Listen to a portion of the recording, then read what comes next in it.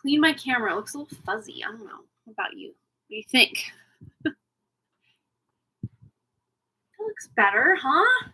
Hey, hi, hello, and good afternoon. My name is Amanda, and welcome to Harmony Portal Tarot Live.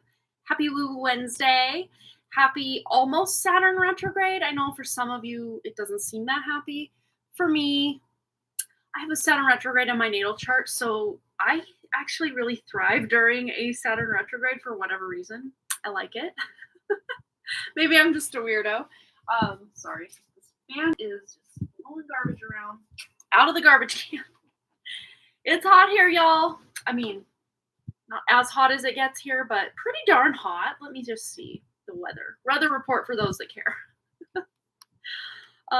It's only 77, but earlier today it was 85. So it's already cooling down significantly, but I have the AC going, get the fan going, so we should be good. Hello, Banana S. Welcome. Yes, today we are going to be kind of breaking down on a collective reading level what Saturn retrograde has in store for us. Saturn turns retrograde June 29th, which is this Saturday. And I know we still have one more live stream this week before Saturn retrograde, and it made more sense to put the Saturn retrograde live stream on Friday. But I'm kind of doing a two-part, well, that's four. I'm doing a two-part kind of Saturn retrograde live stream series, I guess. I don't know. My hair's bothering me, as always. So tonight we're going to be doing a collective reading, just kind of grand scale for those of us watching now and on the replay, our little collective. And then on Friday's live stream, we'll tune in what Saturn day, what Saturn retrograde has in store for you on an individual level with our one card poll that we do at the beginning. So a more tailored / custom Saturn retrograde reading. And Saturn retrograde, yes, it goes retrograde every year, so it's not like a rare occurrence, but it usually lasts let's see, so June, July, August, September, October, November, like 4 or 5 months, like usually close to 5+ months. Between 4 and 5 months is kind of the norm.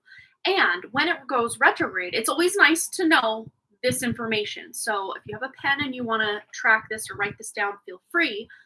Not only where Saturn is retrograding in your chart, of course, if you're following Western astrology, find your Western placements. If you're following Vedic astrology, find your Vedic placements.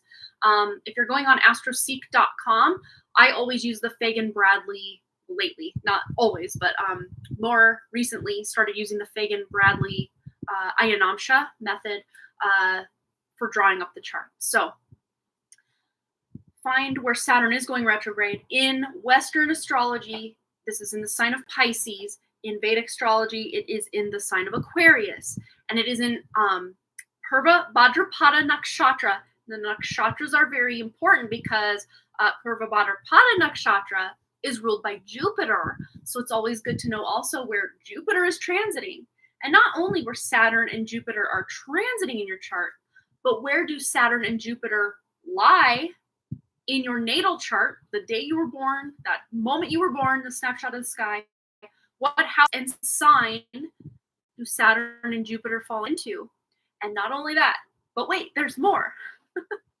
Most specifically, where does Saturn rule in your chart? And if you're following Vedic astrology, this is Capricorn and Aquarius. So where Saturn is transiting, yes, Saturn also rules if you're following Vedic astrology. Following Western astrology, they give Aquarius to Uranus, but also Rahu. It's kind of co-ruled per Vedic astrology by Rahu which is the North Node, and Saturn. But more weight is still given to Saturn because it's the original ruler. So you will find where these places are. And for instance, if I were, as an example, a Libra ascendant, which, I mean, technically it could be if you follow certain ways, but I recently learned I'm just slightly dipped back into more of a Virgo ascendant, but let's take a Libra ascendant as our example, because it's still the one that I know the best. So Aquarius would be the 5th house. And when Saturn goes retrograde in the 5th house. Well, the 5th house deals with your children. It deals with speculation. It deals with romance and your creativity, your passions. It's the natural house of Leo, the natural Leo house. So all things Leo are kind of the 5th house vibe. And when Saturn goes retrograde, Saturn starts working and kind of re-examining things from the 4th house, which is the house of your mother, the house of your home, the house of your vehicle, the house of real estate, home. It's the house of comforts. It's the house of privacy because your public life is the 10th house. Your private life is the 4th house, your home. So someone with a Libra ascendant would be doing a lot of maybe home remodels, home improvements, home declutterings, purging, maybe working on the relationship, or maybe cyclical things coming back around with the mother, which, 4th house mother.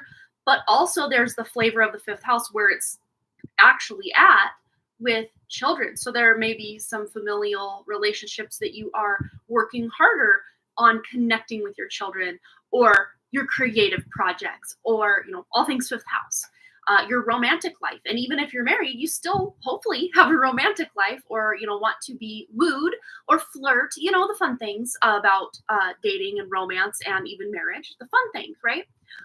So there might be a re-examination of both the 5th house things and the 4th house things, because remember, in this example, the house that Saturn is in, right? The house that Saturn is in is also ruled by the house prior, which is Capricorn, again, for Vedic astrology. So if it just resonates that you're going to only do Western astrology and only focus on, well, you would still, though, even that being said, focus on the house prior to Aquarius, which is Capricorn, because in Western astrology, Saturn also rules Capricorn. So yes, it's still important, the house prior to where it's at. But again, that being said, it's currently in Pisces. But if you actually look into the sky and see where that planet Saturn's pretty easy to spot. I'm trying to think. It's not really visible very well right now. Unless you stay up at certain times of the night, you can see it. Because the sun is opposite. So yeah, I mean, maybe you can kind of see it. Well, it's not quite opposite, but it's getting there. It's trending toward Leo season for Western astrology. But again, you won't, when the sun is in Leo, you can't see that because it's completely lit up, right? The moon is an easier place to see. When Western astrology says the moon is in, let's say, for the sake of example, Gemini, or better yet, this is a good example, Taurus, it says the sun is in Taurus, but you look up in the sky because you can easily see that kind of V shape of Taurus, the bull, but the moon is like, well, I guess for you guys it'd be over here, more in this sign of Aries. You can clearly see it's not in Taurus yet. It's clearly in Aries.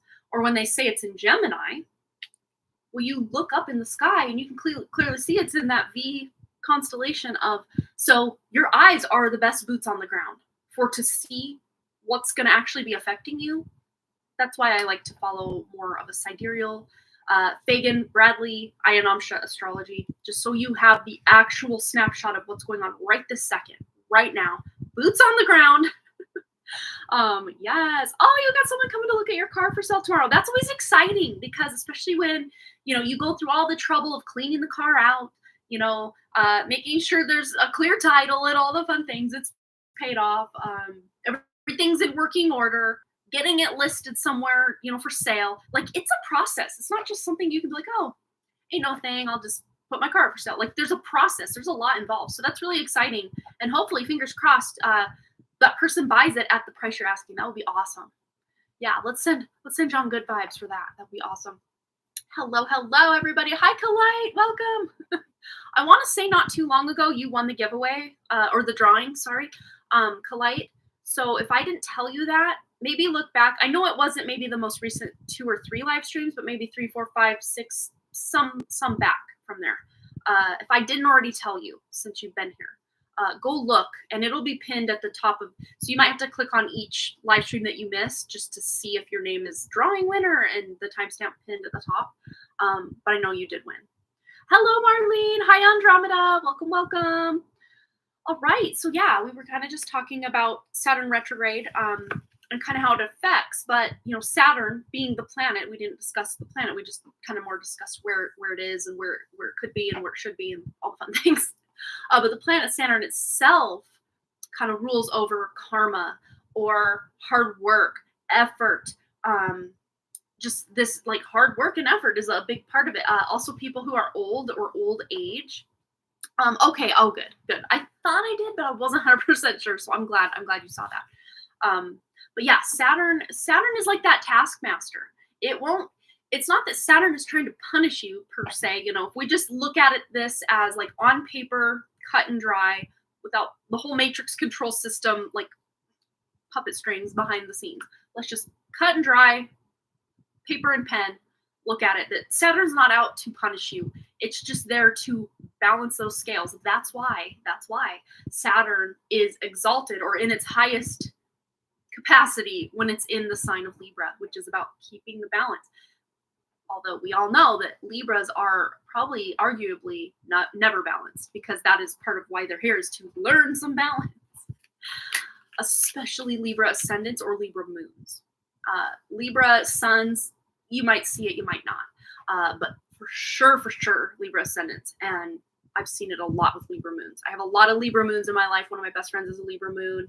Both her kids are Libra moons. My mom's a Libra moon. I got lots of Libra moons in my life. I know there's more that I'm forgetting off the top of my head, but I know I have more in my life. So I did have a few little notes I wrote down just to kind of check in with kind of my personal life that you guys, if you care, I'm sure you do. Those of you that do care, you care. And those of you that don't, it's okay.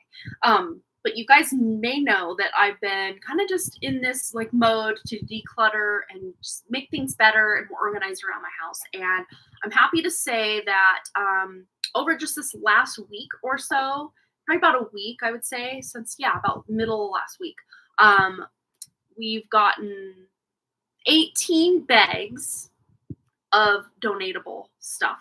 Like, we're talking just the kitchen bags, not like the big yard bags, but like the kitchen garbage bags, the white kitchen garbage bags. We got 18 of those delivered to Goodwill, and then some miscellaneous, like a bath tray and like a big body pillow that didn't quite fit in a bag, but we just took them down there.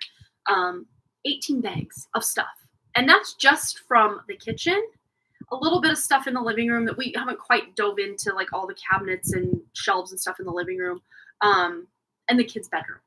This includes a lot of their clothing and stuff, and my clothing in my dresser and my closet. 18 bags, y'all. It feels so much lighter, but I'm just like scratching the surface or getting the tip of that iceberg. It's feeling really good. I'm starting to gain some momentum.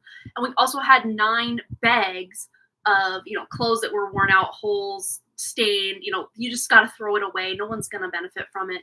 And yes, we still have a lot of like old t-shirts that we cut up and use for like, like checking the oil or, dusting or whatever that we have. So we had kind of already a surplus of that. So we didn't need to keep like those clothing, but I do like to do that. I'll keep some old shirts or whatever hanging around to use for cleaning purposes to, try to put less in the landfill as soon. You know what I mean?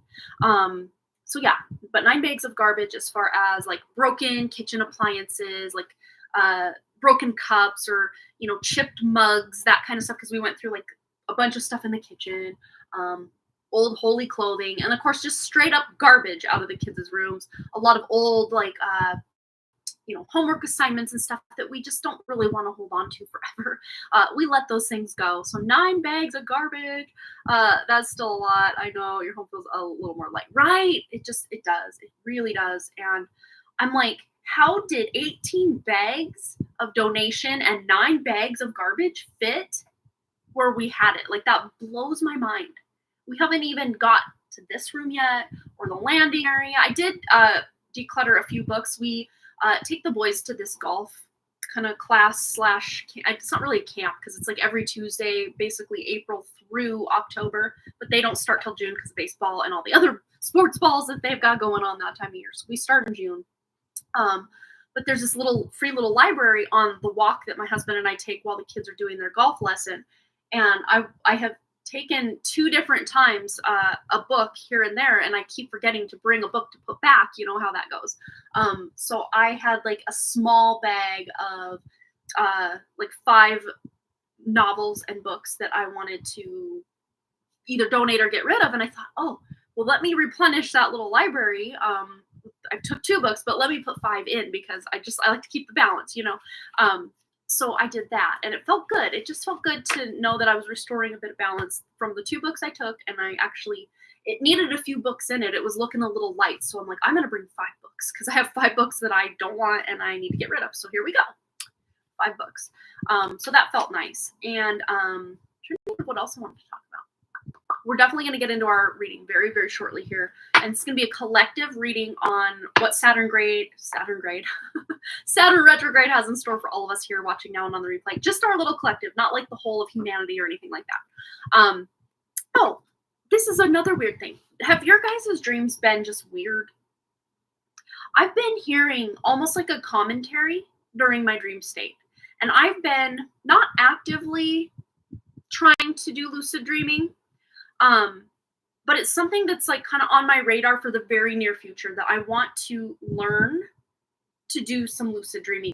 I mean, I've accidentally lucid dreamed. Is that the right word? Dreamed?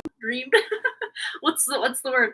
I've been here, but anyway, I've woken up, and I told you guys about this last week about how I asked, how we can get under from the control of the moon or whatever, and the like Monopoly looking guy was just laughing, and he was basically saying, we're not under control of the moon anymore. What are you talking about? Like, hilarious. And ever since then, I'm like, I want to explore this further. Like, this is blowing my mind in the best possible way. But yes, dreams have been really weird, and they do feel hyper realistic when you remember them. But there's been like almost this commentary that I hear while I'm dreaming, that it's basically like, okay, now you're going to see this. And then basically someone's saying what's happening, what's playing out in the dream. But I almost hear these like other voices overlaid with it. And part of me, when I woke up, was like, intuitively was like, I'm seeing beyond a veil here. This is not something that whoever they is, I was like they, the hypothetical they, I don't think this is something they know I'm hearing, seeing, sensing, or want me to know, see, or sense in any way. And it's funny because the word block is looking at me from the synchronicities deck that we're going to use for our reading. But I just think that was such a weird synchronicity in and of itself, seeing that. But 2 days ago, I woke up with the word real, like REAL, in my mind. And before, and this is another thing, just the less screen time. My boys, we're even going to do like a full screen detox. Like, I'm reading this book called Glow Kids. It was written in 2016. So I'm sure things have gotten even crazier since this book was released. But, oh gosh, what's the guy's name? I'm going to look it up and show you guys. So those of you that have kids and want to look into this more, I mean, we all intuitively sense that, our kids living on these screens, or, spending even an hour, 2 hours, 3 hours, 4 hours. Sometimes kids, on average, I guess in summer especially, are spending upwards of 7 hours on the screen. Not my kids this year, for sure not. But it happens. And it's almost something that, like, as parents, we get busy doing what we need to do to get things done. And it almost, you look at the clock, you're like, oh my God, they've been on screen for 3 hours. Like, that's scary. And we know on an intuitive level, I think, that this isn't good. And even for us as adults, like, sometimes it's hard for us to walk away, get off social media. We get on there to check our email, and before we know it, we've been on Instagram for 2 hours. Like, these things can happen. We just get literally hijacked. Our attention, we pay attention, right? It gets hijacked. But this stuff, and again, this was written in 2016. This is just blowing my mind. Glow Kids book. It's by Nicholas Carderis, PhD. And I just got mine through my local library, so it didn't cost me a dime. I'm just really using that library this summer. The boys are loving it because they don't have much screen time. They have a lot more time to read. And it's just been really magical how they've just adapted, and now they find things to do. But it's called Glow Kids by Nicholas Carderis, PhD. I would say don't read this unless you're ready to start changing your life and the lives of your kids. you have them, because I've already been kind of building up to this. I just intuitively know it's time to take our lives back, our attention back. And especially for my kids, that it's almost like they are on drugs. When you take their screen away or say, hey, it's time to get off, they can't. And they'll be like, I'm in the middle of a game. I'm like, push pause and we'll be done until tomorrow. I'm like, I can't. And then you take it away. I mean, not like forcibly rip it away, but, finally they hand it over. But then they are so dysregulated. And then they get physical with each other. And the only time my boys have gotten physical with each other is after they've been on screens for a while. And just them being able to have good impulse control is completely shot if they're on screens, like during the screen time, after the screen time. And so I've been kind of doing some, because they get 1 hour a day as of right now, through the beginning of the summer through now, 1 hour a day.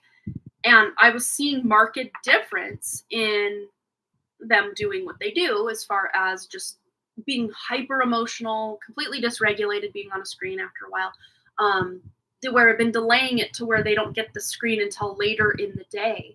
And that's helped, but I don't want it so close to bedtime that they can't sleep either, because both of them, which is how busy we were from like the end of March all the way through early June with sports, 4 different sports for the boys until the end of May. And then it was just baseball the rest of May, the rest of June, all of June, May and June. But even me, as someone who, again, I'm just self-diagnosed, ADHD, autism. Part of me is just wondering, I know there are not so much the ADHD, but the autistic parts. I can see going all the way back to childhood how, yes, that's always been a thing with me. But the ADHD thing does feel more like, since I've been, interactive with the internet and all of that, it feels either that I already did have it or whatever, but it just made it worse with screen time and just not being able, like, even a year ago, I would have been someone watching, let's just say for sake of argument, The Office on Netflix while playing a game on my phone and also having a conversation with my husband. Like, I had to be so overstimulated for it to feel like I was doing something cool. Like, I couldn't just watch the show or just have the conversation or just play, Candy Crush. And it wasn't Candy Crush, but it was, some other game like that. And I'm one of those people that if especially like games where, like The Sims, where there really is no stopping point. You just go until you don't want to go anymore. But I couldn't stop. Like, in my early 20s, I literally was addicted. And it took us moving out of my husband's home, or husband's parents' home, us buying our house, and then me needing to, not go to school and then game all night. But it took me moving in, having my own house that we needed to furnish, we needed to organize, we needed to upkeep the lawn and upkeep the dishes and, do all our own homeowner things, that I'm like, I need to make a change. I can't be on these. And this was pre-kids for sure. This was in 2008. My son wasn't born until 2011, my oldest. But I'm like, I need to make a change. It's for me, it's all or nothing. I can't moderate myself on a screen. And as far as like games and stuff, if I'm checking my email or, filming a video or something, like, I can totally regulate that and I'm just fine. But I'm learning that both of my boys are very much wired like me. My husband, he can, look on Facebook for a while, and then he just puts it away after like just minutes, and then he can go do something else. But me, I'll like get sucked in, and I'm there. I'm scrolling and I'm scrolling and I'm scrolling, and before I know it, oh my gosh, the whole social media aspect of like Facebook and Instagram, I broke that big habit back in about 2020, probably around there. I'm far away back from Facebook. I maybe go on there once every 3 weeks, and that's just to, like, I'm like, oh, it's so-and-so's birthday, because I remember these things just with my mind. Then I go on Facebook because I maybe don't have their number to text them or whatever, that I'll wish them a happy birthday on there, and then I hop right back off. Or if I have a question or want to search like my candle making community on, again, this is not something I go and I read every post or keep up with every post.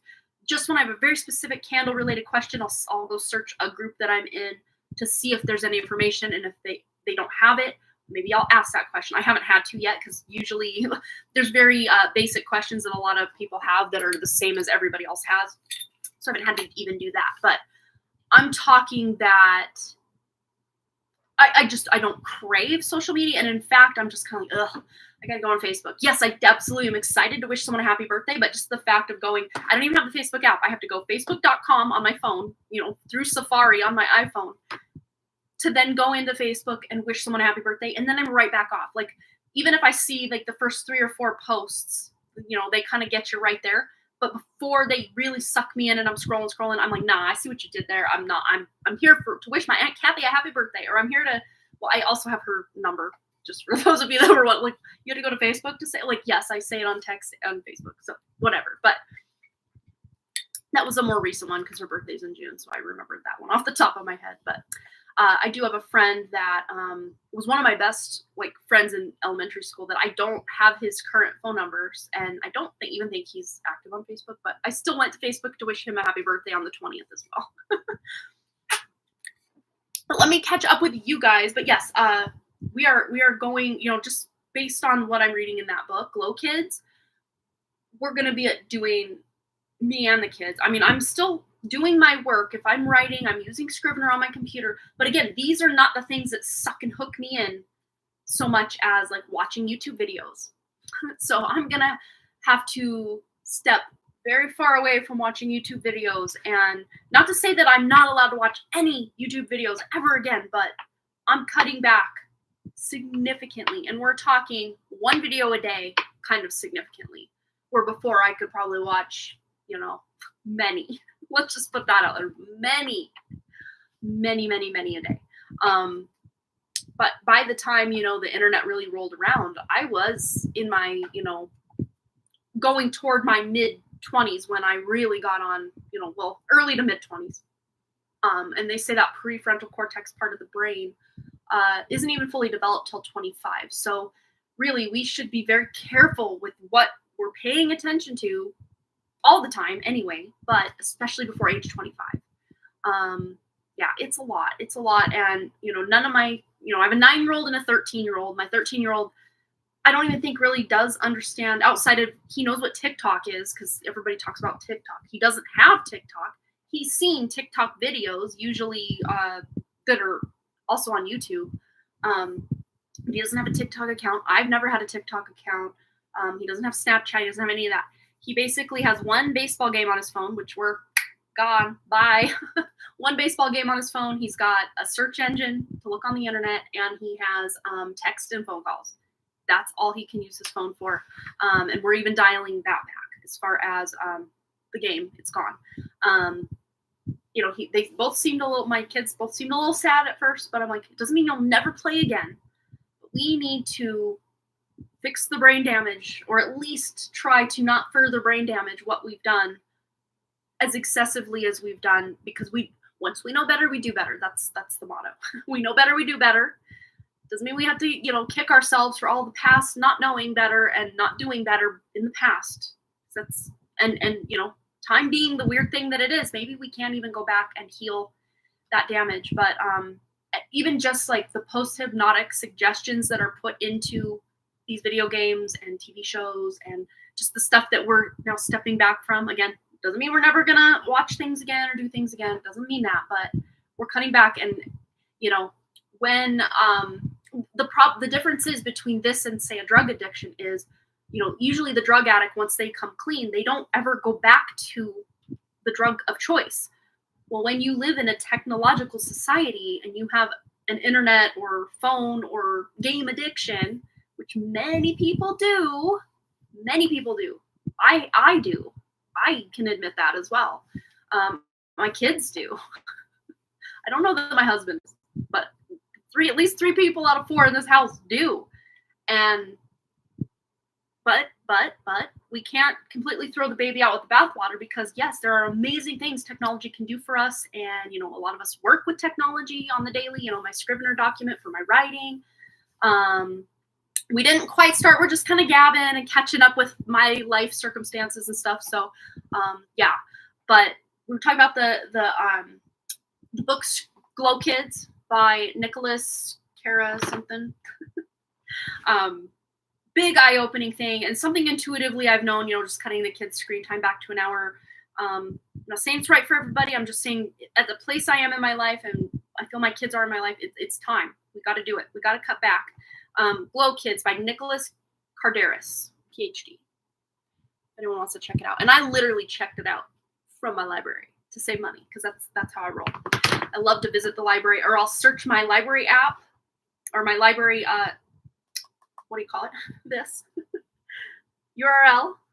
And then I will search the Libby app, which is a, what do you call it? A library app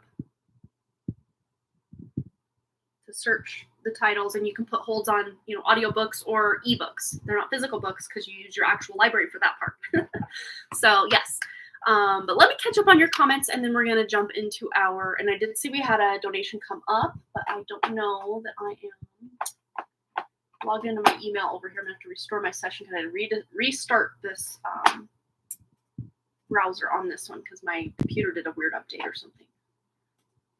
Yes. Take me to my email. It always wants to use the Bitdefender to block my email. Yes, still take me there, please. Resend it. Let's go. I understand. Let's go. All right. So we have a donation a couple donations. So, wait. Oh, that was for candles from somebody who ordered candles. Never mind. So we have one donation for tonight, which is for Marlene, full reading for Marlene. And we're going to add her to the list. I'm going to catch up on comments, and then we're going to get into our Saturn Retrograde collective reading. And then Saturn goes retrograde on Saturn Day, June 29th. But Friday, we're also going to do a Saturn retrograde reading, but it's going to be a one-card pull, how it's going to affect you personally. This is more of a collective, kind of overarching energy for our little collective watching now and on the replay. But let me catch up on your comments, and then we're going to get into that reading. And then, of course, Friday, we will kind of dive even deeper into the Saturn retrograde and what it's bringing personally. Yes. Oh, and you guys were having some weird dreams. Really weird dreams. Oh my God, yes, this week, yes. And says Andromeda, yes. Dreaming almost every night, says Marlene. Hi, Peekly. I feel you on that. 2020 was a change for me too. Oh, with social media. Yeah, I mean, I think just because everybody was on there so much because we had to stay home, or at least, not be doing life the normal way. A lot of people, one girl specifically, would probably post 40 plus times a day. She'd share all these memes or funny pictures, and then she'd, even just kind of almost stream of consciousness talk about almost to herself about, I think I'm gonna make this for dinner and got all this stuff done in the yard. But like, I mean, that's cool if you want to talk on the phone with a friend or tell your mom or whatever, but to just tell the whole internet, I don't know. I've probably done things like that in the past, but not to that degree. But this girl, I mean, just 40 plus posts a day on Facebook. I'm like, who has time for that? Ain't nobody got time for that. I love that though. That lady, anybody got time for that? You guys heard that before? So funny. You had to turn off and delete a lot of apps and notifications. Yeah, and weird, funny, kind of, I guess, protective thing.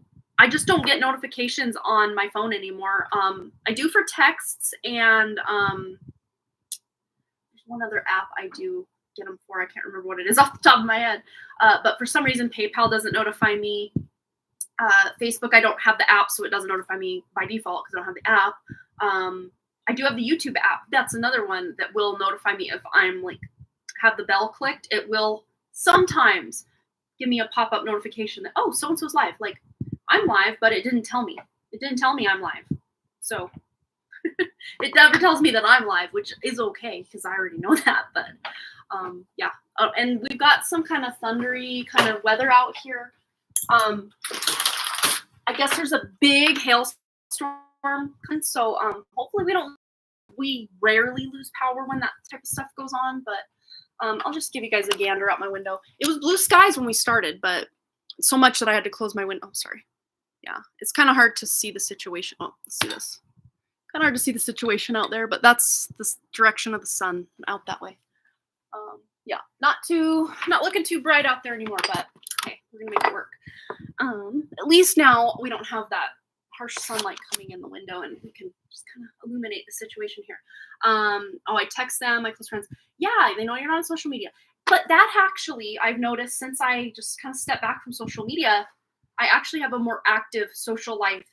If, with the friends that I'm not, that don't live here, I text them more often, or, we Zoom call more often. So that's awesome. I can actually talk to friends that way. Or if they live in town or it's family or whatever, I visit them. I feel like a deeper connection when we are in person than if I'm just sharing everything all the time on Facebook. And Facebook was kind of my social media of choice back in the day. Instagram, I had a long run.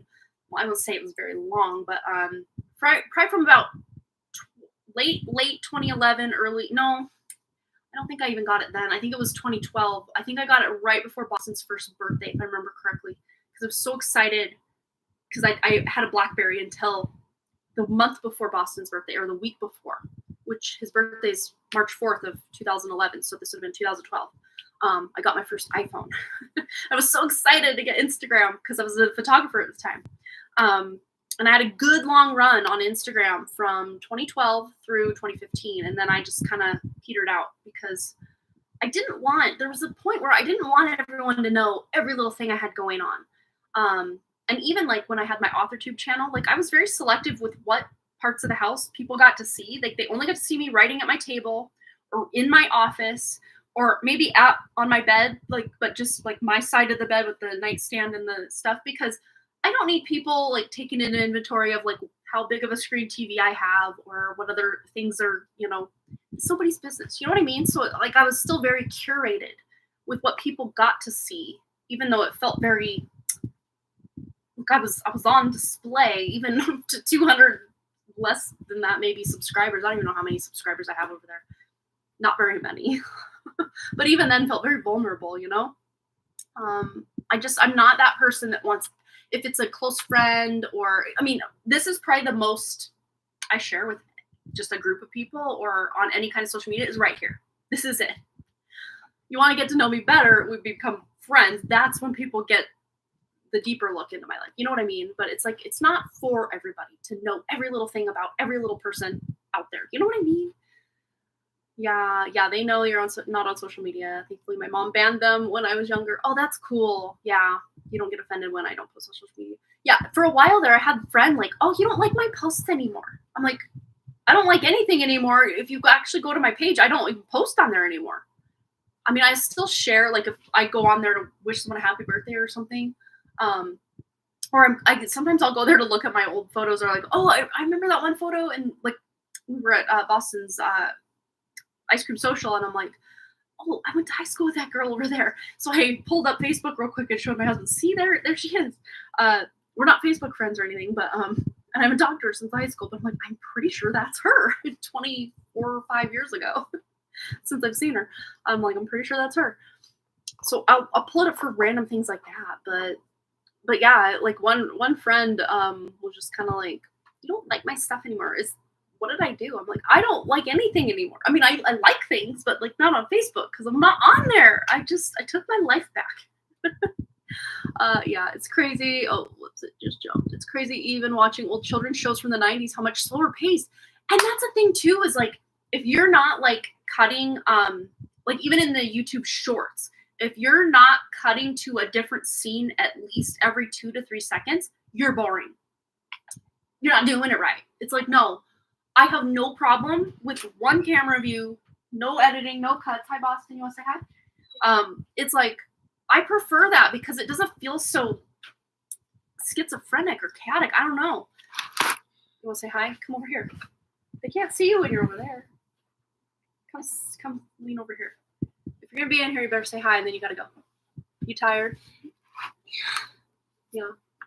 Well, come say hi. It's thundering out there. Put your head down this way so they can see you. He's this much shorter than me right now, and I'm 5'8". He's growing, you guys. Come show everybody. Sit on my lap for 2 seconds. Worm will show himself. Hi, Boston. Yeah, we still are in organization mode with these. There's Worm. Hi, Worm. Oh, I think All right. You guys go. Go grab a pup. Get your books. Go grab a pup. Go get your books. I don't want to. Well, then you go lay. You're on the couch tonight. You're in the room tonight. swapping. But we did break the news. We broke the news. One of them's getting this room, and Wrigley decided he wanted the room, and Boston wanted the room downstairs that they're in. So there was no fight even over who got what room. He's excited over there. All right, you got to go now. I got to get back to work. Out. Can I pick a card first? Yes, but let me catch up on these comments, and you can kickstart our reading tonight. How's that sound? And Wrigley's growing his hair back out. For those of you that are here, I know Brandy Lynn watched my author tube back in the day. Wrigley had long hair, like shoulder length hair. He's growing it out again because he missed it, I guess. He cut it like the last, I think there were 2 days left of kindergarten, and he was tired of being called, or like he'd get mistaken for a girl sometimes, and he was just kind of tired and kind of over it. Like, I'm a boy. Why can't people understand I'm a boy? So he wanted to cut it. I was very attached to it at the time, but I let him make his own decision to cut his hair. It wasn't a decision that was outside the realm of him being able to make that decision for himself, so we cut his hair. And the same thing was, he didn't want us to cut his hair, you know, from age whatever 2 to 6. He didn't want us to cut his hair, so we didn't. We let him. We respected that. We trimmed it here and there, but yeah. Anyway, let's see. It's crazy watching. Yeah. That's the thing, is like the Mr. Rogers, where you'd cut to a scene here and there back in the day, is way different. Like my kids kind of were already older on the Coco Melon train. I mean, Wrigley was probably 3 or 4 when that became like big, I guess. But we weren't really even allowing him to watch that kind of stuff at that time anyway, at that young of an age. But I guess Coco Melon is one of the worst things you can do for your little kids. Like one of the worst things. There's research about just how spastic it all is, and the quick cuts, and just the flashiness of everything. I don't know. Is Paw Patrol better? I think Paw Patrol's probably better, yeah. Because I love Paw Patrol. Yeah, you did watch Paw Patrol when you were about 4. Love her and quote her all the time too. Thunderstorms here too. Oh wow, it's going on in the north. Yeah, it is pretty here. I absolutely love it. I love it. I just saw So lightning. true. Feels amazing to have all these eyeballs in your personal space. Yeah, and like I it's funny because I had given like a quick writer update like on my bed, and you didn't even really see my bed. You saw me sitting on the bed, and then like maybe my nightstand with my salt lamp and crystals in the back. And then I uploaded it, and a few weeks later, for some reason I was watching it, and I'm like, I don't know that I want people to see into my master bedroom on the internet. This feels weird to me. I don't know. But then there are people who will literally go through every dresser, every drawer, every closet, every nook and cranny, which I appreciate because I like watching like people declutter. Like that's kind of, I fell into that kind of rabbit hole probably in the last few months. I love watching that. I don't know that I could personally share all that though. I just don't. I don't think my life is that exciting that anyone would care to watch it anyway. But just to have it out there, and for someone, you just never know who's going to watch it or judge you for it, or like you just never. Not that it matters, but I don't know. I just rather do it in my own personal, private time, I guess. Yeah. Need to kill my Instagram too. AI is training off all users' content, and it's a pain. Oh, yeah. See that's a whole other ball of wax we could get into, is just how AI has, even Google. Like, I've noticed, I don't know if you guys have noticed, I've tried to really cut back on my Google, but my bees were doing this thing called bearding, but I couldn't remember what it was called. Took this picture today at 4:32 p.m. So their hive gets a little hot inside, so they want to go out and kind of cool down, and also make room in the hive for those to get out so they can cool down too. It's kind of it's called bearding. You can look it up. But I forgot what it was called. I'm like, it's called something. And so I looked it up. It might even be my last search besides Glow Kids here, because I looked that up for you guys. Because I couldn't remember who wrote the book. Okay. So the first thing now, when you Google something with Google, is an AI overview. They don't even give you a website first. It's this. Why? I mean, you go right down to the very first one from bestbees.com, and it says the exact same thing. So AI is basically stealing from the top result, and like, I beat you to it. Like, so I purposely, when I see that, I just scroll on by. I don't even give it my attention or time, because they've even shown that your eyeballs, every minute tracking of your eyeballs on your, like, the whole screen is a camera. It's not just the camera in the camera anymore. It's the whole screen, I guess. Tracking, and that's like a way they're selling to you as well. Like if your eyes linger just a little long on that swimsuit ad, but you don't click on it, they know. They've already got you. It's like, it's scary. It's scary. Yeah. Facebook is like an old photo album now. That's pretty much what I use it as. And if I go on there, it's like, here's your memory from 10 years ago. I'm like, oh, isn't that cute? Well, he wasn't even born yet, but like my oldest was such a little guy, and I'll see like Walter and Judy on there, and it makes me smile. And it may or may not share that as, oh, that's fun. But I never go on there and be like, blah, blah, blah. Like, I don't share any new photos of the kids at all. And I don't know. I feel if I could go back and not post all those photos, I would probably go that route. But, you know, when Boston was a baby and till he was about 2, I was a professional photographer. So like my life was pictures, like taking pictures, posting pictures, engaging with people, talking on the pictures. Like that was my life. And now it was exhausting though, to post something and then to have to go comment to everybody, like exhausting. Like you couldn't pay me to do that these days. Even if it was a business, I couldn't do it. I couldn't do it. Yeah. And you killed off your Facebook Lash. Do you hear? Yeah, mine's still there. Basically because I have a few things like my Pinterest, my Goodreads, a couple other sites that it uses my Facebook to log into.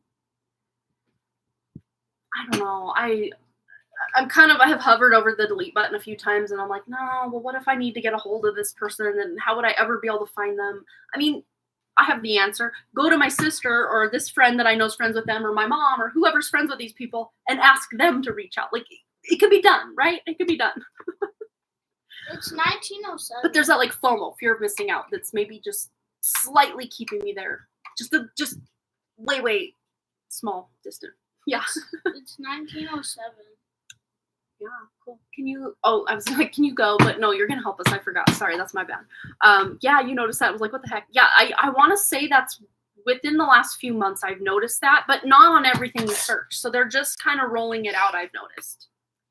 If you probably looked up some really mundane or obscure, not mundane, but a really obscure thing, it may not have that yet, but just you wait. It's learning. I've seen videos where a lot of these results wrong are taken from satire. Right, because they can't tell the tone. I mean, even on, us reading things as humans can completely miss the tone. So how is AI, who has no feelings or emotions, gonna get the tone? They're not. You ignore it too. Half the time they amalgamate something really off. Right? It's so dumb. Yeah, like so wrong. It's expected they track our eye movements too. Yeah. Oh gosh, where did I see that? But it's something that he even talks about it in Glow Kids, which reminded me of it. I'm like, I remember hearing about that. I don't know if it was a Shane Dawson conspiracy video back in the day or what. It was somewhere. I'm sure you could look up eye tracking phone movements or phone eye tracking movements or something, and you could probably read more into it. But it's wrong. Like, it's already beyond wrong, but people are almost just like, well, I've opted in this far, I might as well keep going. It's like, no. At some point, we have to be the one to say no. And I think that's where a lot of especially with my kids, like on Roblox, like it's tracking their eye movements through the iPad or through the computer. Like, no thanks. I don't even track my kids that closely to know every little movement. What are you doing? Oh, you're trying to situate yourself. Okay, I see what you did there. Okay, so I will get off my soapbox, but yeah, totally worth thinking about. This is kind of a process. It's not something that a lot of us can just turn off the screens and never return overnight. Like, that's completely undoable, especially if there are addictions, which I can admit. There's addictions in this house to internet. Or just having to, when I don't know something, ooh, let me Google it. Like, it's such an instant. It's not a let me think on that, let me ruminate on that, let the answer come to me organically. It's a, ooh, let me Google that. And I don't want to be that person anymore. So it's going to be up to me. No one's going to do it for me. I'm going to have to do that myself. The addiction is internet and ramen. your addiction? Yeah. And that's another thing. 3 of us, again, me and the kids, they got all my woes. They didn't so much get my looks, but they got my genetic mutations and whatnot. The MTHFR genetic mutation, which can affect anywhere from estimates of 40 to 60% of the population, to where our bodies can't methylate proteins. And I have an awesome double copy, which played a pretty big key role in a lot of my miscarriages and all that. That's a common thing with MTHFR genetic mutation. But so I've been doing more research on folic acid. You got to up your folic acid in all the prenatal. Well, when you have MTHFR mutation and then all the foods since 1993, and then they really kickstarted it in 1998, and then you just see all these health results spike up since they started fortifying and enriching all the grains and pasta and cereals are all. You can't probably buy a cereal in the U.S. that's not fortified unless you order it outside the U.S. So folic acid, people with the MTHFR genetic mutation, their bodies can't process or use that folic acid, and it actually becomes a toxin in the body. Well, when you're 42 years old and you've been going your whole life, yes, granted, born in 82, a lot of this stuff wasn't enriched and fortified till about 91 through 98. They hit it hard as of 98 and on. But at least since 98 and on, pasta is one of my favorite foods, like big time. There's oh gosh.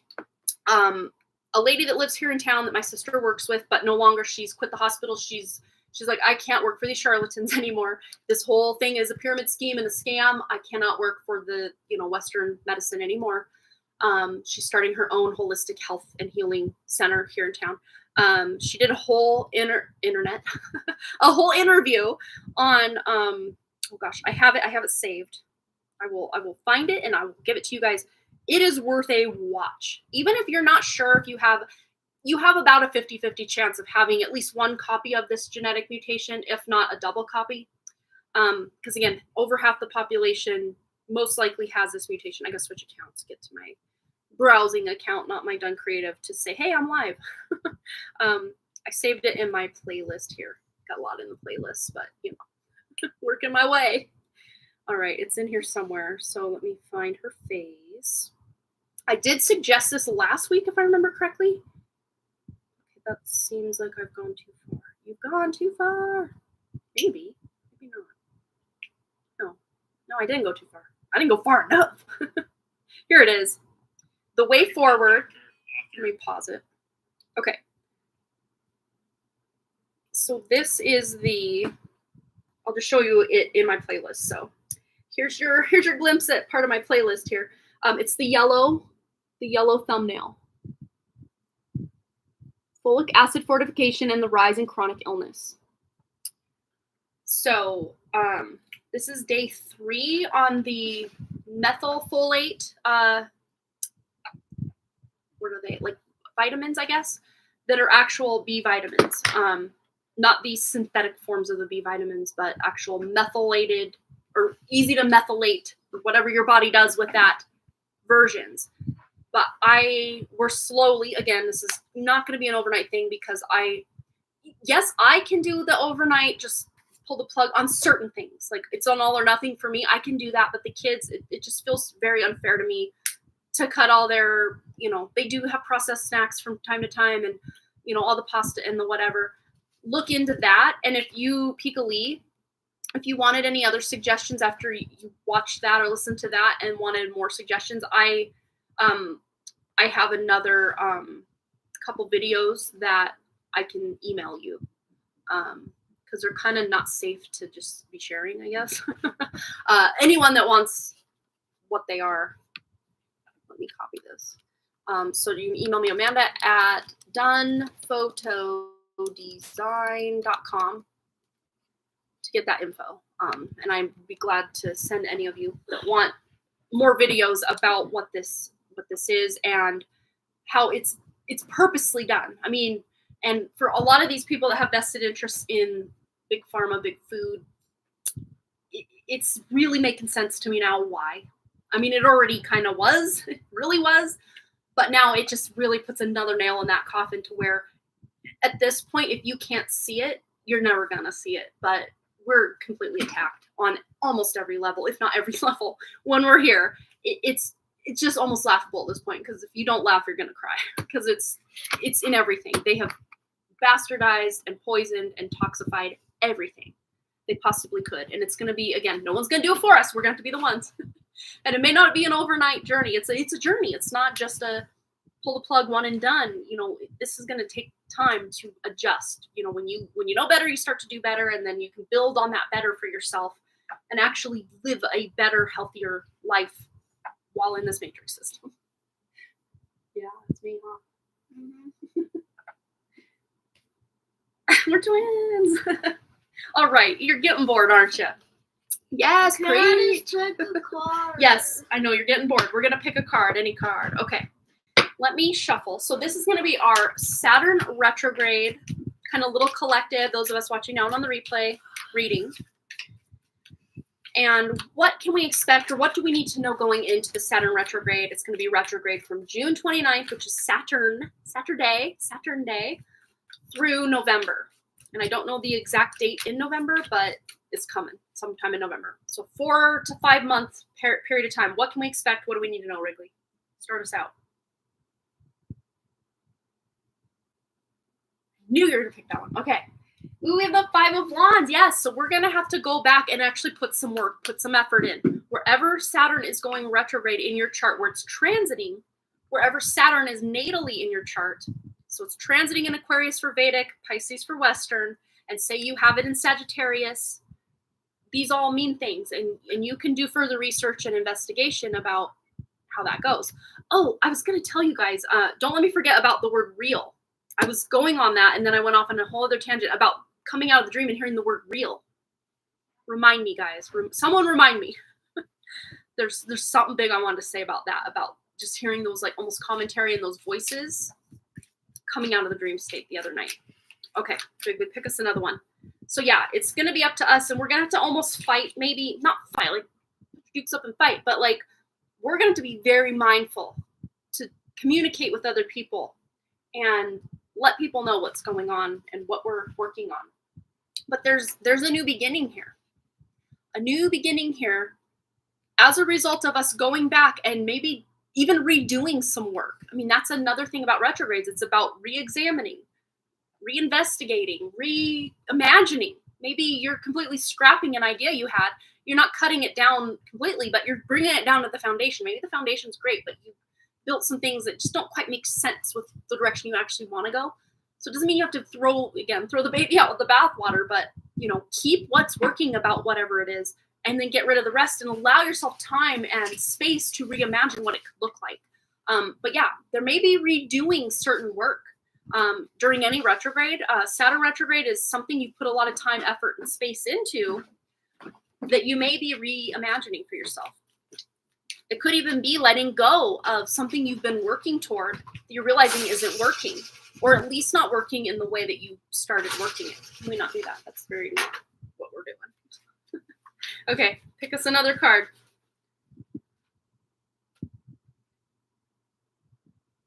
Yeah, I hear the thunder rolling out there. And we have the World card. Woo! But things that are coming back around. That's something that happens with a lot of retrogrades, all retrogrades really. And Wrigley, I've asked you not to do that. See, this is right here is an example of impulse control that is greatly affected with overusing screens. We've got it going on. Prime example. Exhibit A. But yes, the World. But this is letting you know with this Saturn going retrograde. And look back. I can't remember. It's anywhere between 27 and 30 years ago when Saturn was at this exact place in, Aquarius for Vedic astrology and Pisces for Western astrology. Okay, have fun. I may or may not see you before you're in bed, but I'll still kiss you like I do. Okay. Bye-bye, everybody. Bye. All right. Anyway, back to the reading. Look back to what was going on the last time this Saturn was where it is. And I can even kind of, again, using my technology, instead of drawing up the chart manually, but with math and calculation, I'm going to cheat and do it with my this one website. It's called Vedic Planetary, well, astrobix.com, but it's a Vedic Planetary Ephemeris. You can even buy like a physical book copy of an ephemeris. I probably should do that at some point, so I'm not so reliant on the technology of it. So Saturn is currently at 25 degrees of Aquarius, Vedic astrology. So I'm going to go back 27 years. What is that? 1997? I think. Okay, so let's go to 1997. Ooh. My now 6th book in my series. It was the book I started to write, but now it's the 6th book in the series, is set in 1997. All right, 1997. Let me just see whereabouts Saturn. Again, 25 degrees Aquarius right now. Let's look back a while to see when it was last about where it is. Okay, so we've gone too far. So it has to be closer to 90. Let's try 1999. But these are cycles. Maybe yeah, 99. We'll try 1999. Okay, that one. These are cycles that keep coming around, but yes, there may be similar themes each time, Saturn transits the same place, but it's going to feel different or hit different. I'll just try July 28th of 99, or June 28th of 99. No, I'm going too far forward, so I got to go farther back. I went the wrong way. That's what I'm like, that wasn't 30 years ago. Okay, so we got to go back to like 95. Ooh, that's when my house burned down. Let's try 95. Sorry, if I don't get it right on, we'll do an estimate after this guess. I was going the wrong way. That's my bad. You got to go to 95. Okay. August. We'll just do the day my house burned down. August 14th, 1995. Where was Saturn that day?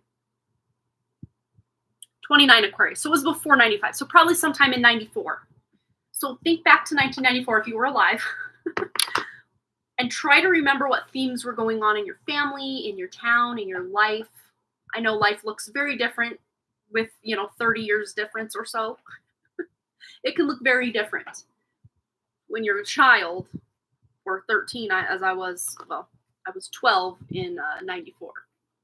So I was 12 the last time Saturn was in this place. Very weird, formidable time for a child, age 12. But the cycles and things that may come up. So things from that time in your life may come up, but you have 30 plus years more knowledge than you had the first time Saturn went over this in that part of your life, or the second time if this is like a Saturn, you've had Saturn kind of lap your chart a few times if you're, in your 60s or more. Each time Saturn returns, it's a difficult time. A Saturn return in and of itself is a difficult time, but even when it returns to the same place in a chart, when this really big thing, good, bad, happy, sad, anything in between happened in your life, and then Saturn comes back and goes over that point again, something that was going on in your life at that time is also re-triggered again. And the fact that it's now going retrograde over that time and that space, and this really is for any planet, but Sati is that's having the Saturn transiting over your moon. Either it's like a 7-year transit when it goes, and I had an opposition, like Saturn was transiting opposite my moon, because my moon in the 9th house, Saturn was transiting my 3rd house in I guess that was back in 2017, 2018. Difficult. It was hard. It was rough. Major dark nights of the soul going on. But when it actually transits your moon, it's a whole other world. It's hard. It's really hard. And I can look back to when that was going on. I didn't know anything about a Saturn return when it was going on, or a Sati, which means it's transiting over your natal moon. I didn't know about that at the time, which would have been around 2003 for me. What was going on with my moon? If I remember correctly, 2003, 2004. But it was a difficult time because I was in this verbally abusive relationship, got out of that, and then was trying to discover myself, met my husband, and things got better. But, it was a weird, hard time in my life, too. Oh, you're not 30 yet? Yeah, some people are.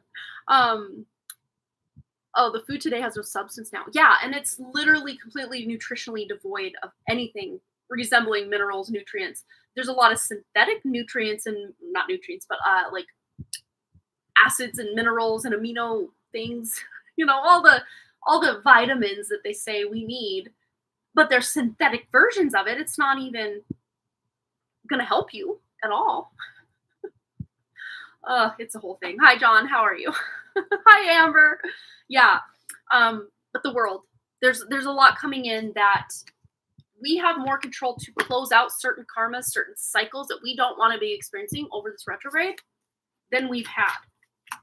And especially if you look to the house where Saturn is transiting, and if you have any actual natal planets in that house, or again, because it's in the nakshatra of Jupiter, and then it'll go back into Shatabisha nakshatra, which, oh gosh, I'm spacing. I have a nakshatra book right here.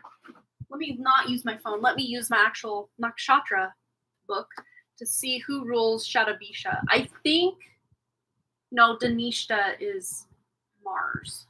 I was gonna say, I think it's Mars, but no, I think it's Shatabisha. I know it's the 1,000 healers nakshatra, but I cannot remember for the life. Is it Saturn? I think it might be Saturn. Let me look. Shatabisha nakshatra. Let me quit guessing and just go to it, right? Tura Bhadrapada, so it's 2 before that. Yeah, Shatabisha nakshatra. It's in Aquarius. We know this. Tell us who rules it.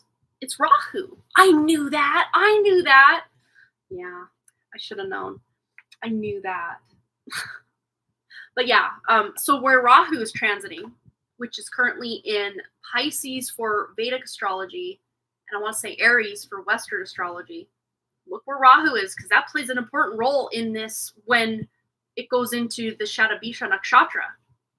Even if you're a Western astrology lover, you can follow the fixed stars and get even deeper depth to what's going on.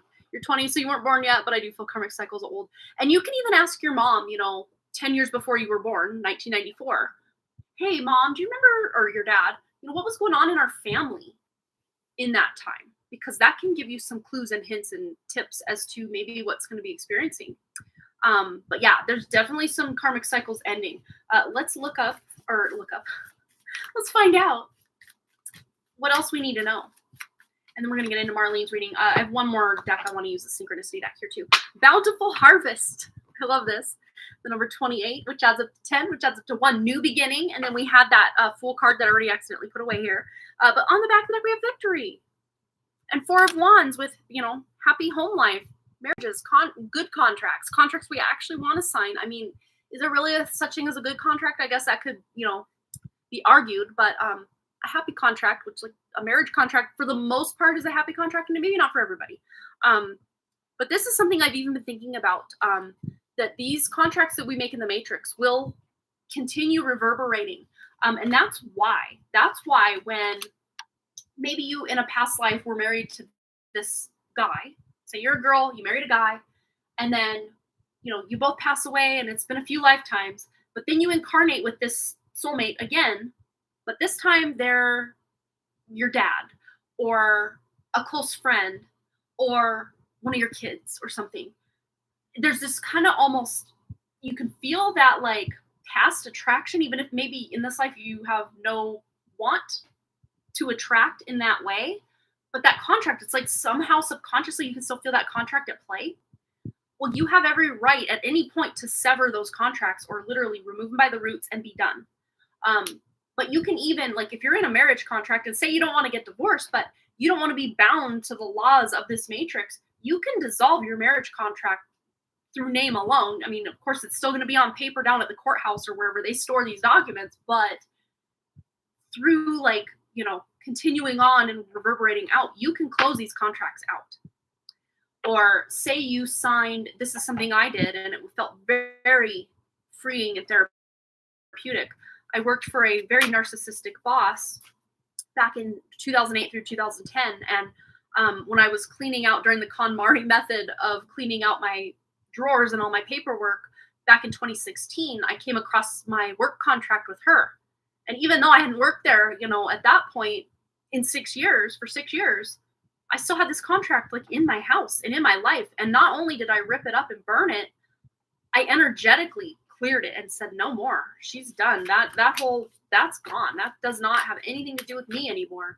I have those relationships in my life. Son is husband, wife is mother-in-law. Yeah, exactly. Right. Isn't it? You can just feel it kind of it creates almost a dissonance in the relationship you have in this life with that person. So if you have a relationship in your life that feels dissonant for whatever reason, whether you can point to it or it's like a mystery to you, there's probably some past life contract that's it's like it's almost to the surface and then it backs away, and it's like you can't quite latch on to what's going on with me and this person, or why does this person keep popping into my thoughts when I don't want anything to do with them. Probably some weird contract going on. Yeah. But we have the power to clear these contracts. Okay, what else do we need to know? Last card, and then we're going to get into Marlene's question. Anything else we need to know about this Saturn retrograde between June 29th and November? Speaking truth! So someone here might even have that Saturn retrograde going on in their third house, or Saturn rules your third house, or your natal Saturn is in the third house. Or again, the Purva Bhadrapada Nakshatra is ruled by Jupiter. I know that because my Venus is in Purva Bhadrapada Nakshatra. Only it's, well, I guess it's in Aquarius. I mean, it's also in the sign of Pisces. But it's past where, because right now Saturn's at 25 degrees and my, the more new calculation that I did, my Venus is at 29 degrees of Aquarius. So Saturn hasn't quite reached my Venus yet. And it won't for a while now because it's retrograding back and then forward again. But while it's retrograde in Purva Bhadrapada Nakshatra, Jupiter rules that. So look to your natal Jupiter, what houses in your chart Jupiter rules. And then, of course, once it travels back far, closer to probably September, well, probably October, November is when it's back in Shatabhisha Nakshatra, which we just discovered is ruled by Rahu. Look where the North Node or Rahu is transiting, which in Vedic astrology, it is in the sign of Pisces right now. So the house just beyond the house that your Saturn is in, pay attention there. And of course, also where your natal North Node or Rahu are going to be very telling as to what it is you're going back to re-examine and do the work to, close out those old cycles. And then we have the word storm, which is funny because we have kind of a storm rolling in here right now. Storm. Wow. So yes, we will on Friday. Don't miss it because, and I'm pretty sure because the kids are home this week, I can swing doing Friday at 11 a.m. Mountain Time, our normal Friday time slot. The week after, pretty sure Wrigley's in camp until noon that day. So I could potentially do it later in the day, but I'll probably do it at 6 p.m. next week. But as far as our very next live stream, meaning Friday, 11 a.m. Mountain Time. And we will pull the one card pull for that day will be on how Saturn retrograde is personally affecting you or what you need to know as a result of the Saturn retrograde for you. That will be our one card pull for Friday. Okay. So let's get into Marlene's question. And Marlene is thus far the only donation we have, but don't go away. We still have our giveaway and our drawing. We're an hour and 12 minutes in, and I finally taken a drink of water. Your Saturn and Jupiter in your first house in Virgo. I mean, now that we've discovered, I now also have a Virgo ascendant. It's weird though, because I can see how just the regular sidereal placement of me being a Libra ascendant, I can still see how that resonates with me as well. But I can't deny that the Virgo ascendant and then where all my chart draws from there also resonates. It's like almost like a cognitive dissonance. Like, how can two things be true at the same time? I can't be both, but I am, I guess. I don't. It's so weird. It's so weird. But that would give me, it's weird because I don't really at all resonate with Mars in the first house. I'm not quick to anger. I don't just like blow off steam like a person with Mars in the first house would. I'm very much textbook Mars in the 12th house, which would be, the Libra ascendant with my Mars Saturn conjunct house. I hide my anger or I internalize it until the top blows and then it goes. But it takes a lot. It takes a lot to get that Mars to blow. But this could be the tipping point here, is because Saturn is also in the first house with that Mars. It can tame that Mars way down, because having a Saturn-Mars conjunction like I have is like living your life with one foot on the gas and one foot on the brake at all times. Is such a dualistic, I want to go, but I can't. I want to go, but I can't. It's so hard. It's so hard. So I guess it kind of does make sense to tame down that hot-headedness that I want to yell, but I internalize it. So that does make sense to me, I guess, now that I'm thinking it out loud. But usually a 12th house, it's like hidden. You hide your anger with a Mars. Or like you hide how much work you're putting into something with your Saturn there. Which I would always pretend like growing up, like I'd put so much effort into my my choral stuff with choir. And then my teacher would be like, oh, did you practice? I'm like, oh, not really. Well, yeah, I did. Why am I lying about that? It makes no sense to lie about that. It would make more sense to be like, yeah, I worked really hard on this. Okay, that makes sense. But as a teenager, like I wanted to hide how much effort or work I put into something, and I kind of acted like it was no big deal. I don't know why I did that. I don't really do that at all as an adult. Like I'm more than happy to be like, I spent so long on it now, but back then I had to hide it for some reason. So weird. Yeah. Oh, thank you about the message about the reel. Yes. Okay. So as I was waking up, this would have been Monday morning. Neither of the kids had camp, but of course they were both up at like 6:10 a.m. because that's how they roll. I can't relate on a personal level. When I was a kid, I could sleep until 9, maybe even 10 in the summer. Like I love that. My kids, it's summer. Oh, the sun's up. Well, so are we then. They've both been very early birds for sure. Sandy, hi. But they were up early. So of course I woke up out of my dream, but I heard real. And I heard, is it real? Is it real? Is it real? And it kind of like echoed out like that. And then I'm just laying in bed because, snapping awake with the kids downstairs chasing each other, laughing. And, at least they weren't causing issues. But they woke me up and it was, it's not fun to be woken up, kids screaming. I mean, it wasn't bad screaming. It was fun play screaming. They were having fun chasing each other or whatever. But it's still jarring to wake up and then hear, is it real? Is it real? Real, real, real, real. And then I was just laying in bed again, not allowing myself to reach for my phone until after 10 a.m. to even check my emails or anything now, because I'm becoming more regimented with this thing, not just allowing it to dictate my life. I'm trying to be more conscious of when I pick up my phone and why. So I'm just laying in bed thinking about trying to grasp onto the dream I couldn't remember. But in my mind, I'm just rolling the word real around in my head. Well, real, R-E-A-L, means something's real, right? It's we can prove it. Or, how do you define the word real? It could be different for everybody. But then there's also R-E-E-L. And there's two meanings for that spelling of the word real. Real, like a highlight reel or a movie reel, where you're projecting something, right? It's being projected and played, or, pictures are moving, like a movie reel. A reel, also fishing, or a reel, a wheel. A reel is a wheel, right? Karma, the Matrix. But reel, when you reel something in, you're being trapped, you're being caught.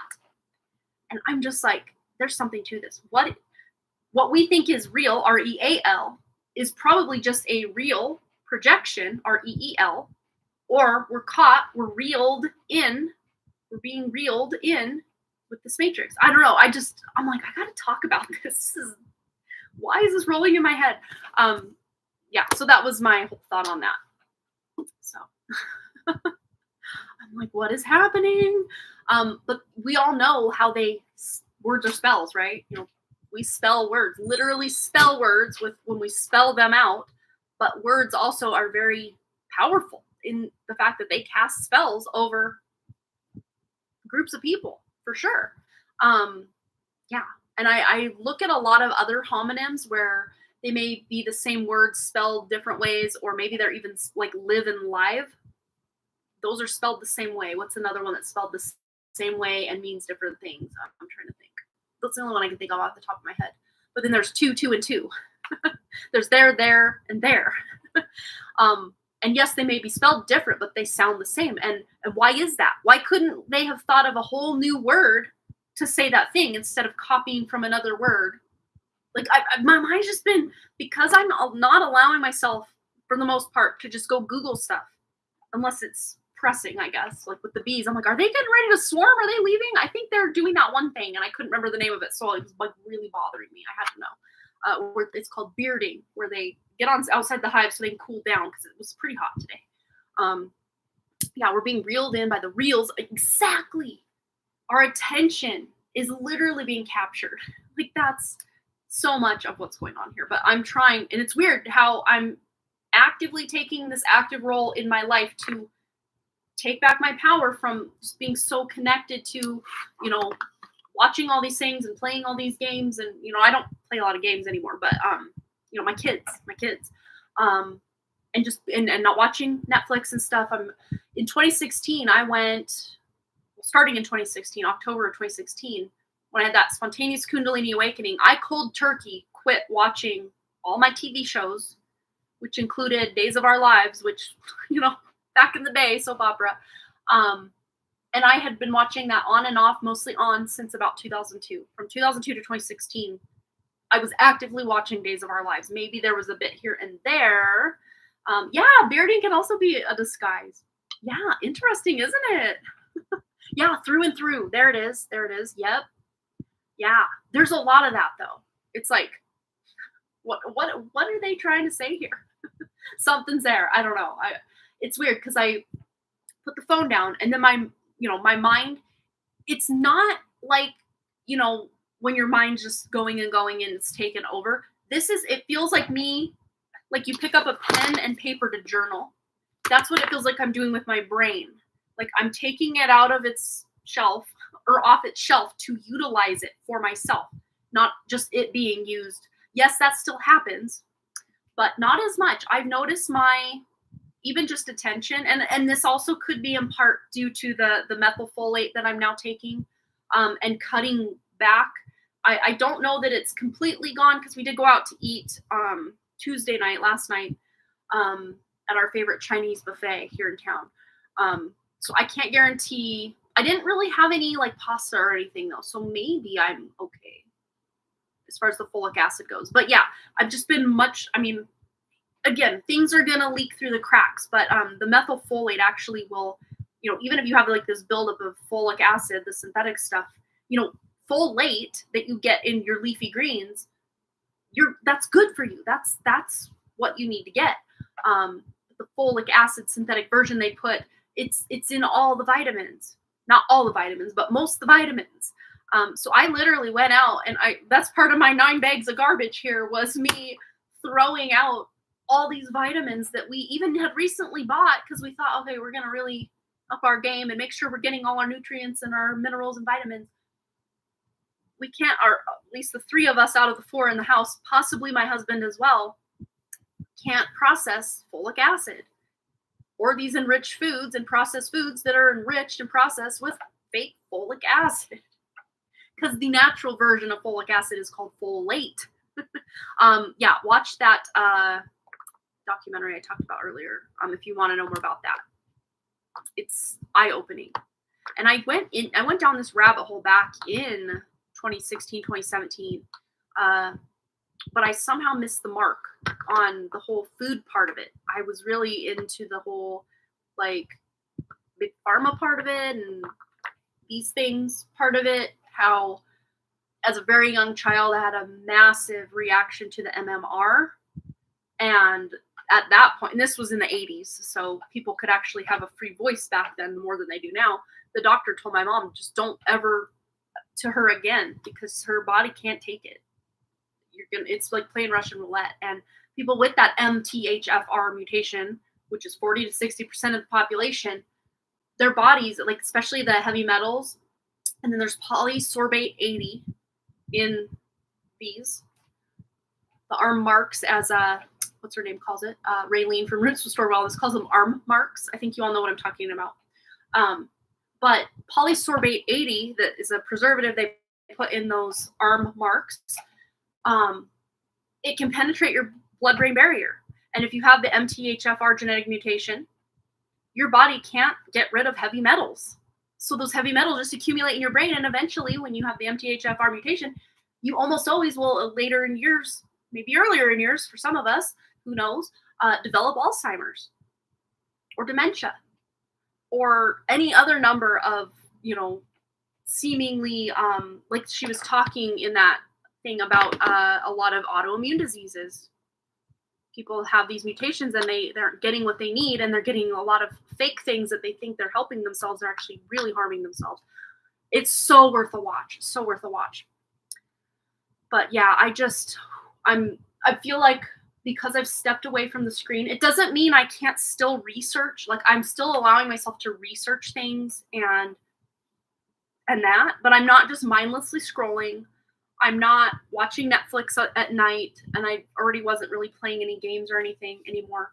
But I really do feel like I've significantly taken my power back, and I'm just getting started, and now my right ear's ringing. Gotta love it. Yeah, read and read. And that's funny because Tyler Joseph actually has a lyric about lead and lead. He's like, the last two lines might read incorrect until said. But lead is terrible in flavor. It's the song Chlorine, if you guys want to look up the lyrics on that. He's very, very clever with his lyrics in that song about lead and lead. Read and read. Yeah, same thing. Yeah, and read. Read, read, read, read, and read. Yeah, wow. Yeah, you can really go down some rabbit holes on like, why was this specific pronunciation of this specific word chosen? And it sounds like the exact same thing as this, but they mean completely different things. Like, why? Why? Who did that? There's an intent and a purpose behind it. It's not just accidental. It's not. They did it on purpose. I don't know what the purpose is, but I know it was on purpose. Okay. I think we've covered everything, a long-winded, roundabout way to get to the point. Sorry about that. But I'm having fun. I hope you're having fun. I like to share, some personal stuff, not like full on, like, let me share my whole life story with you guys. But I mean, you get anecdotes about this and that, the rest of the general internet doesn't get from me. But yet I'm not someone who's going to go on a social media and just spill out my whole life story. But usually what I share has something to do with a message, something I'm trying to talk about, or, whatever. It's not just to talk, I guess. Yeah, I try not to just, talk about things that don't mean anything. I try. All right, let's go over to Marlene's question. Marlene, just let me know you're still here. I know I got long-winded there for a bit. Let me take another drink of water. Pam's here. Hi, Pam. We talked a lot about lots of different things. So we're just finally getting to the point. We did a collective reading if you missed that. So yes, we have one donation from Marlene thus far. So the donation list is very light right now. We have one donation and we're about to get into it. So it's not going to take too long. For anyone who wants a reading tonight, you're going to be front and center very soon. Oh, it's your birthday, and that's where you want to be. Aw, that makes me feel so excited. Aw, well, happy birthday, Pam. That's so cool. Yay. Oh, good, Marlene's still here. Well, I'm so glad. I'm so honored that you want to spend your birthday here with me and the rest of us. That's awesome. All right, Marlene. Okay, hi, Amanda. We are starting to meet with immigration lawyers to see if they can help my husband with his legal status. Is this situation able to change, or is there something that we are going to have to accept? Any lessons in this life situation? Okay, let's kind of break this down, kind of starting with the first part of the question here. So Marlene, tuning into Marlene's true spirit for her question, working with immigration lawyers to see if they can help her husband with his legal status. And okay, I'm seeing like a border. Okay, I don't follow the news, and I purposely try not to read anything into, either intuitively, or I just try not to give things that aren't going on personally for me a lot of my attention, because so much is going on in this world right now, and any one person can get it dragged into any one rabbit hole. And you know me, I go down my rabbit holes. But I don't know what's going on at the border, but I hear a lot of illegal people are coming in, whatever. You know, it's not something I have any skin in the game on. But it's interesting how someone who's trying to do it, follow all the rules, play by the book, is having a hard time being in the country, but yet other people can just pour on in and it's no big deal. I don't know if I've got a correct read on the situation, because again, I'm not trying to read on the situation, but I'm seeing there's like an unbalance or unfairness having to do with just how the people that follow the rules are always the ones punished and reprimanded, even though they followed all the rules. But then the people who just do whatever they want somehow can slip under the radar or get away with things. The people who are just trying to do what's best for themselves and follow the rules always get slapped on the hand. And I'm hearing, isn't that just so like this Matrix?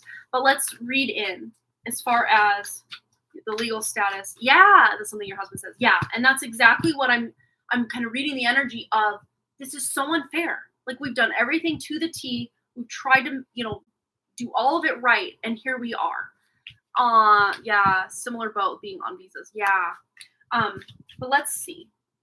And that's the thing. I think a lot of these people that are coming in illegally or legally, whatever the case, they do just want a better life for themselves. So you can't really blame any one person, like, oh, I mean, obviously legally, it's illegal or whatever, but like, still, they're not, a lot of them aren't trying to hurt anybody. They just want a better life for themselves and their family.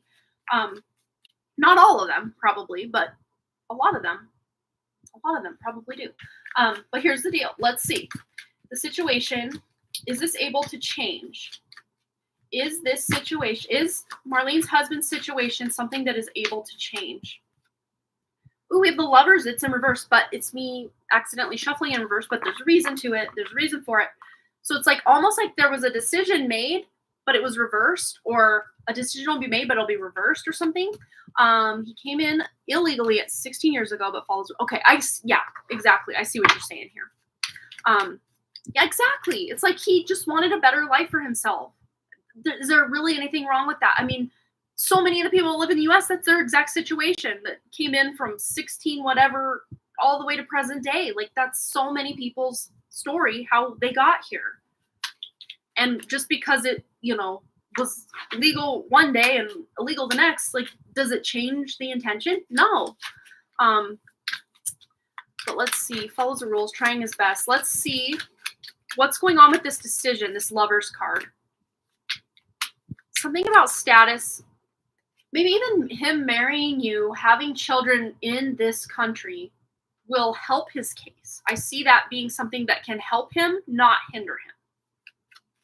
But let's get one of these synchronicity cards to read on this reverse Lovers. Oh, yeah. Look, you can't make that up.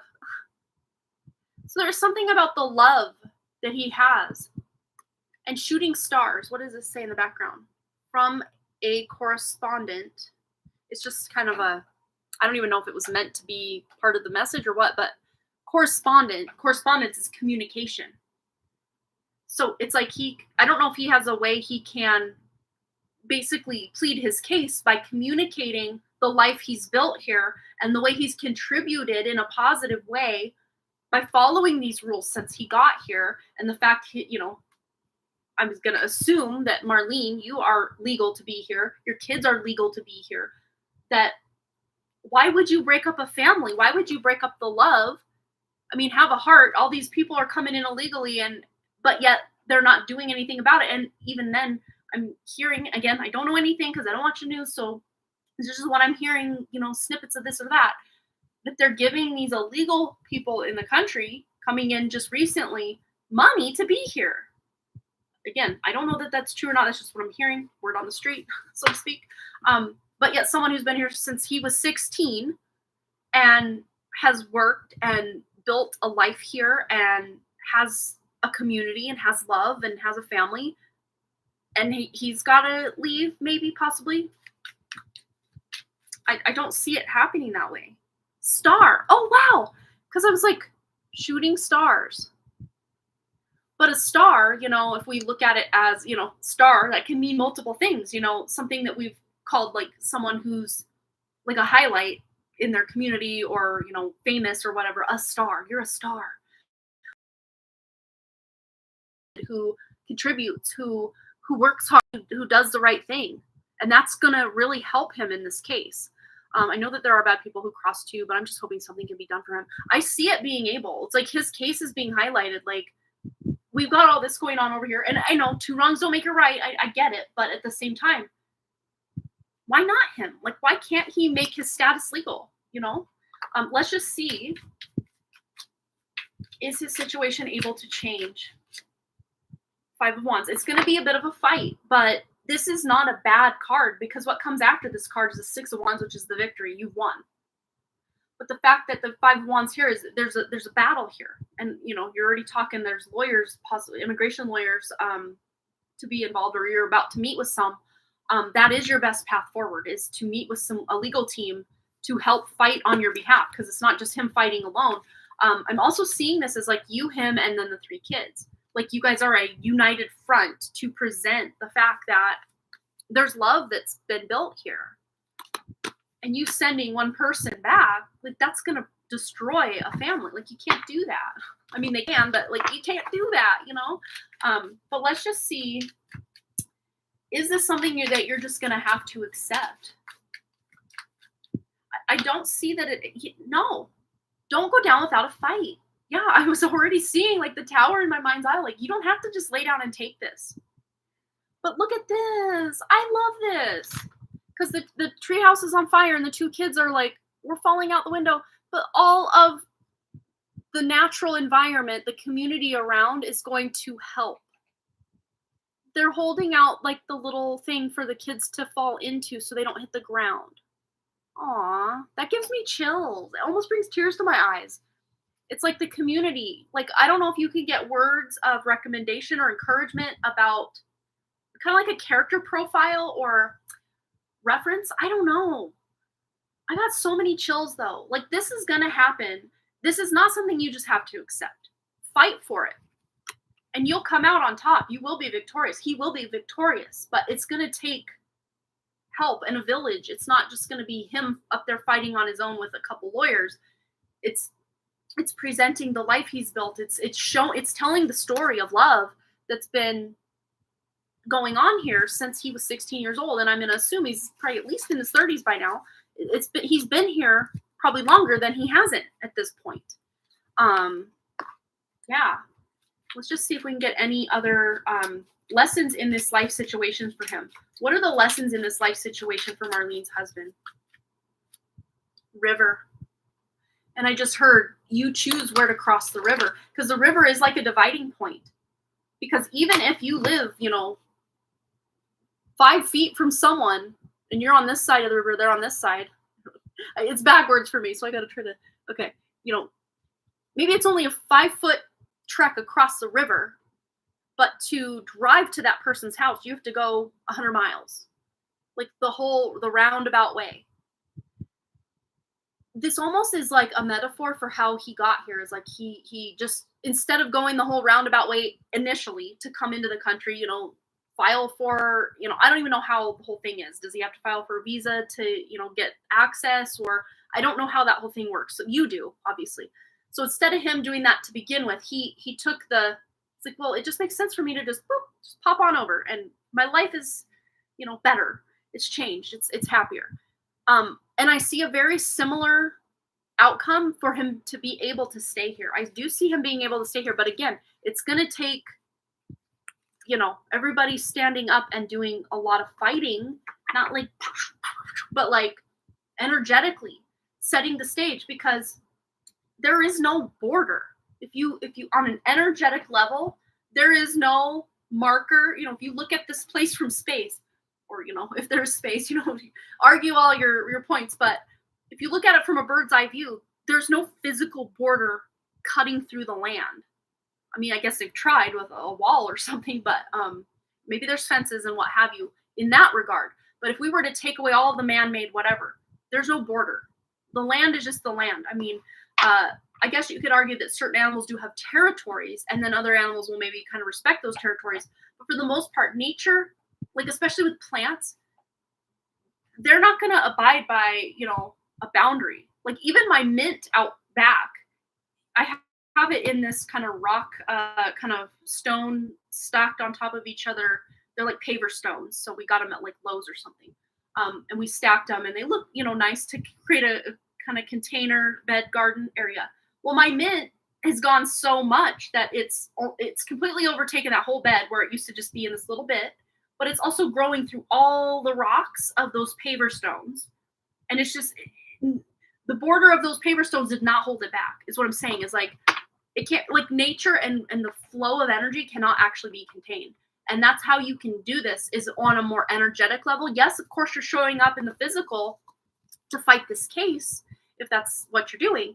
But there's also this energetic element to it where you can cut any cords or ties to feeling like other or extra or outside of, being illegal, or, back in the day they called them aliens, like you're an alien. It's like, that's like almost derogatory to call someone an alien. Like you really don't, you don't belong so much. We're going to call you an alien. Like, but there's an energetic element to cutting cords from that, even just calling him illegal or the legal status, cutting cords with that. And of course you show up in court, you call it as it is per the legal. But when you think about it, when he thinks about it, cutting cords with him considering himself an outsider or an illegal will help this energetically leaps and bounds to where the physical stuff, yes, you're still going to have to show up and, dot all your I's and cross all your T's, but you have a fighting chance here,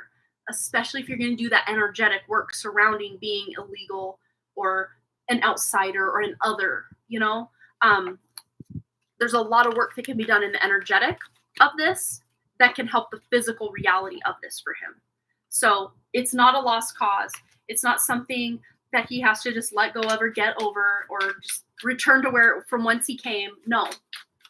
Closing arguments, lessons for him in this situation. Speaking truth in crystal vision. See, this is what I'm getting. And it kind of slips. So it may be difficult. It might feel like playing pretend. But he has to see himself as belonging and speaking truth. Telling that story of love that was created because he got here and what's happened since he's been here is going to greatly benefit this case, but also him speaking the truth. If he's going to almost himself consider himself illegal or of illegal status here, he's going to perpetuate that to the court. So the court already thinks that he's in that illegal status, but if he starts in his own energy and cutting cords by feeling like an outsider or an other or an illegal, and just feeling like, no, this is my home, this is where I belong, that's going to go leaps and bounds to have that crystal clear vision of what his future is, which would be him staying here and being legal here. Not only just staying and remaining illegal, but actually being legal to be here. Because energetically, he's already legal to be here, energetically, but he just needs to maybe do some work, or maybe together, you do some work together to, even if he's not really into the woo-woo of it all, just maybe even taking like a line of string and cutting it in half and just saying, we're cutting ties with the old story of being illegal. And if he does feel very belonging in his community and in his family and in his town, that's actually going to benefit him with the rest of it, to let go and literally cut the cord and let go of the past and that status of illegal. Almost like a cord cutting, or a ribbon cutting, ceremony that they do there's a reason they do this. And this is like this is something, I don't know where ribbon cuttings for like new businesses or new buildings or statues or nonprofits go. I know these, like, ritual of a ribbon cutting. I don't know, maybe Google the ritual of a ribbon cutting and see how far it goes back or where you could trace the roots of it to. But there's some energetic or almost esoteric reason that this is done. And I think if he can do that, it's not only just like him imagining and visualizing that, yes, this is where I belong. He's seeing a literal physical representation of, like, even me just doing that right there felt good. And I cut an invisible cord. And I got chills now again. So I think that's going to be very therapeutic and beneficial. Even if part of him still doesn't quite believe it, it'll plant a seed. And he's got a community of helpers, his family, his girls, right? And then also the natural community and the energetic community to catch him while he falls. Because to fall away from a legal status is a good thing. It's a good thing.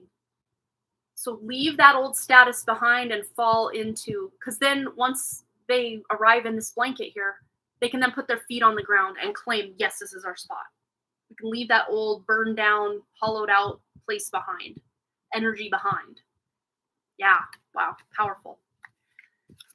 That's why I love tuning into my spirit, because the human part of me could never have come up with all that. Just the human thinking brain part of me could never have come up with that for him. That's why I love tuning into my spirit for these readings. I love it. I'm just as excited to hear what comes out as you guys are, I think, if not more sometimes. Oh, well, best of luck. Not that he needs it, but him just believing it and really feeling into, and even just asking him, well, where is your home? And just hearing what his response is. Because him claiming, this is my home, this town, this city, this home, this community, is very powerful. Speak it into being. And there was that speak truth card in the synchronicities deck here for him too. So especially if you can say it out loud. I am legal here. I belong here. I know it feels kind of cringy, but it's powerful. Words are, we were talking about that earlier about words and spells. Cast those spells with the words. They're doing it, so you might as well benefit by casting spells with your words and him with his words too, you know? Yeah, good exercise. He's going to look at me super weird, but I think he'll do it right. And say, I know this is super weird. Hear me out, though. This is a pretty serious situation, so I think it calls for serious measures. And call me crazy, but we're going to try this and just see how you feel.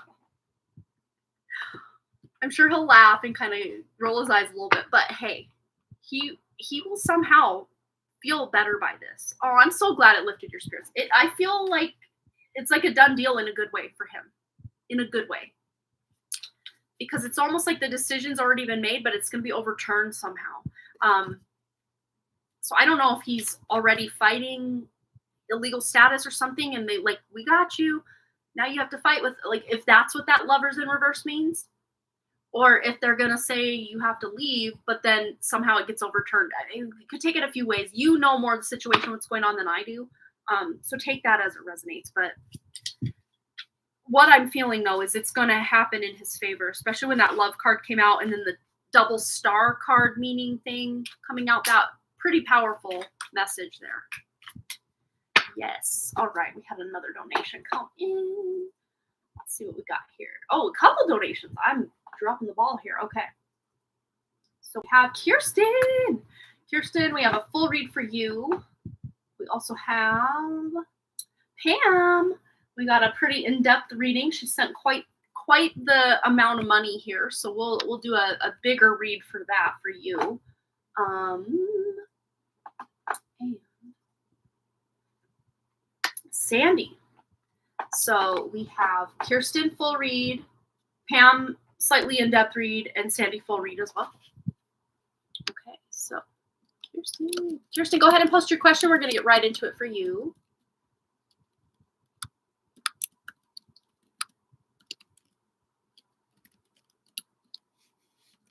And Sandy. Perfect. Okay. So Kirsten, just a general read. I'm quite stressed out about a lot of things, especially with my business and finances. Okay, let's tune in. I normally start with tarot, but we're going to, the synchronicities deck, I was already shuffling. So let's get into it with starting with the synchronicity card here. So what does Kirsten need to know? Tuning into her true spirit. Make sure I'm shuffling correctly. Yes. So tuning into Kirsten's true spirit. So I'm making a candle order for a girl named Kristen. So I had Kristen on the mind. Kirsten. Stressed out about a lot of things, especially business and finances. So let's give her a message. What does she need to know about all this stress and what's going on? We have Raven. It's funny because right as I was shuffling out my window, there were crows. So looking up the symbolism of the raven, or you might even get sign symbol synchronicities with ravens. Let's see. I just heard quote the raven nevermore. So I think that's Edgar Allan Poe. I don't even remember what that story was about. I remember the one with the pendulum. That one was creepy. And then there was another Edgar Allan Poe where the guy was like cemented into the wall, or like bricks were laid and he was cemented into the wall. Talk about a creep fest. Talk about a creep fest.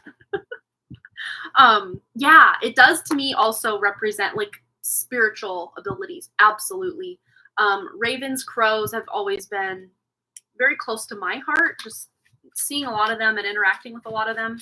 And they're highly intelligent as well. So this is about finding intelligent solutions for your problems. Instead of fixating, and I know we all have this kind of grace period where we're allowed to stress the F out. It's okay. And it's actually good to feel that. Oh, my door just popped open. Oh, my emotional support Ruthie came in here. And there's my pup. Sorry. We're getting a quick little cameo from Ruth. Can you say hi, Ruth? Here's my little face. And there's my pup. So I don't know if you have an emotional support animal. I've got two of them here. Oh, and an emotional support child. Okay, get out of here. I'm doing a reading. So there's emotional support available is what I'm getting from that. But yeah, they are very intelligent. Some people even estimate they're as intelligent as dogs. You gotta go. Do you want to? Yeah. You should be in bed. All right. What does Kirsten need to know about this stress? About a lot of things. Yes, you can pick one.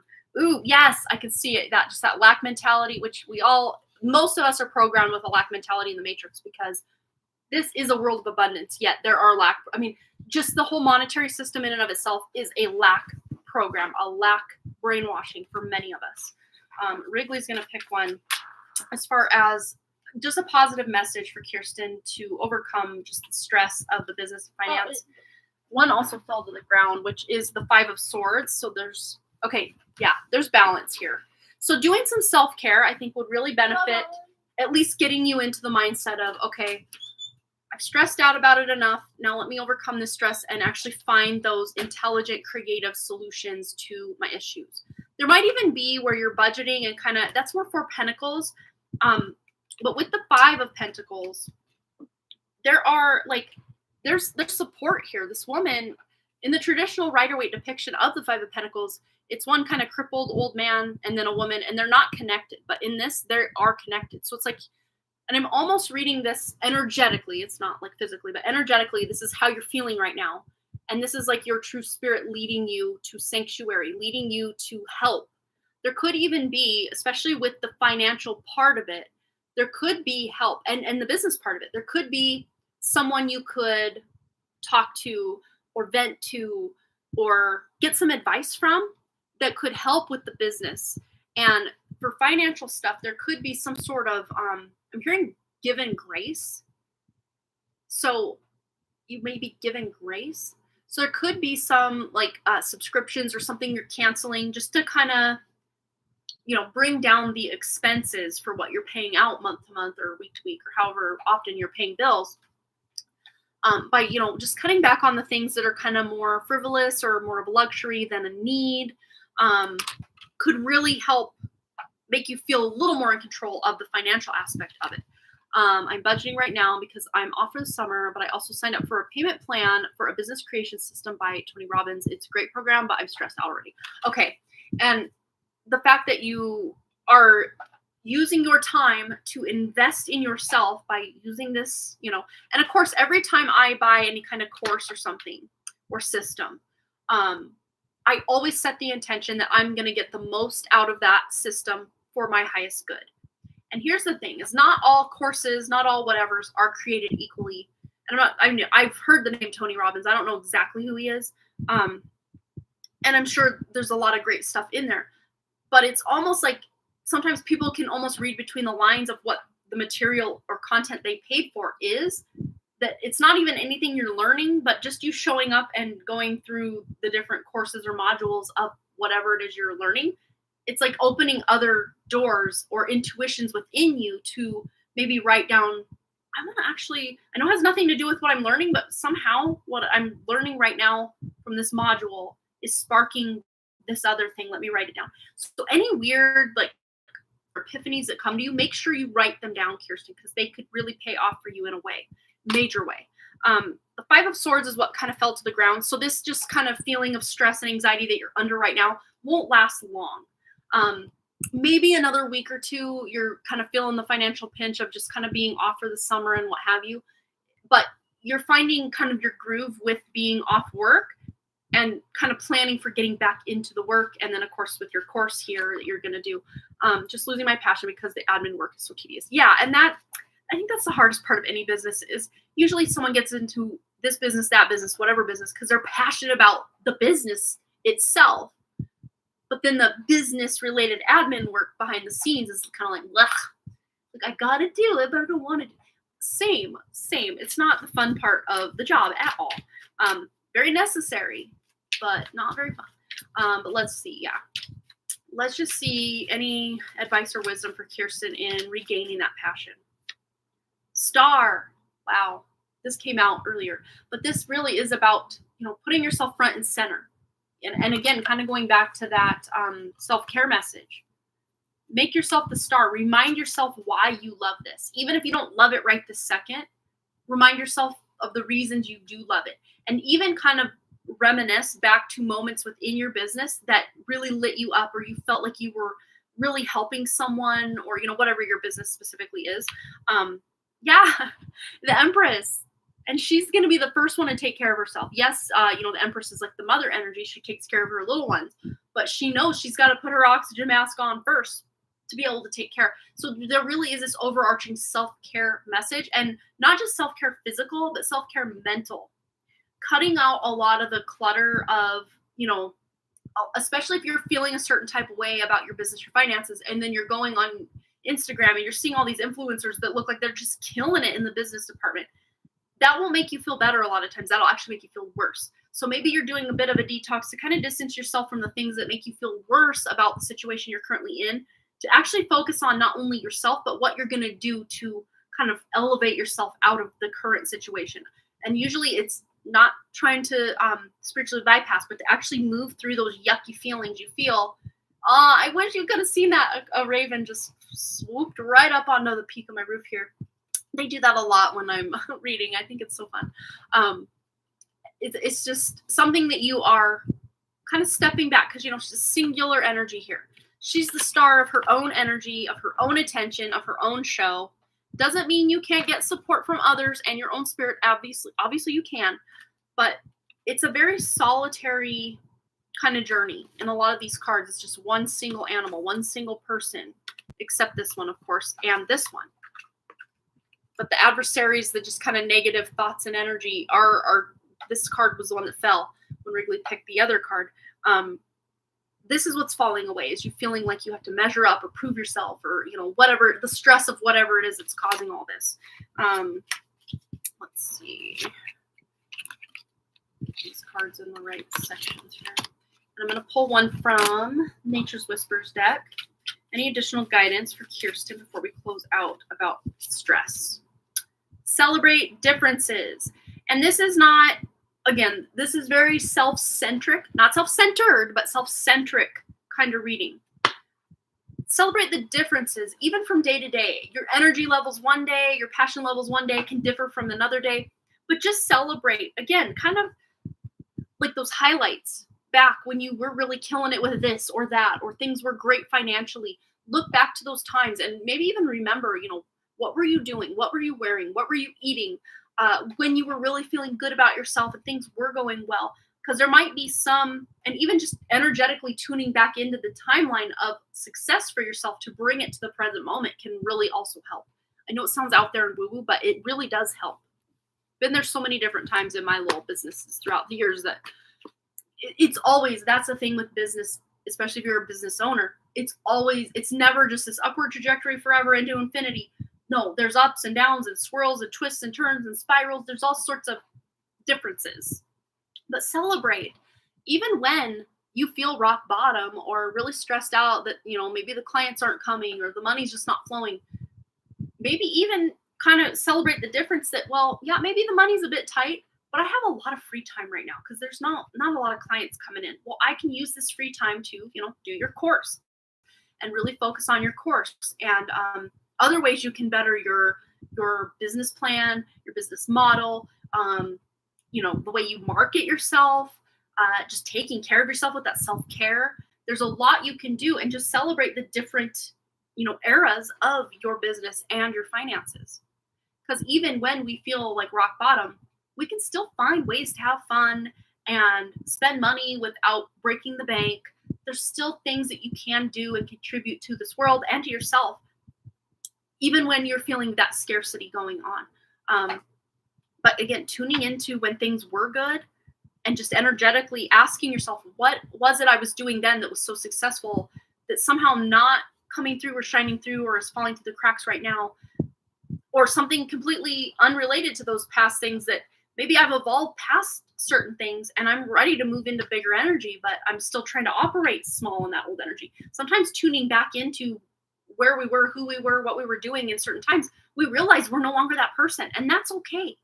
For better or worse, it may feel like we're worse off than we were, 2 years ago, whatever, but not necessarily. Maybe on paper it looks like we're worse off because we're not making as much money, we don't have as many clients or whatever it is. But I really do feel this for you, Kirsten, is you're energetically being prepared for something bigger. And that's why things are kind of slowing down in these areas, to prepare you for this bigger leap forward. Yeah. Raven and Eagle. Oh, and another one fell off the top of the deck, but kind of slippery energy. So let's see what she is. Speaking truth.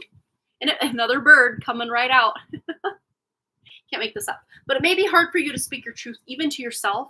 But sometimes just journaling, that can allow us to bring those truths out, or, just kind of speaking out loud to yourself or to a friend, even if you're not looking for straight up advice from someone. Sometimes just having that ear or knowing someone's actually listening, even if they're not giving you feedback with it, but they're just kind of nodding along or just intently listening, it almost acts as an epiphany for you, because there's like a sounding board or something that can happen when you're talking with someone else about your woes without looking to them for a solution. You kind of create your own solution out of that. And I see you can be able to do that. Let's see. Oh, right here. I'm trying to find my spot where I left off with your comments. So I'm just losing my passion. Oh, I read that part. I feel better. I'll feel better once I get the website part set up. I just finished my lead magnet today. Awesome. Yeah. See, you're moving forward, even if you don't feel it. Like you've gained some knowledge here, so you're ready to move forward on that. That's good. I've been told I should do tarot readings and that I'll eventually be doing Reiki too. So who told you that? Did your spirit tell you that? Did someone else tell you? And it's okay if someone else told you that. But if that doesn't align with your spirit, you don't have to claim that. And in fact, I would really tune into your spirit and ask your spirit, what is it you should be doing or want to do or would be best for you to do? And take whatever you get information-wise from that and hold that with a bigger grain of salt than a tarot reader or this person or that person. Because your own spirit is your biggest, truth teller.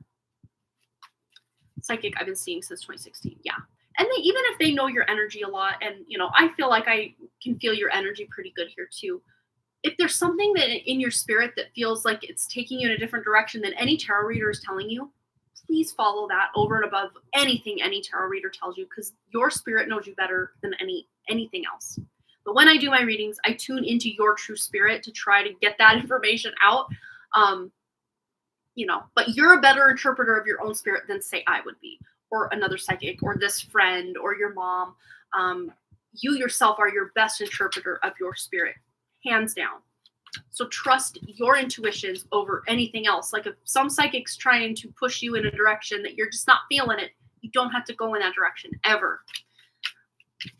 But if you are feeling it and they kind of just validate it for you, then double down and go in that direction. That's cool. That's good. All right. Yeah, this stress is dying down for you very soon because you're ready. You're ready to move into something bigger than what you've been doing. For sure, for sure. I hope that helped you, Kirsten. Big hugs. She said, with all the trauma I've been through, it has sparked my psychic ability. Yeah, for sure. Trauma can totally act as that kind of dark night of the soul energy to have people reach out for a higher purpose. Or, you know, a lot of times people that are religious, they don't get real religious until they have like a near-death experience, or, you know, a family member's close to death or did die, or something really traumatic happens. That's when people usually will reach out to God or their own spirit, or, you know, whatever their brand or flavor of a higher power is, right? It's when things are, you're killing it in business and money and all your relationships are amazing, you know, a lot of people don't really care to really tune into those spiritual things because things are going just so great that they're just so happy and immersed in what's going on. But when things really hit the fan, you kind of reel it back in. There's that word, real. Word of the day is real. You gotta reel it back in and really kind of have that come into Jesus moment with themselves. Like, okay, what is it I need to do to better my circumstances? Usually that's, and trauma can really, I'd say that is maybe the only good thing about trauma in this realm, is that it can kind of spark us to a higher vision for ourselves. But that's probably the only good thing about it. And us as true spirits don't need trauma to grow and evolve. We don't. But I guess in this matrix, that's how it is. But then also there's this way of looking. I look back to when I had those really encouraging teachers, like I'd do something and they'd really encourage something I was working on. And that really motivated me to work harder, more so than a teacher that would almost passive aggressively put me down or call me out in front of the class. Or, you know, I didn't have a lot of that going on, but I noticed the times that, like the one time I answered and a teacher laughed at me, that really hurt me. And I felt really like I didn't even want to care anymore, you know? But then there are other times that, you know, especially if trauma is not just a one-time thing, but it's a repetitive thing. Usually people do reach a point where like, F this, I'm out. And that will act as that catalyst to get them to rise up and move out of a situation and move through it. So it can work to make people make big changes, but there's also those instances where praise and, you know, support can really help someone really bloom and blossom. Yeah. But I can totally see how trauma can be a good teacher. Maybe not a nice teacher, but it can teach for sure. Oh no, your ex is stalking your house. Yuck. I don't know if you can possibly do some sort of cord cutting or, you know, reversal candle or something to just get that, whatever it is that's making him poke and prod and want to keep coming in your direction, clear that energy out and he'll lose interest and go in another direction. There just might be more to clear to just get him to get disinterested and go another direction. All right, so up next, we got Pam. Oops, I didn't copy my list. We got Pam, and then we have wonderful Sandy on deck. Let's get into Pam's question. Pam. Positive feminine past life and the gifts I can initiate. When will I understand matrices more clearly and be able to manage my gifts? What is a gift I can channel and learn to control for good? Okay, so we'll kind of split this with how much money you donated. I am cool to answer multiple questions here because you donated quite the penny here. So thank you for that, Pam. And again, happy birthday. Oh, you're so welcome, Kirsten. Absolutely. I think last time you were on, we looked for that past life deck and I couldn't find it. And weird. I just saw it right when I stood up and looked. Here it is. I found it. The past life, uncover your past life oracle, right here. It's on Amazon if anyone wants to find it. That's where I got it. Oh my goodness. Okay, so positive feminine past life for Pam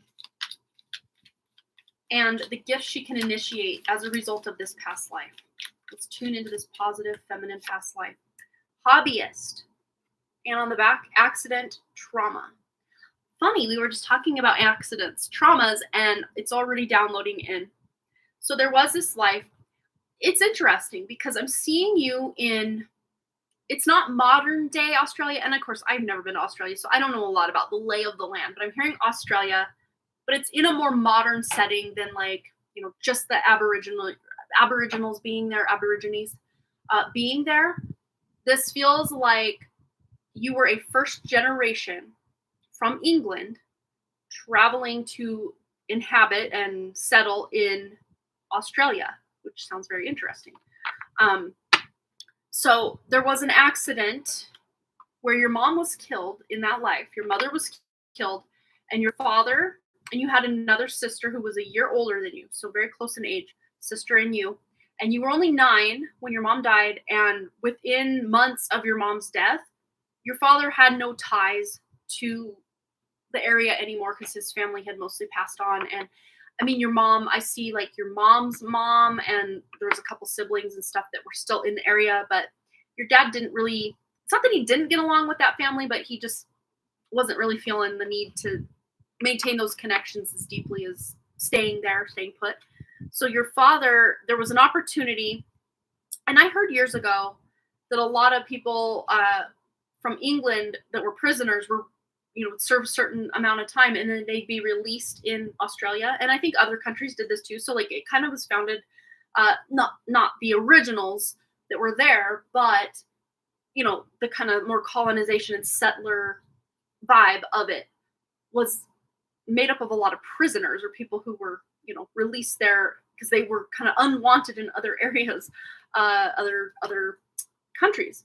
But I'm seeing that your father himself was an artist, and he was like an archaeologist as well. So there was like something about this tie to history and uncovering. He was like kind of like a Renaissance man, and he raised you and your older sister as like these Renaissance people, like Renaissance. But I'm seeing in this life that we're tuning into, you never married. You and your sister and your father were this like very close-knit family that really didn't feel the need to have all these friends. Although, because you were all so talented and you had multiple hobbies, there was painting, there was a harp. I'm seeing a harp. There was horseback riding. There was all sorts of hobbies, and you guys were well off. Your father was very well off. He had sold, back before he even left Europe, he had sold a lot of, it's interesting, he may even be a professional, someone we can look back through history to look at. I don't know almost nothing about like Australian anything. But this to me feels like 17 something. The year 17 something. 1782. That came to mind. So yeah. So you would have been born around 9 years before that. So 1773, you would have been born. So your father obviously would have been older. Interesting. Normally, like dates and really specifics don't come to mind for me usually like that, but something is happening. So here it is. Yeah. So your father was known, like well known, and I know we're getting a lot about your father, but there was a very close tie with you, your sister, your father in this life that we're tuning into. And because you had a life of leisure mostly, I see you have like servants in the house and like paid cooks and servants, like you were well off enough to have all of this back in 17 whatever. Grab the card that fell, slippery energy. You are worth it. It's almost like she's painting the sky. But this, I see you like on the coast of Australia. And there we have the water and the boat, and it's a coastline here. I just heard Gold Coast. Is that in Australia? Don't ask me. I don't know anything about it. But Gold Coast, Australia, is that a thing? I want to Google it, but I'm not because I don't need to. I'll let you guys do that. You are worth it. So you were able to sell a lot of your Renaissance man or woman wares and paintings. I've seen pottery as well. You were just very multi-talented. Your sister was multi-talented. Your father was multi-talented. And you were able to live the life of, a very talented family. You never had to marry. You never had kids in that life. You stayed in the family home. Your sister stayed in the family home. I do see, though, that your sister did have a child out of wedlock. You didn't, but your sister did. The father was never disclosed to you or your father. It almost just didn't matter because the daughter that she had was like your all of your daughter. Very interesting, especially for the times. You would think back then what a scandal that would have been, but It's like almost like the whole town just kind of embraced it, almost like it was an immaculate conception for your sister. And they just accepted you guys. And no one thought you, I mean, maybe there was gossip here and there, like, you, what a bunch of weirdos. No one's marrying, no one's really moving out of the home. But at the same time, you were very revered and very beloved by the community you were in. And the gifts, let's tune into the gifts. I'm using the Synchronicities deck for whatever reason, so here we go. The gifts. Rest.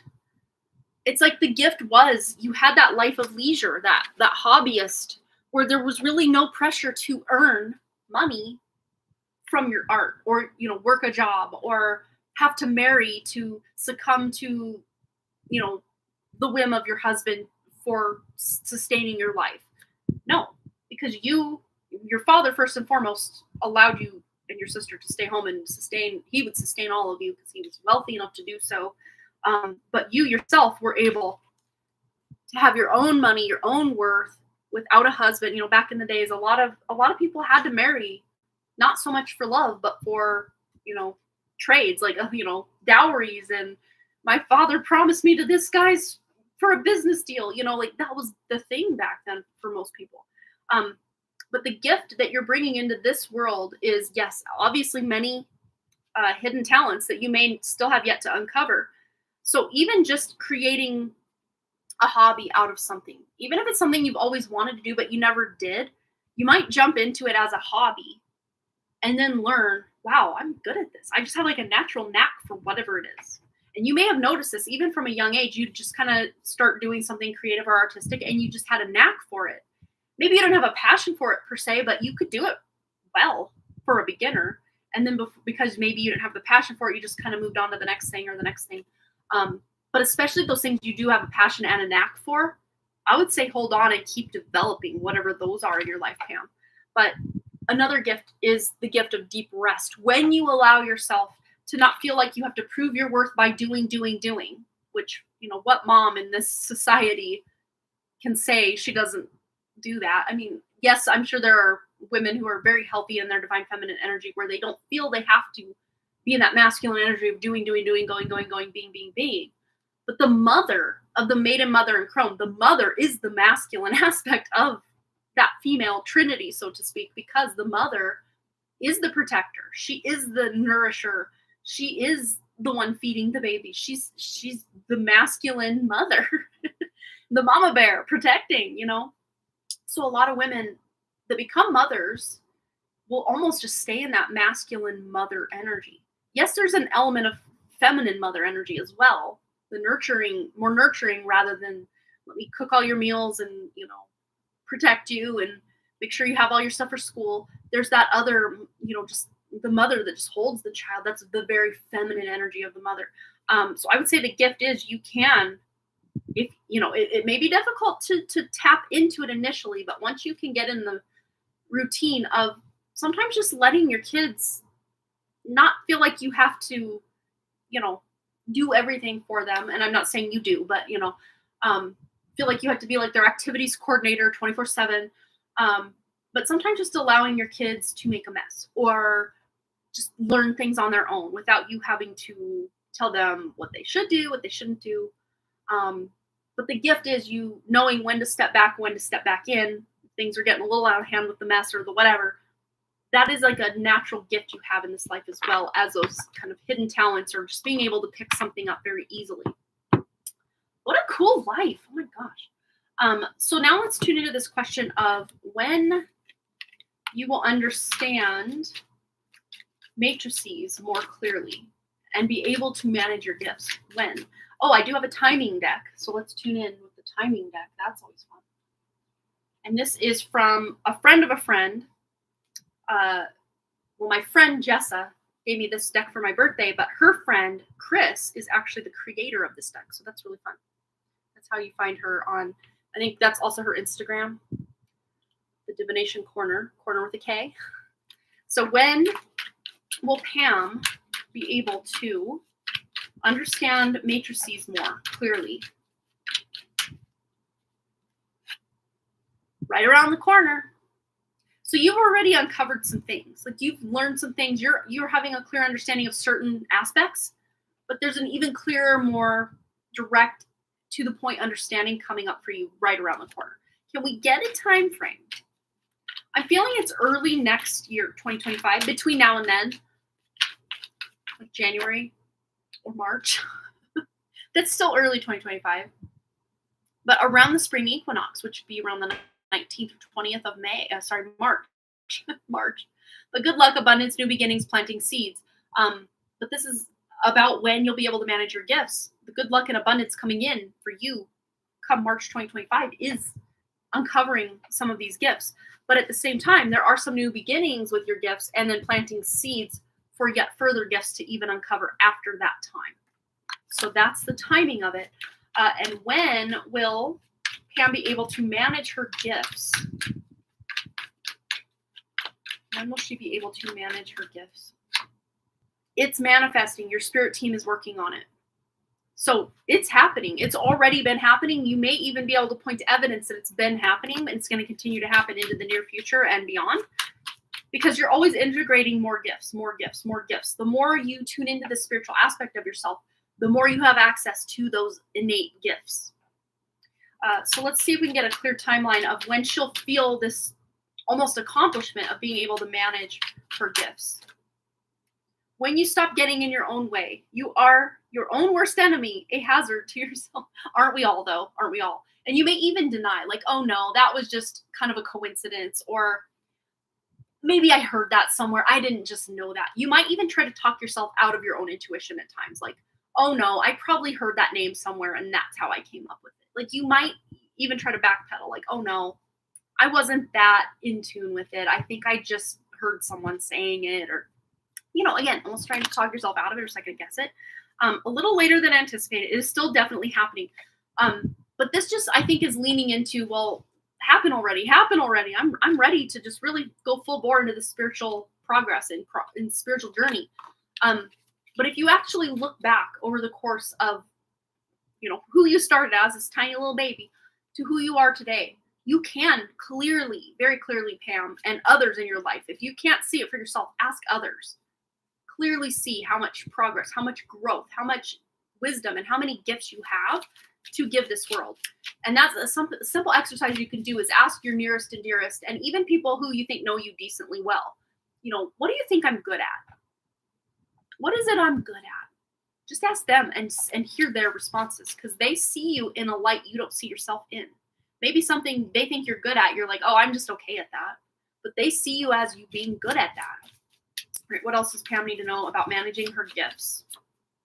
Expansion. Yeah, absolutely. There's expansion here. More, like I was saying, more gifts come on. More gifts come on. The more you can integrate your spirit, the more gifts are coming. The more gifts are coming. Yeah. See, what is a gift I can channel and learn to control for good? I love that question so much. I love that. Let's tune in for Pam and see what is a gift. I do have that deck. I want this deck. Right here. The Life Purpose Oracle.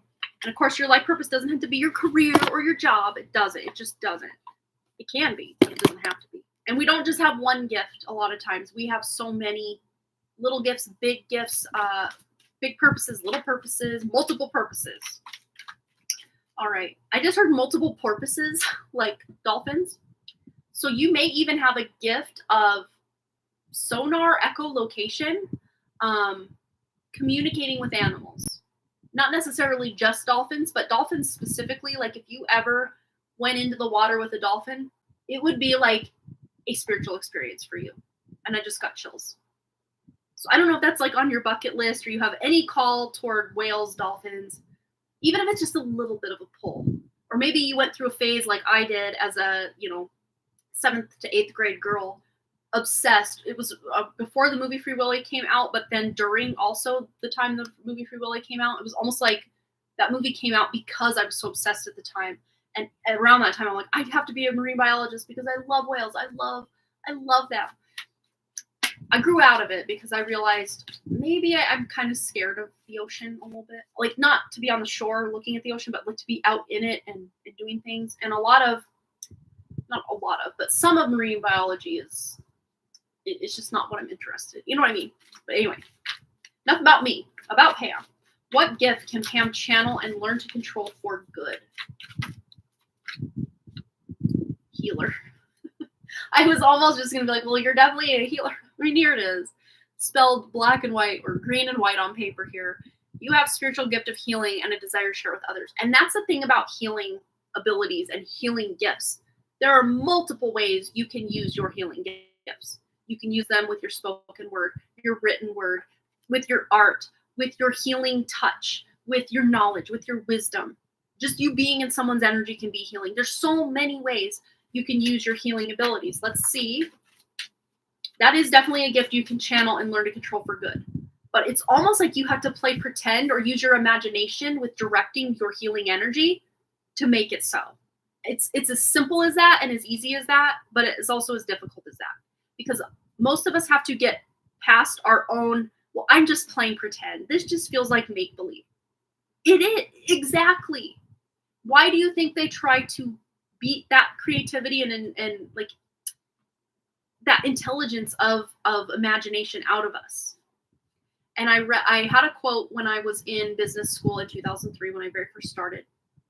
My teacher told us this quote that an adult has 5% of the creative flow and capacity and energy that they had when they were 5 years old. I remembered that only because of the numbers 5 and 5. You have 5% of the creative genius and capacity that you had as a 5-year-old when you're an adult. That's not an accident how that just kind of dissipates and disappears. But it's up to us. Again, no one's going to do it for us. We got to do it for ourselves. To start playing pretend and imaginary again. Because the realm of creativity is our superpower. And that's why they need us here to feed off us. And they use our creative energy by putting all these scary things that could happen on the news to make them actually happen. To play out their scenarios and their timelines and their agendas. They need our creative life force energy. So instead of giving them your creative life force energy, you start using it with your imagination, playing pretend. Just imagine. Look. Everything you can imagine is real. And there's the word of the day again. Oh my gosh. And even the bear symbolism. I think I said mama bear earlier, and I wanted to almost say at that point, but so much information was coming in, I didn't want to forget it, and then I forgot to say. There's something with the bear symbolism for you. I don't know if it's a totem animal or a spirit animal for you, Pam, but there's a power with the bear for you. All right. And speaking of bears, my son, his lovey bear is named Nenny. And this was for his 6th birthday party. So I don't know if one of your, like you had a special bear or animal growing up, or your kids have a special bear or animal that also means something to you. Like Nenny's a member of our family, even though he's a literal stuffed animal. But that's a thing is I had this Care Bear that my grandma made me when I was a baby. And I still have it. It's in my garage. My ex-boyfriend ripped his arms and legs off, and it's still in that state. What I need to do is repair him back to good. That happened in 2000, in December of 2000. So 24 years, my poor Care Bear that was my ride or die growing up. And even to that point of an 18-year-old girl of having my ex-boyfriend rip his arms and legs off, that was traumatizing for me. I don't know if there's something with a stuffed animal or a bear of some kind. Like, I have a personal spirit animal of bears, but also they terrify me. Like, if I were to come across one in the wild, it scares me. Oh, and you're afraid of dolphins. Okay, see? So even if these spirit animals terrify you, or the messages like that terrifies you, there's still a love there. There's still a resonance somehow from past life. I feel that I can get the attention of wild animals around my house and understand. Yes, exactly. And that's the thing is I mean, I've seen plenty of bears like in person. I've seen them. And they've never like charged at me or tried to attack me or anything. And every time I've come across a wild animal in the wild, I mean, it's been pretty rare. And usually I'm inside a vehicle and I see it and it's not so scary that way. But when it's just you, like my best friend, me and these two best friends of mine were sleeping during the day because we went camping. We pretty much stayed up all night hanging out. And then we went swimming that morning, and then we were so tired we just took a nap for like 3 hours midday. And we woke up to my friend Isaac's dog barking, and we kind of sit up, look up, like, what's going on? there's a moose standing not 10 feet away from us. And Noobs is just like, bark, bark, bark, right? Like, in front, like right here by the moose. And we're all just like looking up at it like, blink, blink, blink, blink. But there was just something deep down, I knew I was protected. You know? I just felt protected. I don't know. I don't believe that 5. Yeah, I don't know. I don't know if it's true or not, but I do feel personally diminished from that. That creativity I had when I was a kid felt like a fire hose. And now I feel like a regular hose. I still feel I have that creativity. And I know I still have access to that fire hose, but it's just about getting out of my own way and getting back in touch with that inner child that doesn't feel afraid to share the creative life force of myself with others, you know?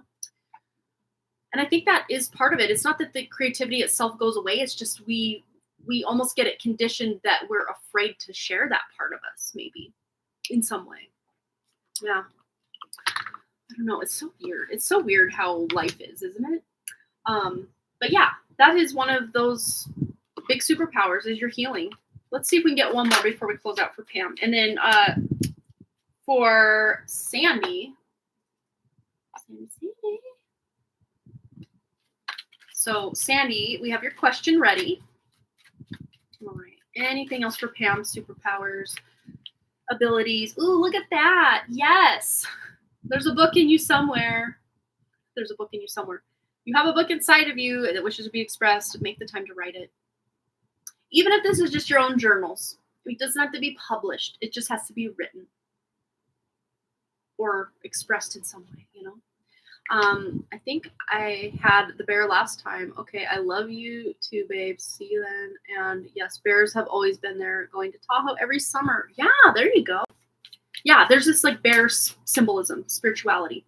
And if I remember correctly, I think the dolphin, spirit animal, or whatever message is like happiness. So, but there is this being able to communicate happiness. You can look up whatever the spirit animal of the dolphin represents, but I want to say playfulness or happiness, something like that. No, yes, real bears and bears scare me. Right, same. I hope, underlying hope, that if I ever were to be, but a mama bear with cubs next to you, you almost probably couldn't reason with something like that, energetically or otherwise. But if it was just a single bear with no cubs there, I feel like I could somehow let it know, hey, I mean you no harm. I'm not here to hurt you. I'm just here, and you're just here. Can we just leave it at that? Can I admire you from afar? Oh, I saw the cutest thing today. I just felt like sharing. 2 fun, cute things with deer today. Let me share. And then we're going to get into Sandy's reading. So the first one, I was taking Boston to the golf course to play golf with 2 of his friends. And so me, Boston, and Wrigley were driving. And on the side of the road, there's like this horse pasture right before the golf course. So there's this pasture with 2 horses grazing in the pasture. And between the 2 horses, they were probably about 15 feet apart from each other, the horses. And then there was a deer grazing right in between them. So within like 8 feet of 8 feet of either of the horses was this deer just grazing like they're all old pals. I thought that was so cute and so fun. And then we went home and, did our thing. I was trying to teach Wrigley. He wants to learn how to crochet this summer. So I was trying to teach him how to hold he wanted to make this aragumi, or however you pronounce that, those little stuffed animals. He got a kit for Christmas, how to learn how to crochet and make these little stuffed animals. I'm like, whoa. You're trying to run before we walk. We need to learn how to hold the crochet hook and how to use your hands to do everything. And then the basics of creating a knot with, the loop, and then to make the chain, because your chain is your basis for everything that you make. So we're trying to walk before we run. He just thought we'd just bang out this thing. I mean, I could do it. I know how to crochet, but he felt, oh, you'll just teach me and I'll just boom, there it is. Like, no, we got to slow down. You got to learn first. But anyway, once we did that, then Boston texted me to let me know he was on the last hole. So we drove back over to the golf course, and on the way there, we were almost back to the horse pasture, but probably about a half mile yet to reach that spot, because we were going to check if that deer was still hanging out with his horse pals. And this deer, who had like a full antler rack going on, so it was a boy, We're driving, so 30 mile per hour through there, so we weren't going too fast. And the deer were coming up the road, and he's over on my left side, and he's looking this way, and he's looking this way, at the edge of the sidewalk to cross the street. And normally deer, they'll just go. Like, they don't know. They don't understand. But this guy's like this, and there's cars coming both ways for a few. And then a car and me kind of pass each other, and then traffic clears. And I'm watching the deer in my mirrors. Because I'm like, what, is he going to cross? Like, was he really looking both ways to cross? Like, who does that? Deers don't do that normally. Deers. I can English, I swear. I can grammar, I swear. Anyway, so I look in my rear mirror. He looks this way again. Nothing's coming. And then he starts walking. I thought it was so cute. Oh, you're going to be in Montana next week. Oh my gosh. Are you coming anywhere near Missoula by chance? Let me know. Let me know if you're going to be around. Because I would love to meet up with you. That would be awesome. But if not, I will send my kind vibes and regards to wherever it is. If you're going to be in Butte area or Bozeman or somewhere over that yonder. You don't have to let everyone on the internet know where you're going to be, but yeah, you can text me or email me since you have my credentials. My not credentials, that's not the right word. Kind of, but not quite. My information, where to contact me. My contact information, that's what I was looking for. You'll have to let me know. Oh my gosh, that'd be so fun. All right, Sandy. Let's get into it for Sandy. Next step. What's the next step for Sandy? What's going on for Sandy? Oh, all right. Well, something's about to pay off. You got 9 of Pentacles. So things are looking up. If things have been kind of, things are looking better for sure. You're ready to move in a better direction for sure. All right, what does Sandy need to know? All right, Hierophant. Ooh, yeah, things are definitely looking up, looking better. So if you've been going through it or things have been blah, you're definitely moving on up. The Hierophant is a card of sometimes feeling more in control of our own lives. So if things felt very out of your own control, and now it's like you have information, because the Hierophant is like a teacher, a mentor. It's like you've gained information to be able to help you move forward, or some missing bit of information that you now have. The missing piece of information is going to help you move forward in a way that you feel more in control of your life, where some situation was causing you to feel out of control or chaotic, but that missing piece has been kind of inserted with this, like maybe someone told you something, or this is usually an official, like a teacher, clergyman, doctor, missing piece of information from someone in what we would consider an authority in their field, maybe giving you a key piece of information that will make your life feel more complete or fulfilled or intact, working in full operation, something like this. All right, what else does Sandy need to know? For Sandy, tuning into Sandy's true spirit, what does she need to know? What is her next step? So this is kind of where you've been, and of course where you're going is things are looking up. I didn't mean to flip you off, Sandy, I swear. So if you felt like life was kind of flipping you off lately, it's going to shift. It's going to change for the better. Next steps. Ooh, the card flopped to the floor, but the one in my hand here is the Ace of Cups. Feeling more emotional fulfillment. And it's almost like the universe or animals or friends, family, people are working to help fill your cup up. Because it's almost like he's trying to put the Ace of Pentacles into the Ace of Cups. So the Ace of Pentacles is all about feeling that like physical, like planting the seeds, new beginning in the physical world. Maybe good health coming your way. But also the Ace of Cups is about emotional fulfillment, self-love, self-care, being able to take care of your own self because of some seed that had been planted or information you got. Now you're better able to take care of your physical and emotional health. Yeah, with the help of others. It's not like you did it all on your own or cracked the case on your own. You had help. Some sort of mentor or authority figure helped you, or will be helping you, if this is still next steps, will be helping you kind of crack the case of what's going on. Yeah. I just saw victory on the back of the deck, so you've overcome something and things are looking up. Next steps. Yeah, that past energy where you felt just, I don't know if you had low energy or something,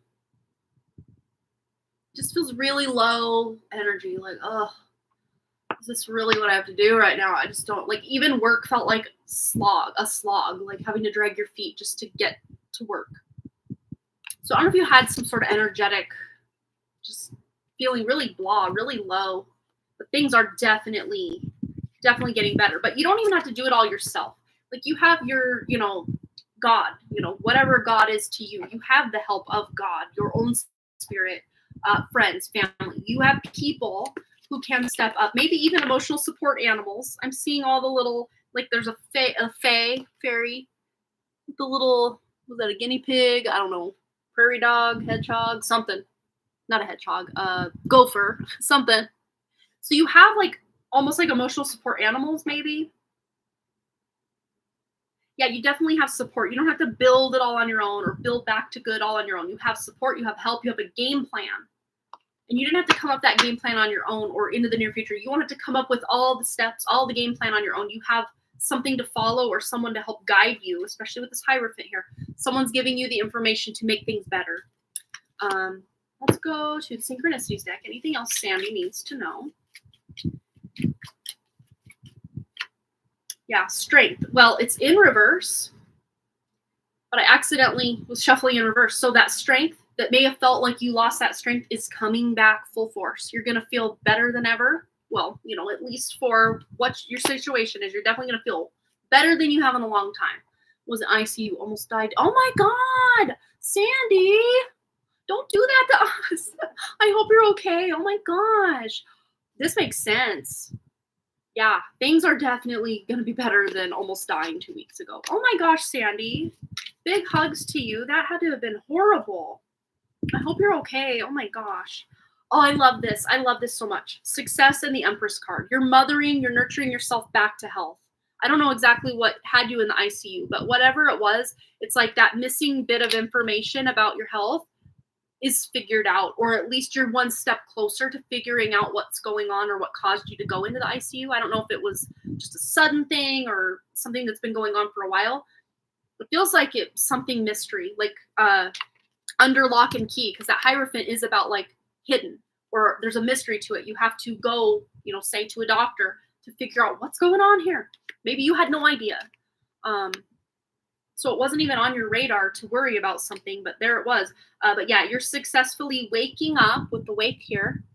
You're successfully waking up to whatever's causing these issues so you can get back to good. And the Empress is life force and abundance and health and wellness. This is someone who feels very good. This is not a chronic illness card. This is someone who's feeling very vibrant, very lively, very vital. Vitality is restoring. As a result, again, not just by your own effort of, doing all the things health-wise that you do, but also getting help from, I don't know, nutritionists or doctors or whatever. Low potassium. Oh my goodness, that's not something you hear about. Who would even think, right? Yeah, hidden. Something that felt like, well, how would I ever know to check that or to know that was low or too high or whatever?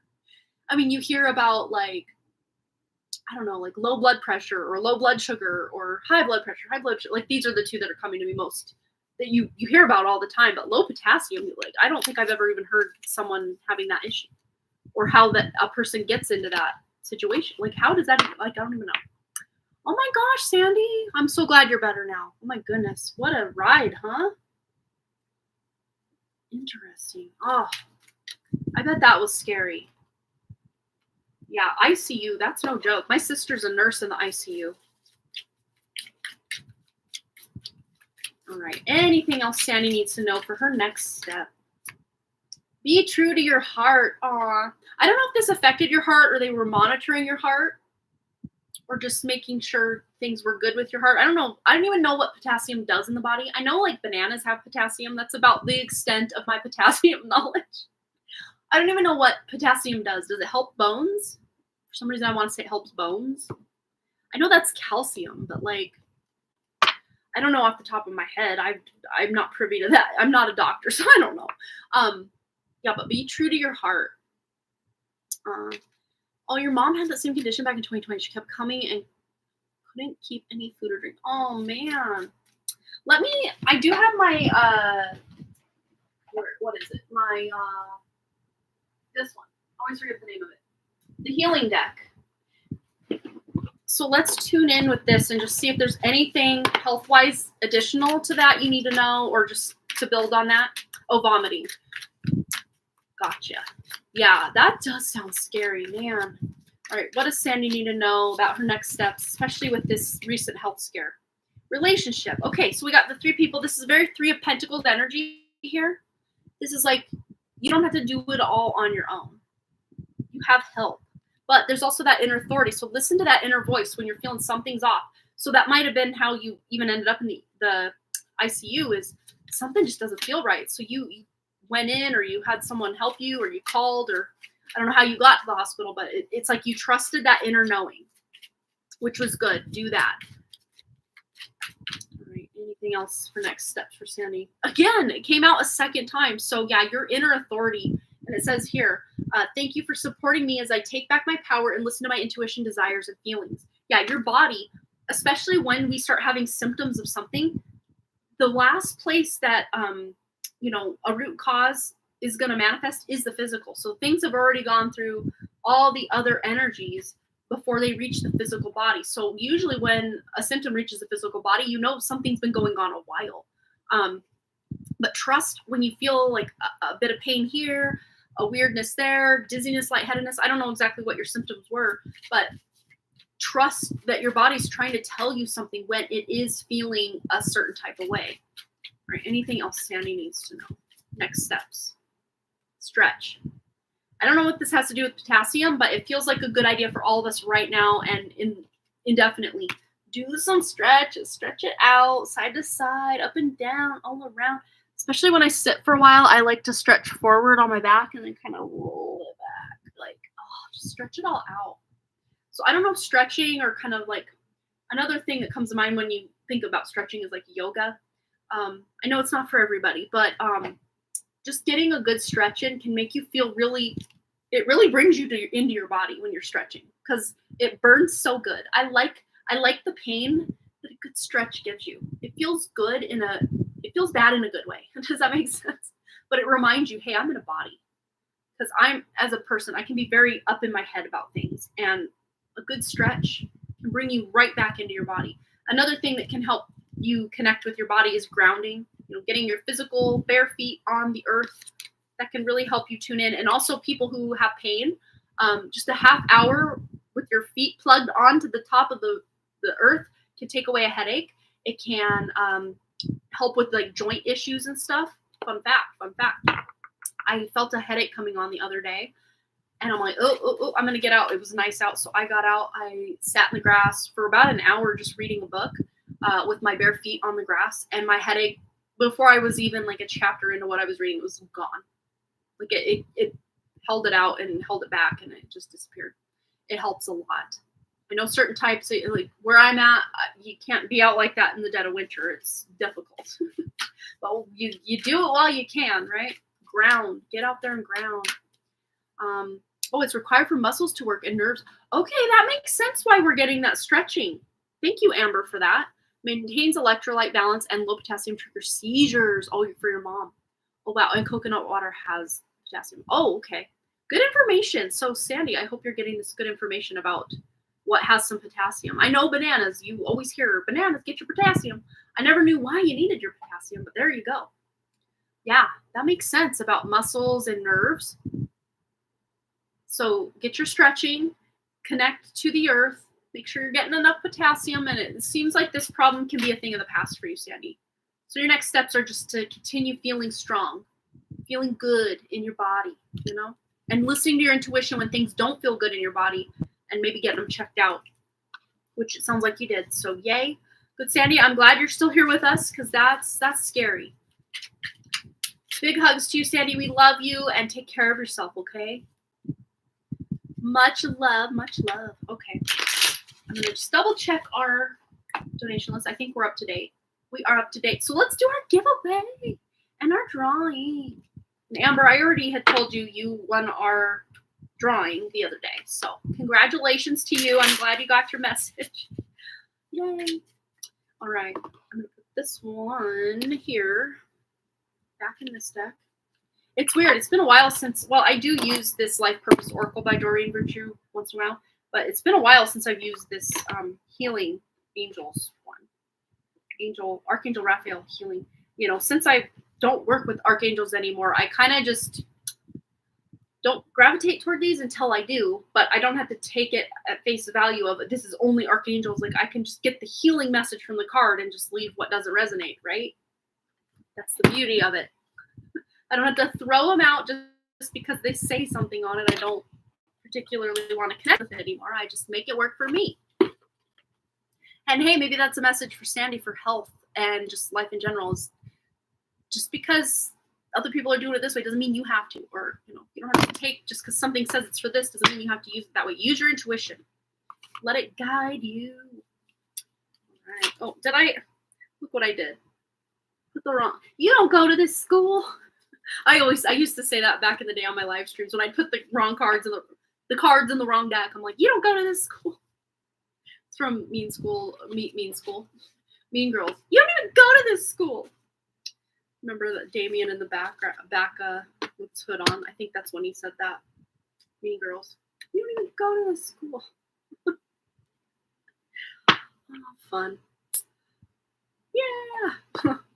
All right. So, and Brandy Lynn, I did email you that you also won the drawing one of the days last week. And Amber won the drawing one of the other days last week.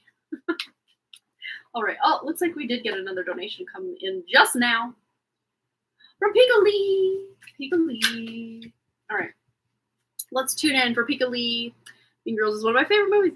I've seen it maybe 3 or 4 times ever, but it's it's just prominent. Like the lines stay with you. So it's not like I've even watched it an exorbitant amount of times, but just certain lines stick with you. Quit trying to make such a thing. And of course, they almost become like, I don't know, mainstream, like, what's the word? Like, I don't know, kind of like memes or icons in and of themselves, even if you've never seen it, like the talking points. Like, I've never seen Star Wars, I know. Don't crucify me. I've never seen any Star Wars movie, but I get the gist of it just from hearing people talk about it and the memes and the debates about it. Like, I get the gist of at least some of the movies. Like, I understand what's going on, even though I've never pop culture.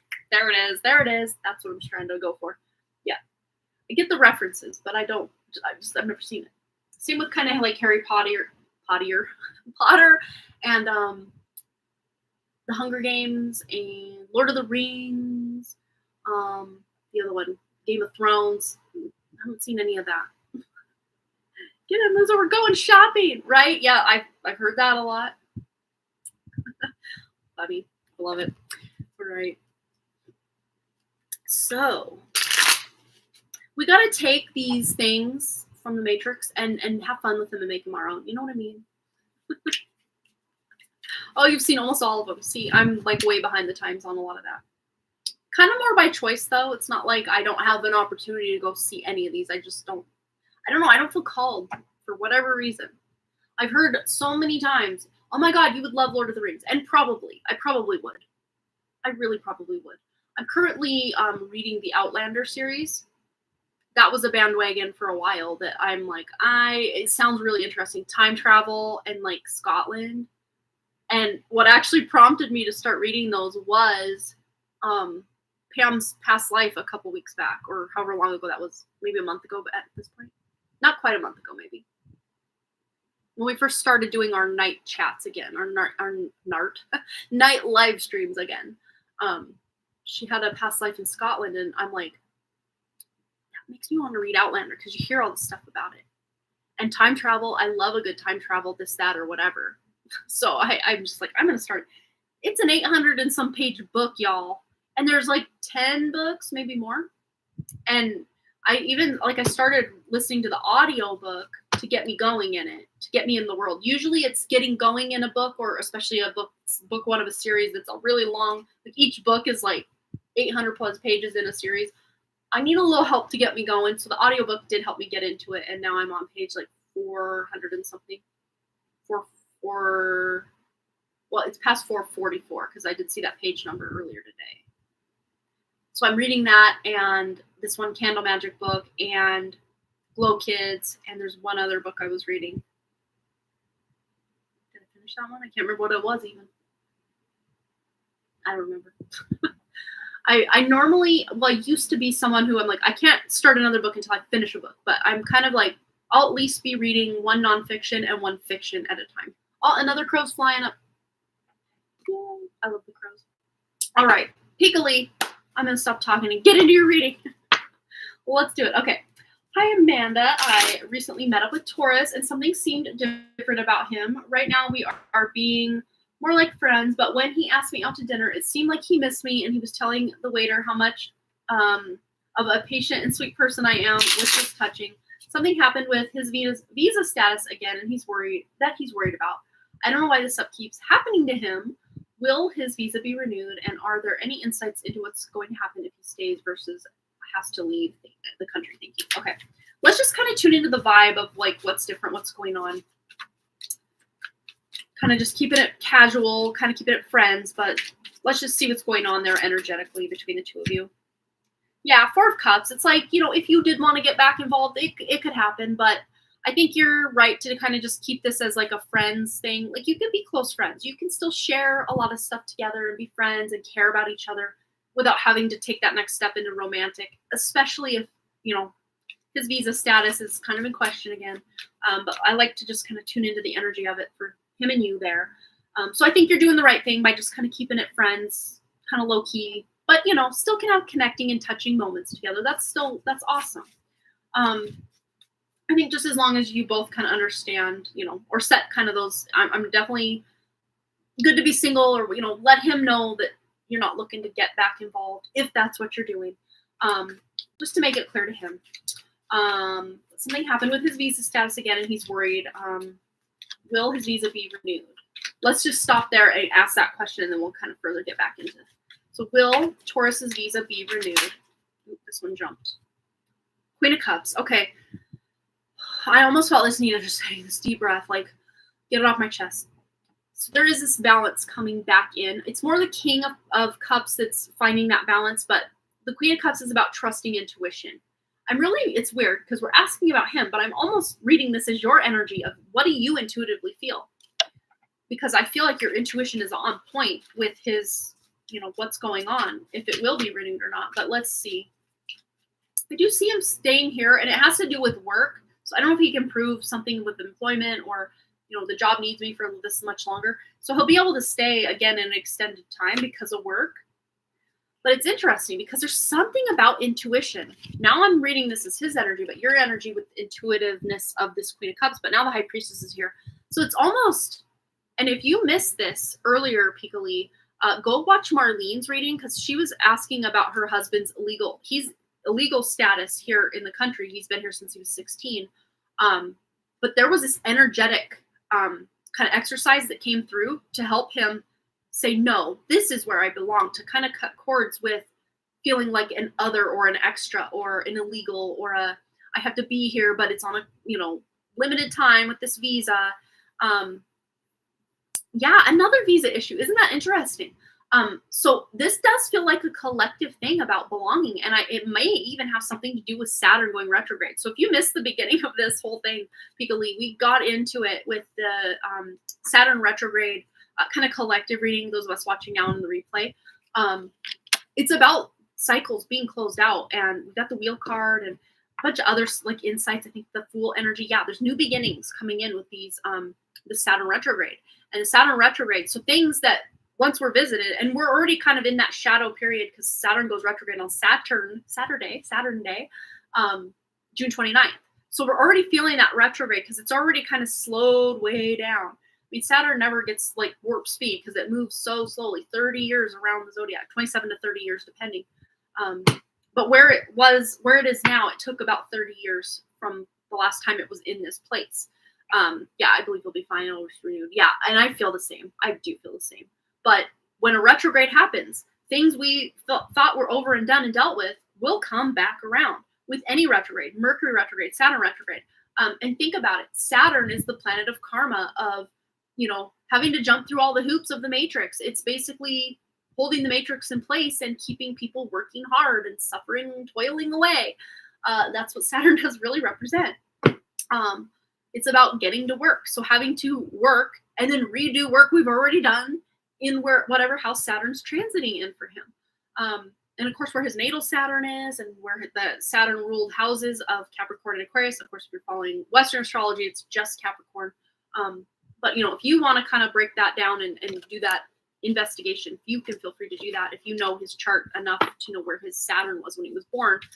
Even if you don't know the time he was born, because Saturn is such a slow-moving planet, you can at least find the nakshatra and the sign that it's in. But if you don't know his ascendant, you won't know what house it's in. And the house is very important in knowing, especially transits, what house is it transiting can tell you a lot more than just the sign.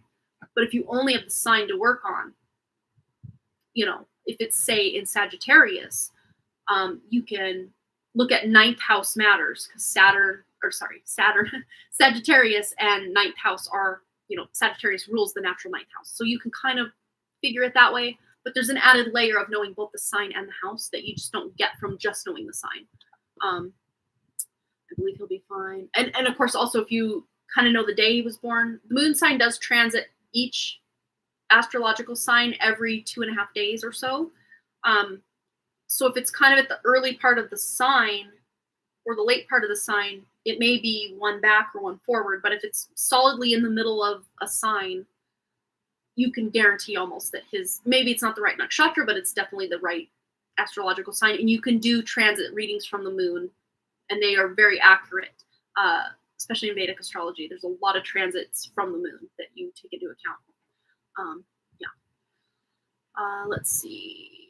I believe this is a wake-up call for him. Yes. It seems like whenever he takes things for granted or seems set and satisfied, yes. Something like this happens. And that is basically with that high priestess energy telling him, hey, you need to get in touch with what you're really doing here, your spiritual journey here.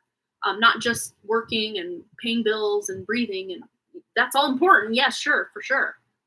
But like the spiritual reasons, why are we actually here? Yeah, absolutely. It's like a message to be appreciative for what you have, because it can all prove it. Yeah, exactly. But let's just see what is going to happen. If he stays, we'll pull a card for that. And then if he has to go and leave the country, we'll pull a card for that as well. But if he stays, okay, we have devil. So this almost feels like the devil on his back or the devil on his shoulder that keeps chasing him. And we got a lovely, remember that kind of stormy weather we had earlier? Now the sun's coming out. Beautiful. I mean, the sunset is being completely obliterated by this webcam. I apologize for that. It's beautiful, but you can't see the pretty colors and the beauty of it like I can with my eyes. So I apologize for that. But we had stormy weather coming through, and then now we have the sun is shining again. So again, it does to me feel like this is the storm coming back, but that doesn't mean the sun isn't going to shine again. So, but even when the sun shines again, he gets complacent, takes things for granted. This will cycle back. So this may not be the last time he has to deal with a visa issue. It'll just kind of keep coming back to haunt him, so to speak, until either he becomes a citizen, if that's even possible. I don't even know the ins, outs, and hoops that have to jump to become citizen, or if he just does return and then come back. Like it's gonna haunt him. Is really what this feels like, because it's like he can't put roots down because he doesn't know that future. But then there's that call that this is none of our home anyway on a spiritual level. There's a spiritual up leveling that's happening as a result of this almost devil energy of it's kind of chasing you down. Like, maybe you're here today, but maybe you won't be here tomorrow. Again, this is if he stays. It's still going to be that devil on his back, but it is going to help lead him to that spiritual evolution. So this almost is acting as a catalyst in a good way for him to, again, appreciate what he's got, but also to up-level himself in a spiritual manner. So if he is, I'm going to put these back just in case these want to come out again. So what will happen if he does have to leave the country? Page of Cups. He'll find a new way forward, a new opportunity, a surprising endeavor. And it's not like he's even returning to India. I see him maybe going to Canada or some other westernized country that's not India. So he'll figure it out. It's not going to be the end of his world if he does have to leave the US. It may feel like it initially, but it's like there's small surprises and good new beginnings for him if that is the case. I don't see him actually returning to India long term, maybe for a short stint before he figures the next time go here, or whatever. But he's not going to be an extended stay in India, maybe even ever the rest of his life. I don't see him having not a connection, I won't say it that way, but he just has this quest for leaving the homeland that will allow him to continue to live elsewhere. Maybe he'll touch down in that homeland throughout his life, but he won't ever completely have that residence again there, because he will eventually residence somewhere else, like full like citizenship somewhere else. He will. Let's see. Oh wait. Oh, he just messaged me now too. What timing? Okay, see, there's no coincidence here. Gorgeous. Yeah, we go through it every time we change company or job, get it renewed for every 3 years. Yeah, what a bunch of hoops though, right? That does feel like a devil on the shoulder. It's like, well, at any time they could just pull it or not approve it, or like, what stress? That's so hard. Yeah, he did mention he would go to Canada. Yeah, I feel that could be something he does. There's even seeing Germany for some reason. I don't know if that's even on his radar or anything he'd ever be up for, but seeing Germany could be a big possibility for him.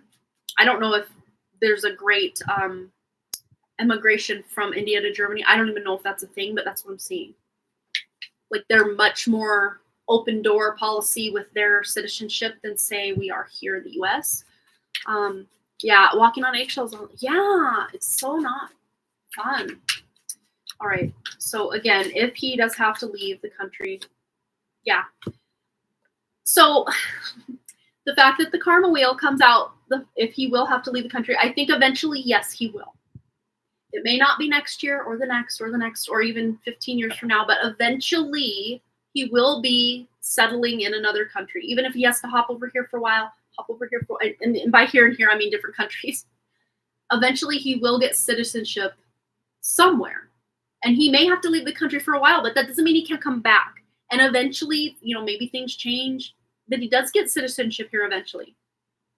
Because he may leave and come back, something like this.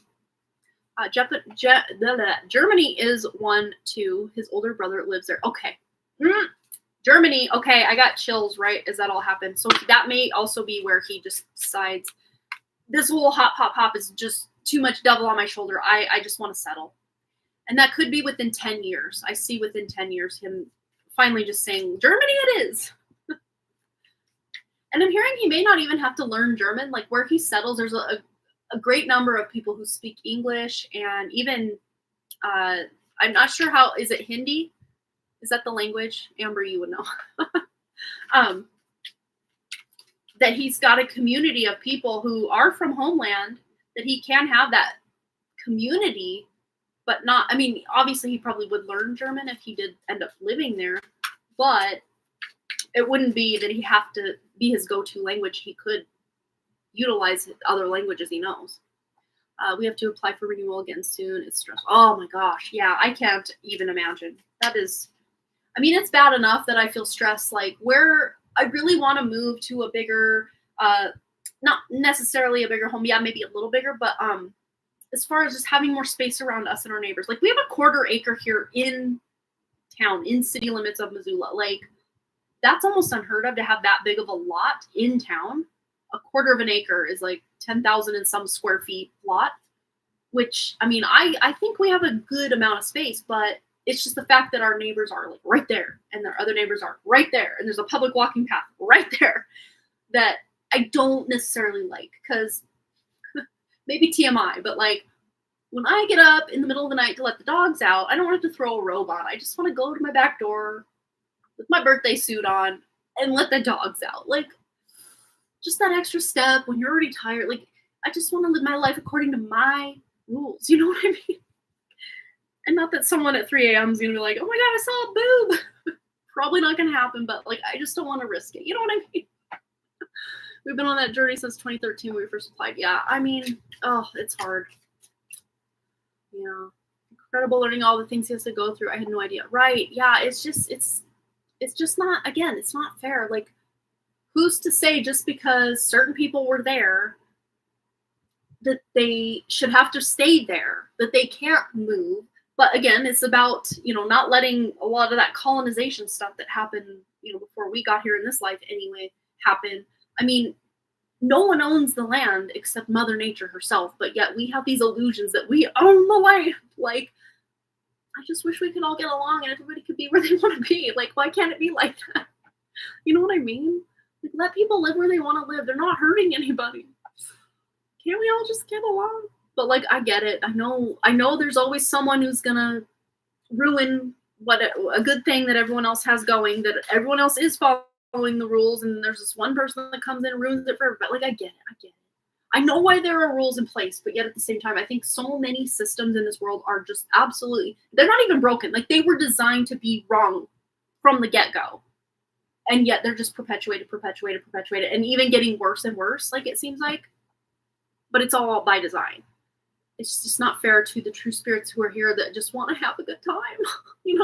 Is it really that much to ask to just have a good life, that we could be, grateful and have enough, but not so much that we're killing it out there, but just be comfortable and live a good life with good connections and enough food on the table and our bills covered? Like, is that so much to ask?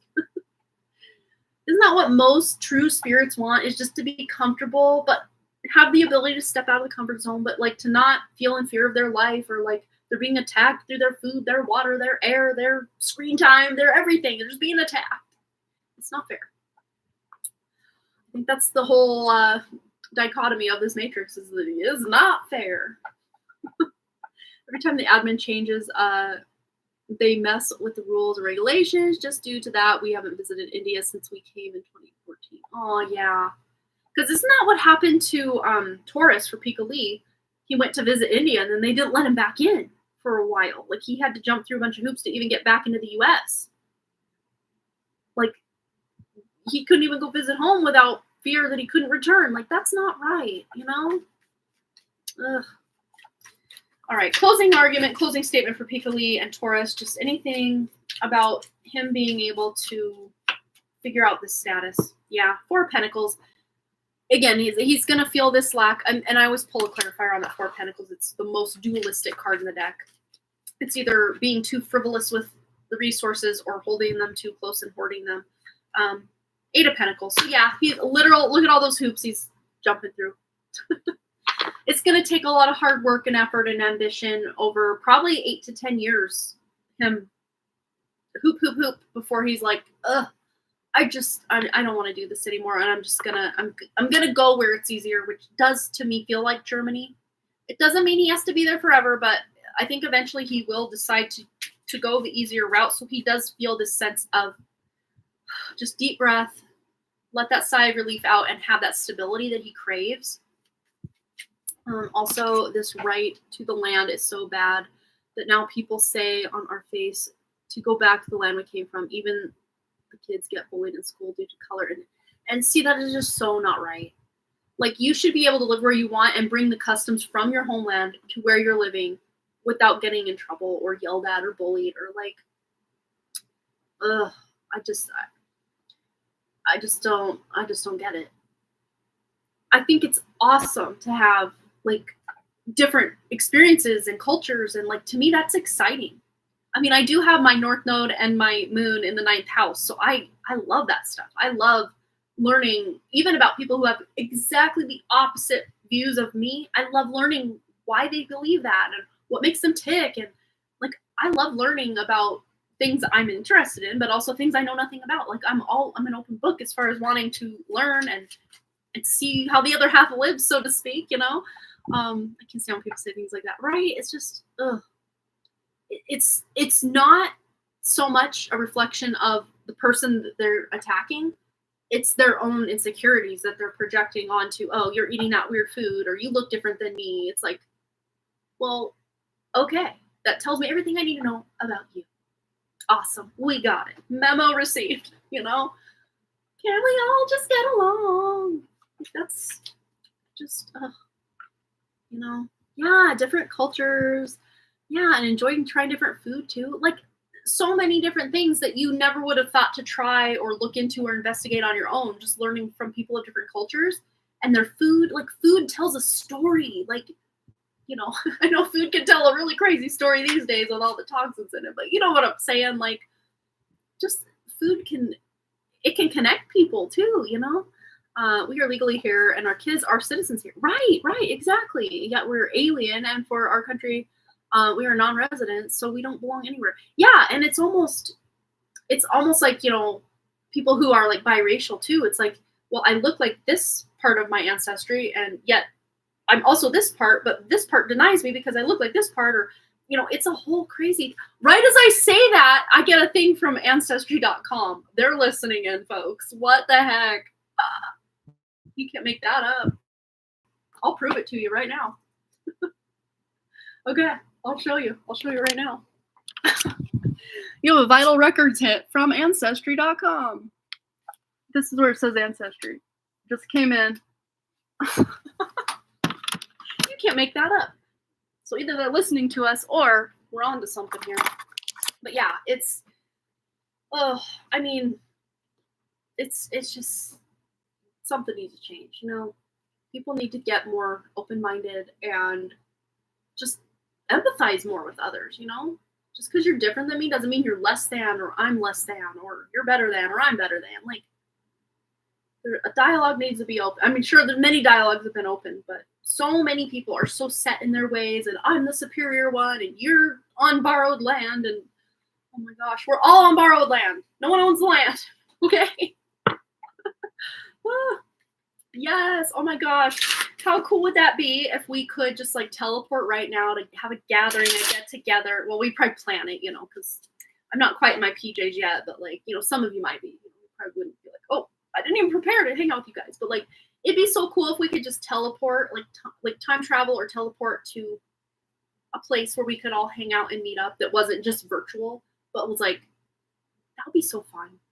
And I know we could actually make that happen, but there's time, there's money, there's resources that, everybody's got a plan and life's going on. And, that's why we'd have to almost step out of time and space to meet up. Like, that would be so cool.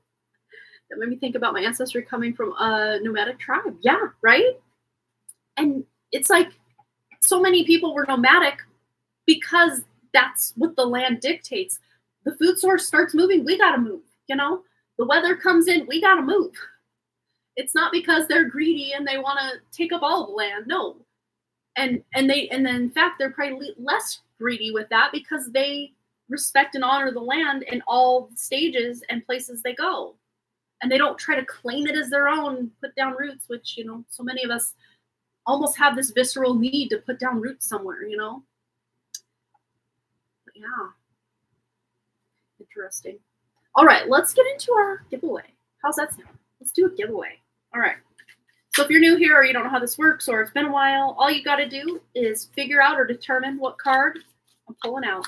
Right, Preacher Amanda. Right. It would be such fun.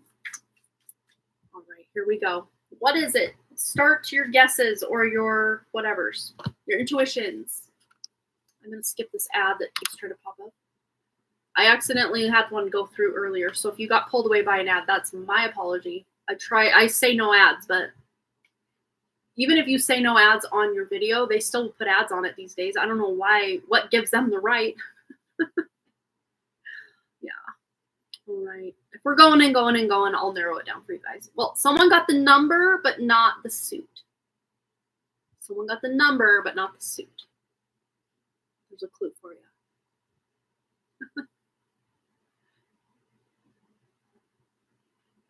All right. Good tries, good tries. I'm seeing a lot of that number pop up, but not the right suit yet. I'm seeing a lot of the number. Boom! John gets it. John! It's the 10 of Wands. Look at that. I want to say for some reason, John, you got this card recently in a giveaway or something. Maybe I'm wrong. I know you recently won a drawing, or sorry, a giveaway. God, why do I always confuse that? All right, John, go ahead and post your question. And of course, everybody who's here that wants to participate, put a 777 in the chat. We got 7 people and 11 likes, but let's just do 777. 711 might be a synchronicity for someone here. Hi, Shaylee or Chaylee, however you say your name. Hi, welcome. All right, let's enter everybody who's here into our drawing. Okay, Amber, let's get you in there. And I got a couple more papers, but I'm going to use the ones I have here. Brandy Lynn.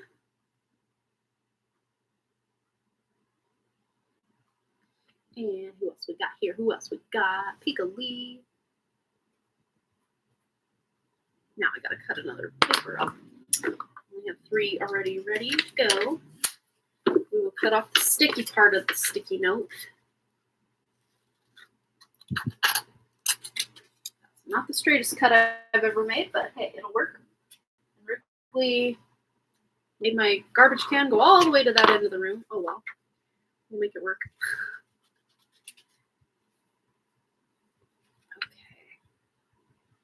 Yeah, these are not lining up. I am not doing the best job tonight. And my fan is not helping matters, blowing these papers around. All right. Oops. At least someone's name was on it yet. Okay. We've got enough papers, I think, to last us the night. Here we go. So I'm going to finish writing out names, and then I'll show you guys me entering them before we draw the new winner tonight. And of course, if your name is entered tonight and you do not win, check back at another. Oh, you were told that yesterday as well. 7-Eleven. There you go. Awesome.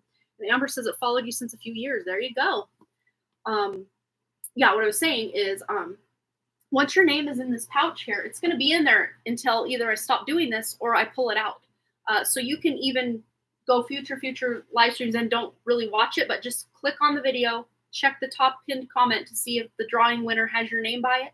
You don't even have to watch the live stream. I will put the timestamp. If you're not present, I'll put the timestamp in your name, your username as it is now, or at the time of drawing, or time of entry, as your username stands. If that name is next to a timestamp, you won the drawing and you get the reading.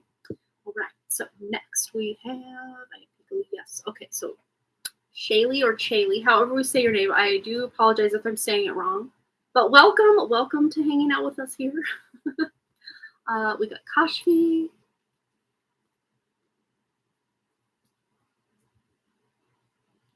Boom. And I have made it a point, Amber, this is the weekend. I'm doing yours and Brandy Lynn's candles. And both of you ladies are here. So I'm letting you know. Your candles are being completed. They've been done. I just need to do the pretty tops, you know, the fun tops on them for you. Banana Anna is. Boom. All right. John. Let's get John in here. And that's it. Okay. Let's get you fun friends entered into our drawing. So we've got, in no particular order, John going in, Brandy Lynn, we've got Banana Anna S. There. You can see it. Kashfi. Sorry about the lighting situation. It's getting dark out there. Well, not dark, but the sun is behind some clouds on the horizon of the mountain there. Shaylee. Yeah, Shaylee. Okay, there we go. Shaylee. Pika-Lee. And Amber. 9 in. Because we've got a couple Ambers that come around here. Got to make sure we know which one. All right. Did I miss anybody? I just got a mini journal for you. We'll work on it. Might be a while before I send. No worries. I am not in a hurry, but I appreciate it. That's awesome. All right, here we go. Here is tonight's winner. We have, drum roll please, somebody. It's somebody. Somebody's winning right now. Oh my gosh, somebody's winning. Let me zip her up. Her name right here, and it is Marlene. She was here earlier, but I will timestamp for Marlene. Marlene has won tonight's drawing. Unless you're still here just kind of lurking. Let us know, Marlene, and we'll just do it. Well, we're going to do it anyway, but yeah, you know what I mean. All right, John, did you post your question yet? If not, go ahead and post it. Boom, boom, boom. I don't see it yet, but maybe you already posted it up here. I don't think so. Okay. I'll take a drink of water. It's something I haven't been doing much of since we started our live stream. I think I've only taken a few drinks. Okay. Cool, cool. So, John, you have won the giveaway tonight. So go ahead and post a question. Of course, kind of the underlying energy is you're laying down a burden of something here, or something is about to get a lot less heavy for you, for sure. I felt a little, okay, there, that makes sense. I felt a little stuck lately. I don't know what to do. I just feel lost in my own life. How do I find direction? I feel jaded. Okay. And this makes a lot of sense. And a lot of times, even when we feel overburdened, it's not like we can point to this burden, that burden, that burden. Usually it's just life itself, just waking up and being a human feels like a burden. And there are times we go through cycles where it's like that. I've been there. Just kind of recently coming out of that myself, as of about March into April, I really felt there. I felt there big time. And yes, I did have a lot going on, or gearing up to have a lot going on with sports with the kids.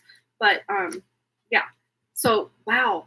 Yeah, there's a lot of mental energy here that might be kind of keeping you in that cycle of a lot of times and there's nothing wrong with ruminating on something if we are having the goal to get to the heart of it, to move through it. But when we just think about it and ruminate on it, put it on the shelf for that night, next day, pull it out, ruminate on it. And we do this for weeks, days, months, years, long before or long after we need to do it. That's when it kind of becomes like almost like a belief system. Like, oh, I'll never get ahead. People literally believe, oh, I'll never get ahead. I'll never amount to anything. I'll never do this. I'll never do that. Because they've ran so many paths in their neural pathways to believe that now that is their reality. They believe it full-heartedly. And that's why overcoming limiting beliefs or stretching out of beliefs you have about yourself, like, oh, I'm not good looking, I'm not this, I'm not that, whatever the belief is, and stretching that reality for yourself into a new reality or a new belief, or, just a knowing that's completely different than the belief. The word lie is in the word belief.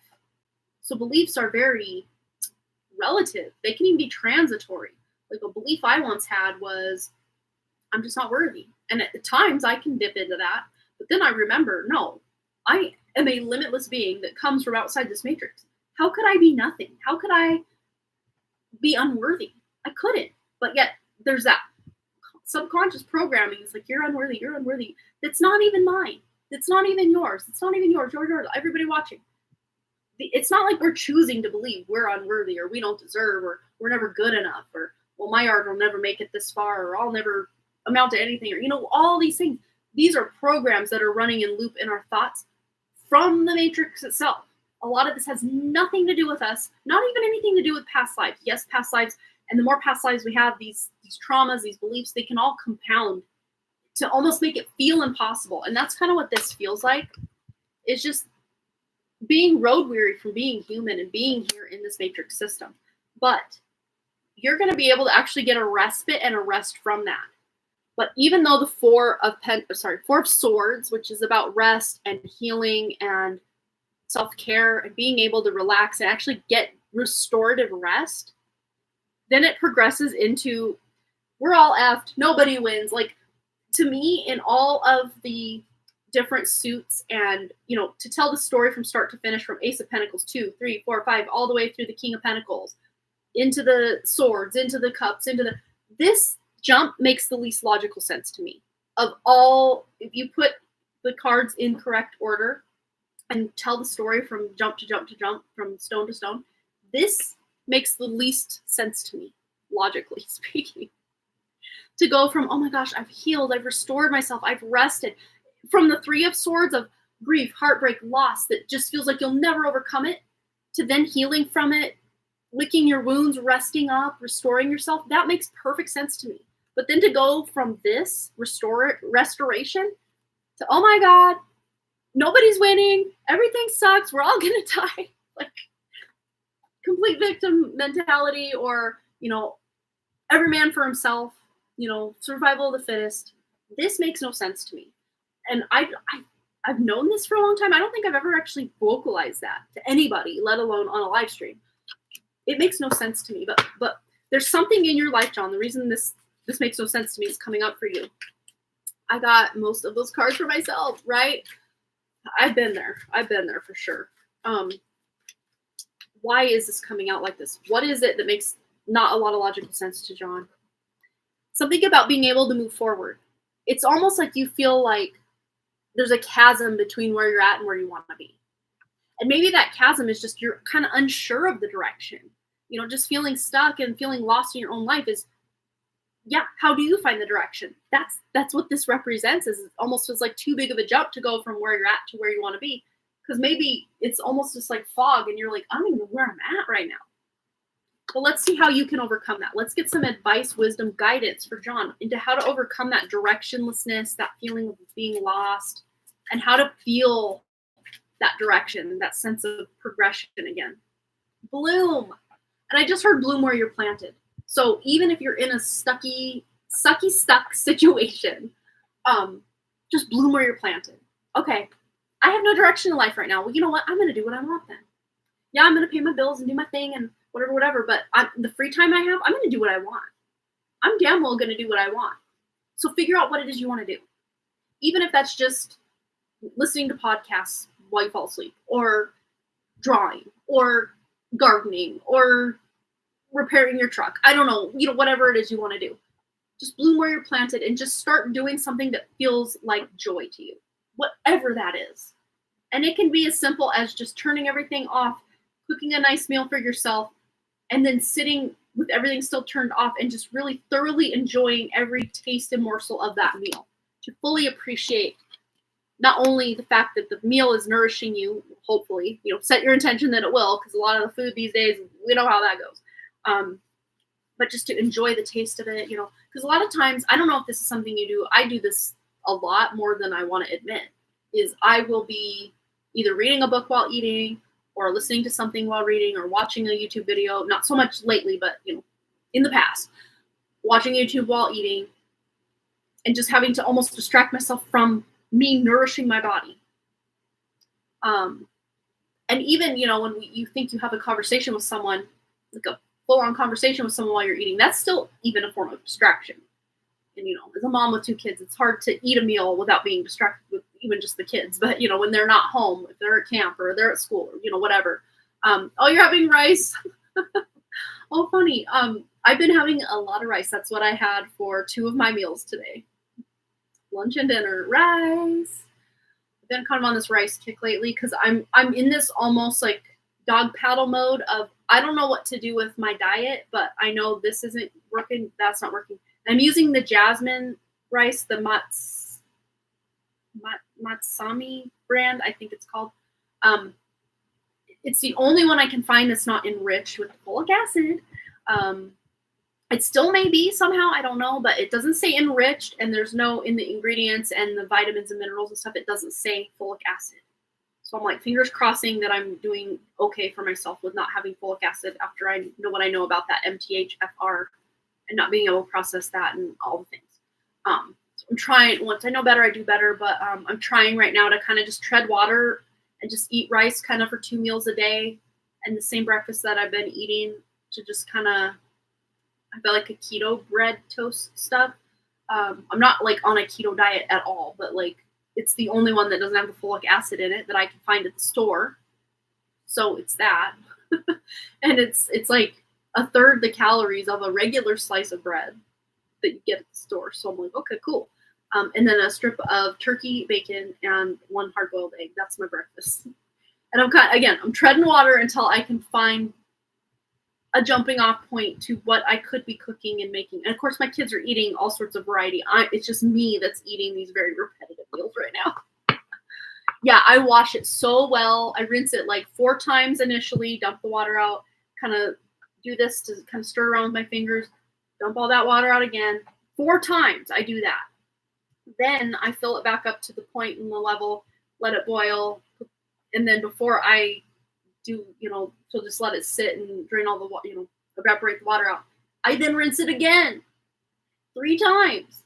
Then I put it back, just barely covered, because by then it at least has kind of cooked a bit to get all that starchiness and stuff out. And the rice is so light and fluffy, it doesn't like glue together. Oh, I love very light and fluffy rice. I'm a light and fluffy rice girly.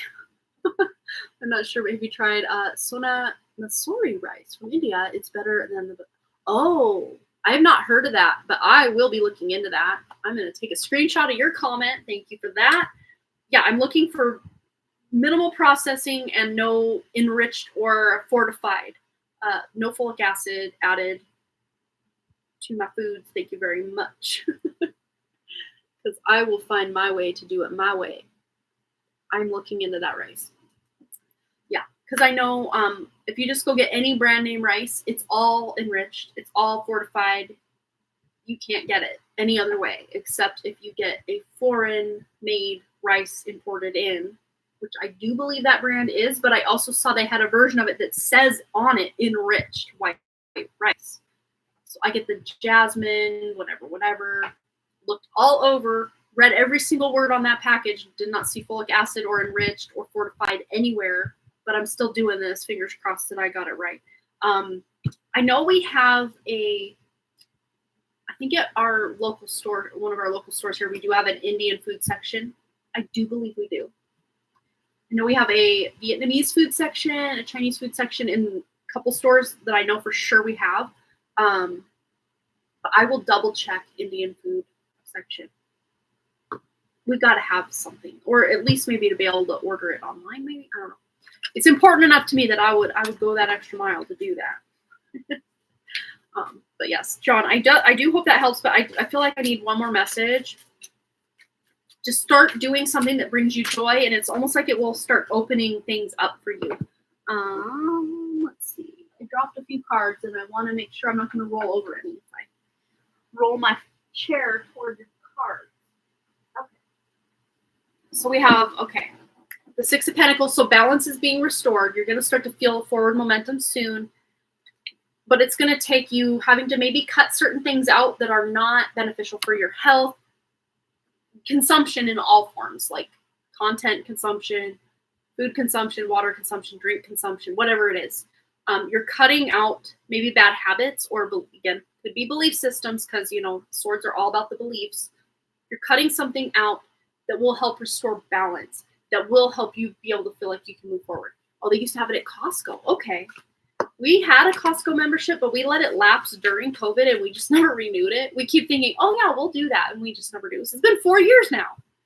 And my in-laws still have their Costco membership, but usually they would just send my husband to go get it and then they pay him back, because it's a whole chore to even, for them, especially, to come into town, because they live a ways out of town. To come into town, get into the store, get what you need, and get out. It's always so busy. Yeah. I used to love Costco, though. You could find everything there in bulk. I'd love it. All right, John. So I hope that at least gave you a little peek that, yes, you're definitely moving in a direction. You're going to get that sense of direction back.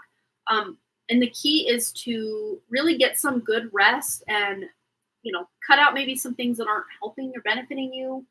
And you already know what these things are. I think we all know where we're kind of sabotaging ourselves, or, kind of that double energy of the temptation of it. Oh, but I'll start tomorrow.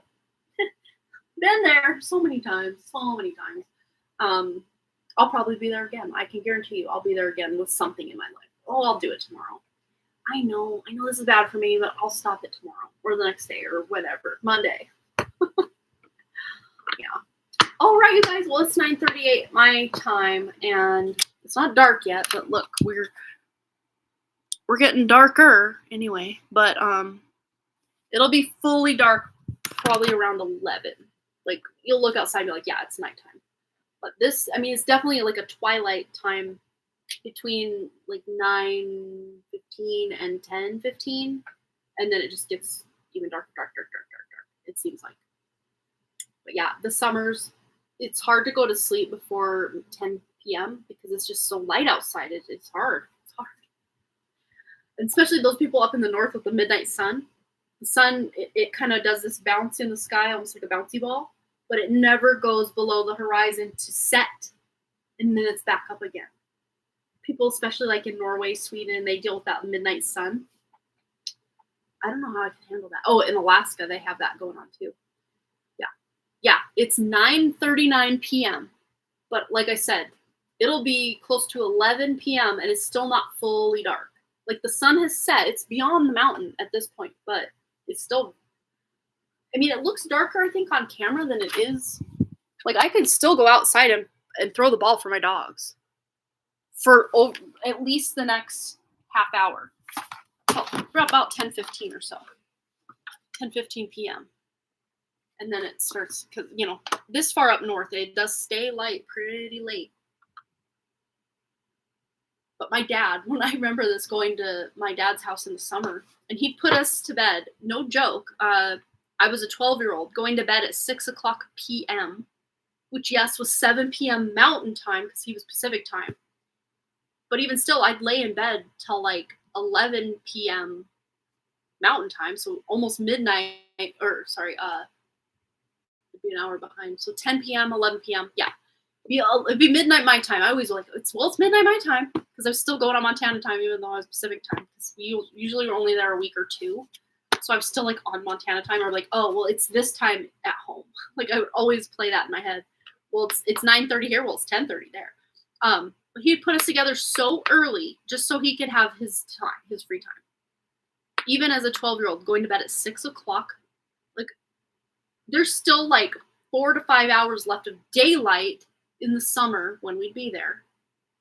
And of course, the bedroom we were in had a door with a window in it and a big window. So you're just like wide awake. That melatonin has no chance but to start producing until about 11 p.m. Oh, I still like get skeeved out by just having to lay there for hours. I mean, I would tell my brother and sister stories. Like that's when I think I really started, and it was even younger than 12 for sure. But like I was probably 6 or 7 years old when I started, out of pure boredom, telling my brother and sister just improvised stories that had just come to my head. And I had this series. The main character girl was named Sacagawea, because that year in school we had learned about Sacagawea, the, you know, historical figure, and I just thought it was a cool name for like a main character in my little, you know, verbal story series for my brother and sister. And I'd even just go, okay, do you want Sacagawea and her family to go on vacation, or do you want a story where she goes to her friend's birthday party, or do you want when they enter this abandoned house at the end of the road? Like, and sometimes they'd fight. My brother and sister would fight, like, oh no, I want this one, but I want this one. So I'd have to kind of compromise and be like, okay, we'll do like a half a story of this topic, and then the next one we'll do this topic. Or like, okay, tonight, Timmy, you get this story, and tomorrow, Melissa, you get this story.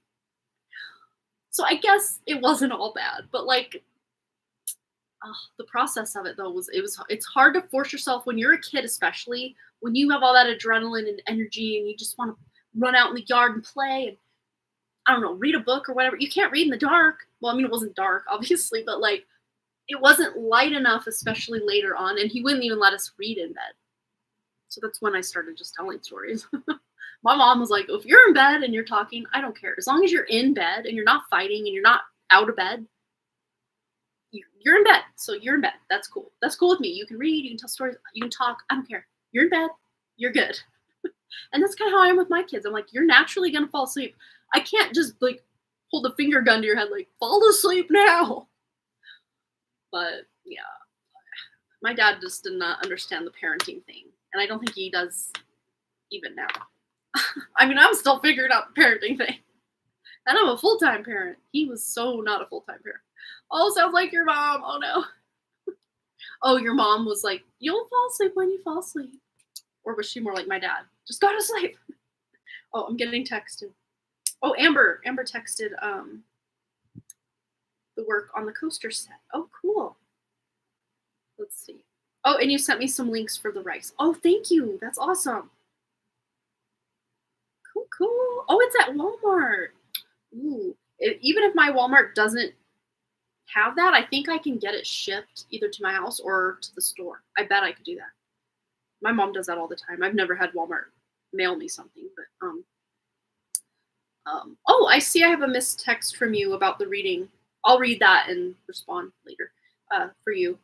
The whole town doesn't need to know what's going on. Worked on this coaster set just to focus on something good. Oh, wow, it's so beautiful. Let me fix the lighting situation for everybody so they can appreciate it more fully. Again, I don't think the phone or the lighting situation is doing this justice, but it's like purples and kind of that golden rod yellow. I love that. Amazing work, Amber. Amazing. As long as we stayed in the bed, she was good with that. Yeah, until we started getting loud and playing. Yeah, we'd get to laughing. That's the thing. You do start to kind of get tired after a while, and then you start laughing. That's how I sometimes get on these night live streams, is I just get like goofy. And that's when you know you got a problem. You just need to settle down and go to bed before you catch a second wind, and then you're up all night. Which was cool in the summer because you had nowhere to be, right? But school year, or that first day before, or that night before school starts, I could never fall asleep before midnight. I was too excited. I was that kid. I was always excited to go to school or for the new school year. Ooh, I'm going to wear this tomorrow. I'm going to do my hair like this, especially like middle school on up.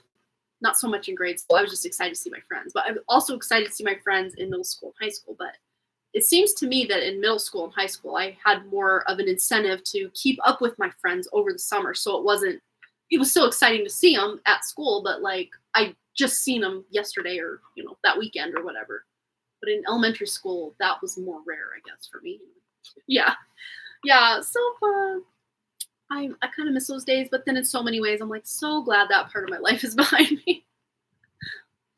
Because you got to take the good with the bad, and there was a lot of bad. Just sitting there through subjects you could not care less about. Ugh.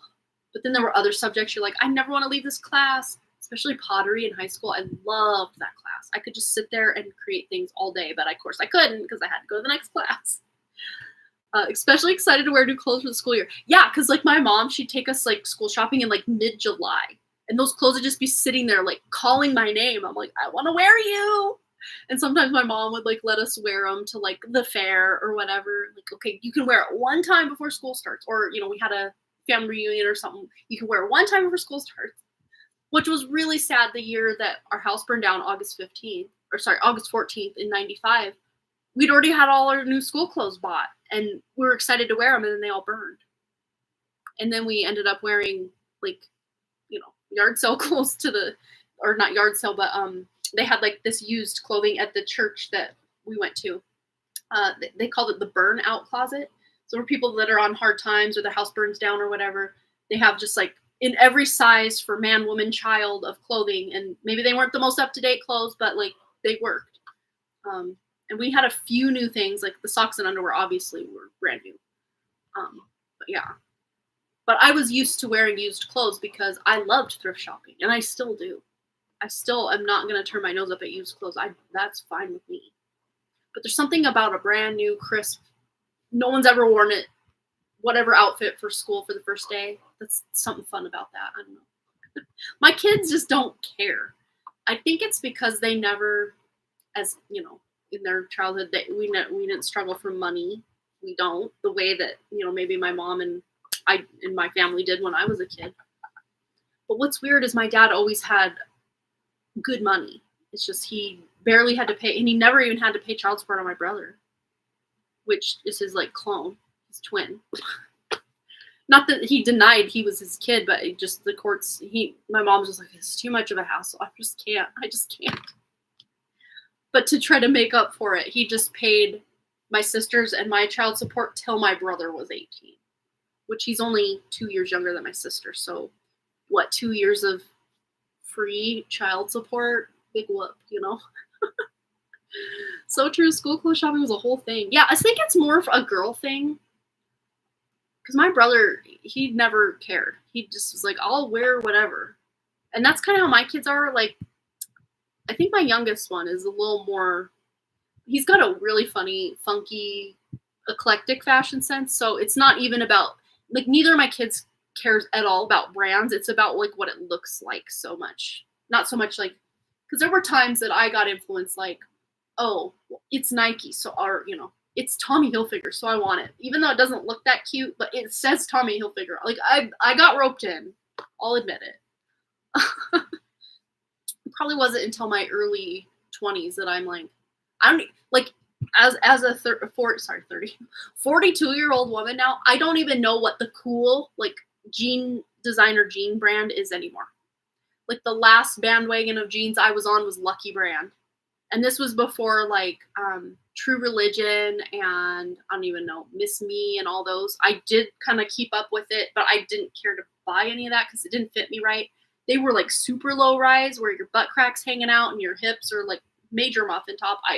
I don't have the body for super low rise jeans, so I never went into that arena. But I love me LEIs and mud jeans. Anyone remember mud jeans? But Lucky jeans, they so were the jeans. And I had a few pair from like the Buckle that I loved. And I had a pair of Buckle jeans that I wore for like 6 years. Because I wore them, I tried to not just wear them every day, but I'd wear them. Because they, back in the day, were like $70. And I'm like, I will never wear or spend that kind of money on jeans. And even now, like I'll go to the consignment stores and get my jeans. And you're still paying like 30, 40 or plus dollars on a consignment store pair of jeans. Oh, mud brand, everything. Oh my gosh, yes. Late 90s, early 2000s, mud and LEI girlies, where are you at? And then I'm probably a little older than you, I'm sure, Piccoli, but there was this catalog called Delia's. I don't know if anyone remembers Delia's. I always got the catalog and never ever ordered anything out of it, but like I would open it and almost picture myself. It was like the epitome of 90s fashion. Delia's magazine or catalog. You could order stuff. And I always was like, I'm going to place an order. I'm going to do it. And I had jobs like through high school. I had jobs. I could do it. I just never did. But I had like this whole order written out on paper in my journal. And then I never placed the order because you had to like call the catalog company. Like, I would like on page 24, it is item 73248, style B in size 6. Okay, thank you. Like, you had to tell someone on the phone what you wanted.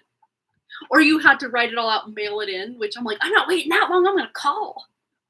And now I can't make a phone call to my dentist to like make an appointment to save my life. But back then, sure, you would. Yeah, Delia's in the store. See, I wasn't cool enough to grow up in a place where Delia's was in the mall. I think the closest we got to Delia's was something like Mariposa. There was that store, J. Jacobs. I'm trying to remember like the 90s mall stores. Hot Topic was a big thing. But we didn't get a Hot Topic like up near where I grew up. I mean, we didn't have a mall in my town. It was 80, 90 miles away. But that mall never got a Hot Topic. It wasn't until I moved to Missoula in 2001 that they had a Hot Topic. And I'm like, I love this store. I was kind of like, I had just broken up with that boyfriend. And I'm like, who am I? So I was kind of emo for a bit. Yeah, memorizing phone numbers back in the day compared to now. Sometimes I forget my own phone number. Right? I know. Isn't it weird? I can still tell you all my friends and I can tell you my first phone number the first phone number I knew was in Odessa, Washington. It was 509-982-2124. I still remember that. And I was 5 years old. And then growing up, it was 406-293-9650. I'd give you my best friend's number, but her parents still have that number, so I'm not going to like blast her out.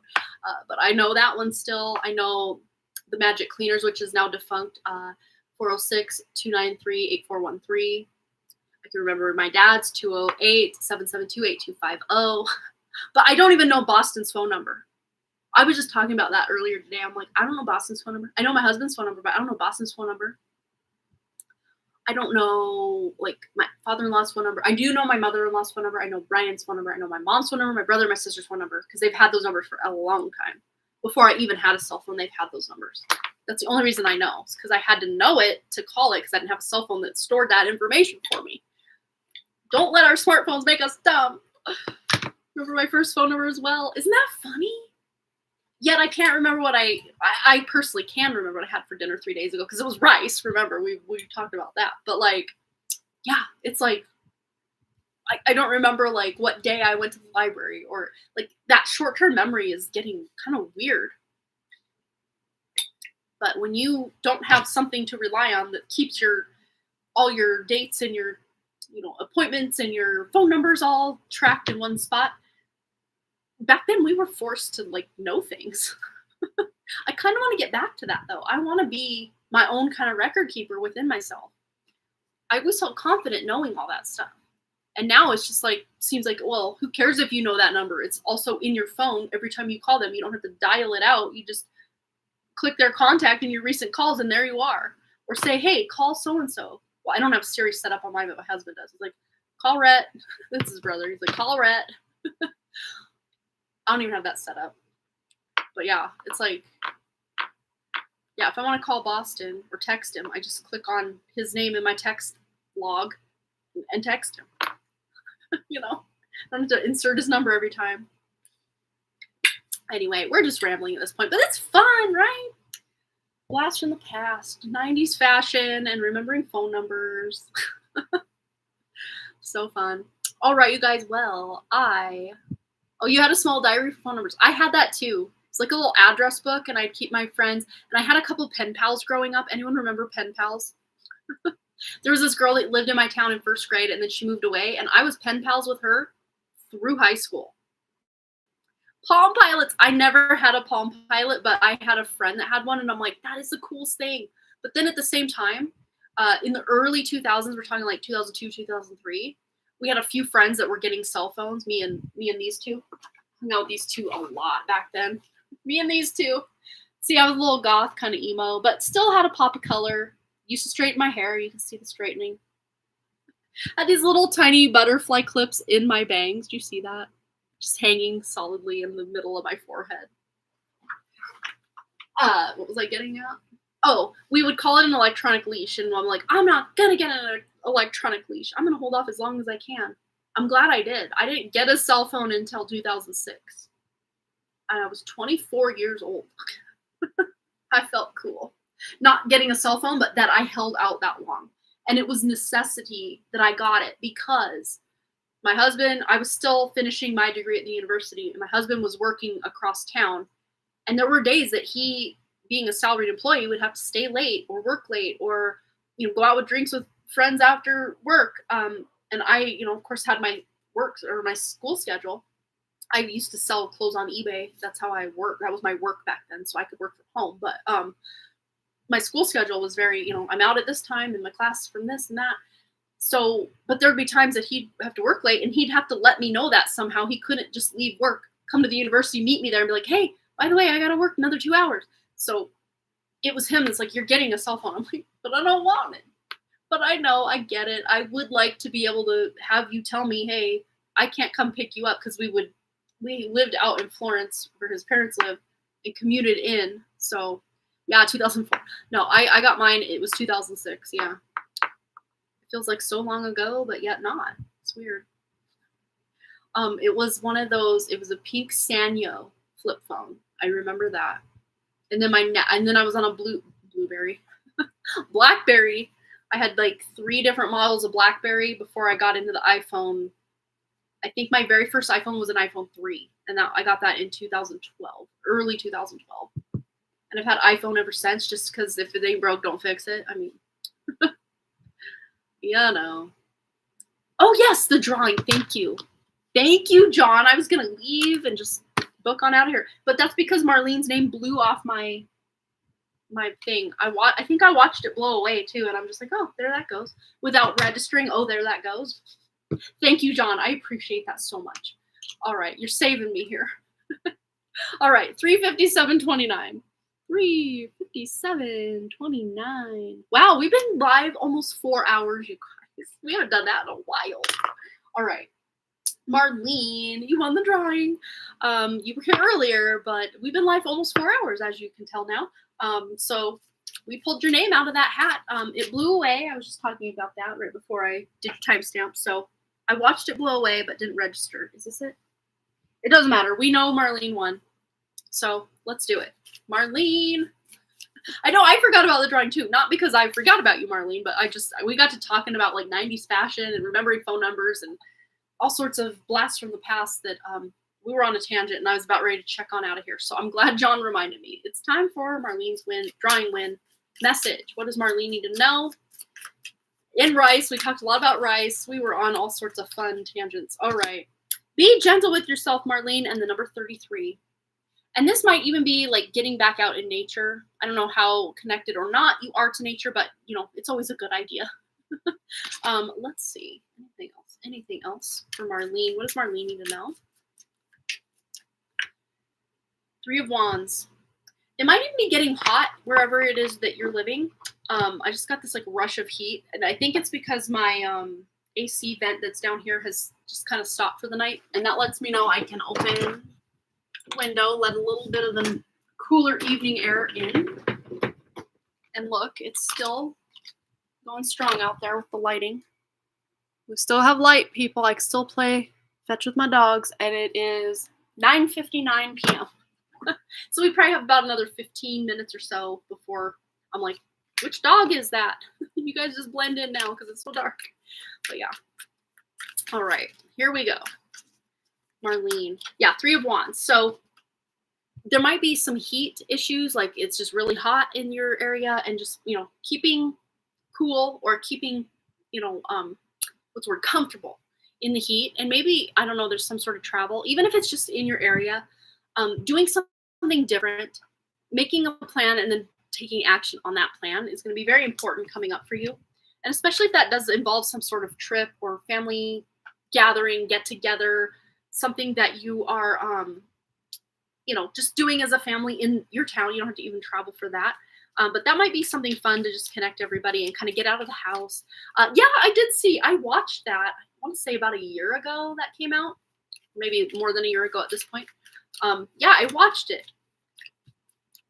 I would say it wasn't as good as the original, but then have you guys seen all the controversy about all the actors and stuff with the original? I know the guy that played Hyde, Stephen Hyde, Danny Masterson, is in prison for like the R word and like bad stuff.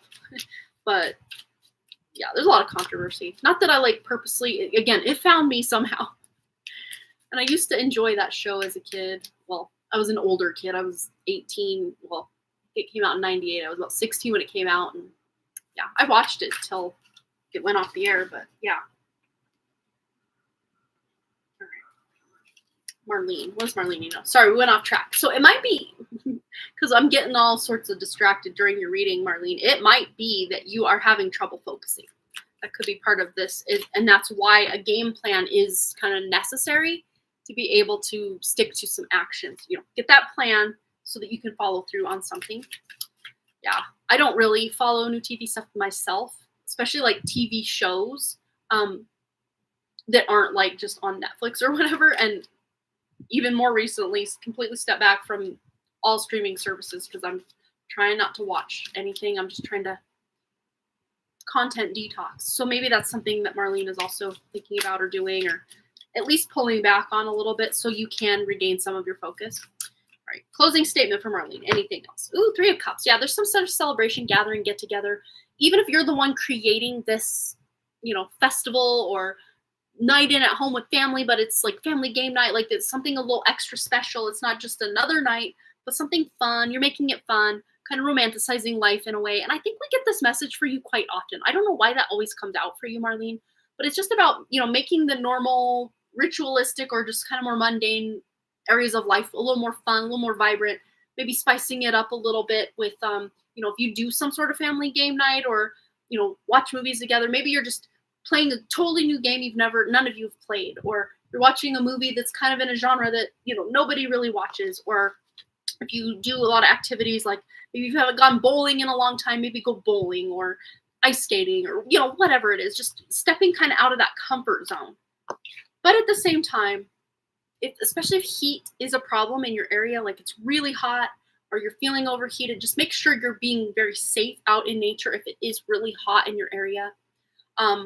Or if there's a lot of like nature stuff going on. I know I did hear, again, because I hear things, that there's a lot of flooding and stuff going on like in the Midwest. Just make sure you're being safe wherever it is you are. And, this isn't like a dire warning or anything like that. It's just, use your intuition, use your common sense, and you should be fine. And especially too with your kids and family and stuff, if they spend a lot of time outside and it is really hot, just, being careful with, especially the heat of the day, and not being in the bright noonday sun too long before, without being safe about it, and then expansion with the number 12. All right, so there's something you're expanding, and this feels like an idea, or again, like maybe an idea or a plan that you're expanding on. Like, how about instead of just stopping at this point, we keep going with this? And this doesn't just feel like something you're doing, Marlene. This feels like a family affair. This is something the whole family is getting involved in. Could even be a project around the home, or something you're all looking forward to going to do together. That's what it feels like to me. All right, you guys. Well, I unplugged my laptop to show you guys a couple views. And my battery is fading fast. It went from 100% to 64. This is like a 2005 refurbished MacBook Air when I got it in like 2021, 22, somewhere in there, whenever it was I got it.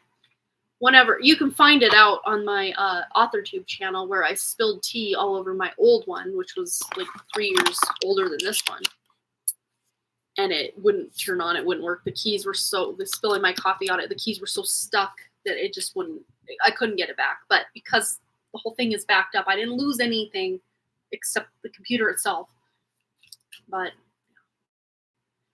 it's a refurbished old girl, but she's still ticking along. So we're grateful. We're so grateful you're still here with us, computer. Some series I watched growing up were I Dream of Jeannie, Bewitched, Small Wonder, and Wonder Years. I can watch them again. Yeah. I've watched some of those. I remember watching like I Dream of Jeannie, Bewitched. Were all on. Oh, Small Wonder was that the one with the robot girl? I always forget her name. She had the red dress and the like shorter brown hair or black hair maybe. I think that was Small Wonder. And I had watched that here and there, but I can't remember. I was pretty young when I watched that, so I don't remember like any of the people's names in that show. But the Wonder Years, oh my God, I loved the Wonder Years. Yeah, Vicky, that was her name. Yeah, I loved Winnie on the Wonder Years. She was so cute. Aw, I do miss. And then there was another one. I think it was called Life Goes On with Corky, and Martin is the actress's last name. She was the like main girl in Life Goes On. Something Martin. She was the girl on the milk carton movie. She was the lead on that as well. I forget her name off the top of my head.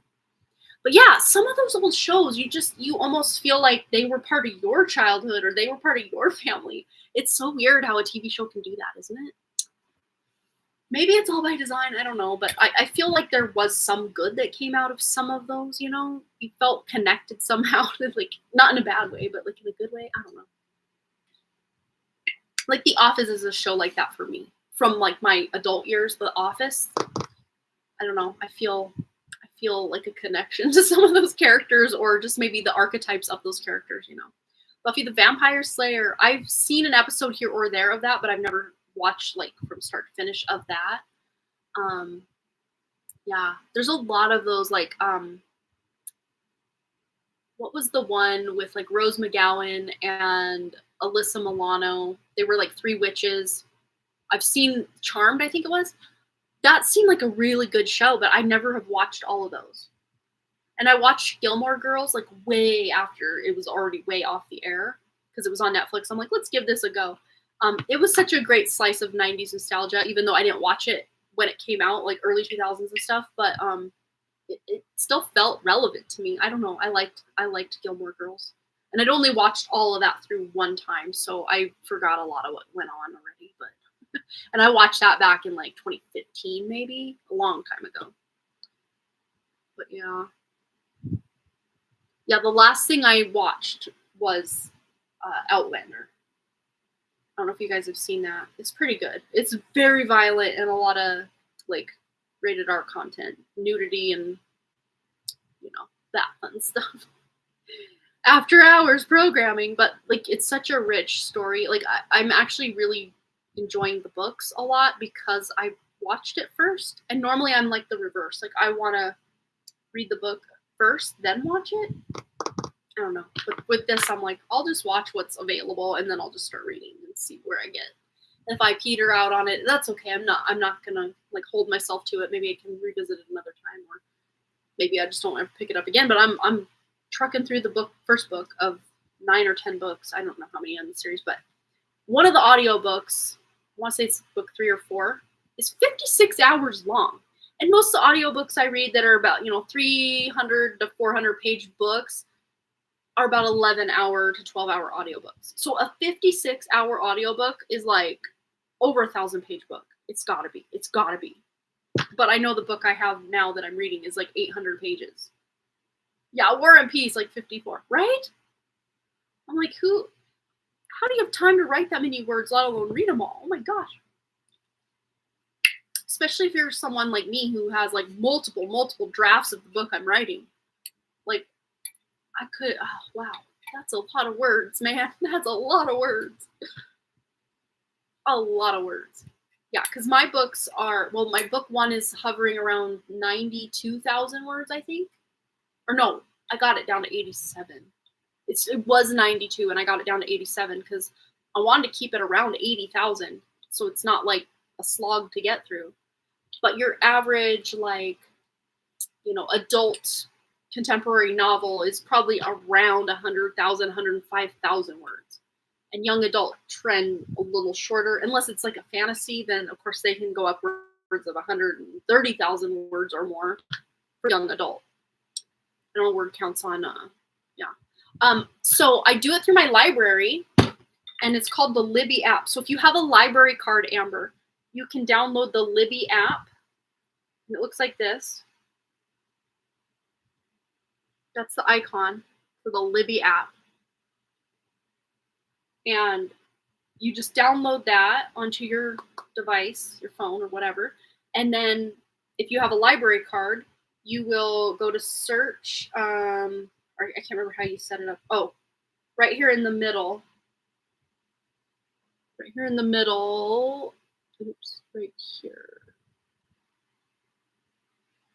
You can insert I have 2 because I saw on a YouTube video that you could add library cards from other libraries that you're not a part of. And I thought in my head, I'm like, well, won't that take away from the actual people that live in that town? I don't want to do that. And then actually a librarian answered on that video and said, actually it helps with funding. The more library cards we have for this branch of the library, it helps with federal funding, or however they get the funding for the library. So the more cards they have issued, the more funding they get for books. So it's not hurting anybody.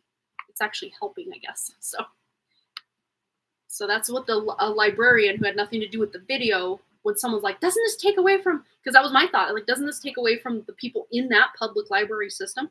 And mine is Broward County, because that's one that you don't have to have a physical address in that town to have that.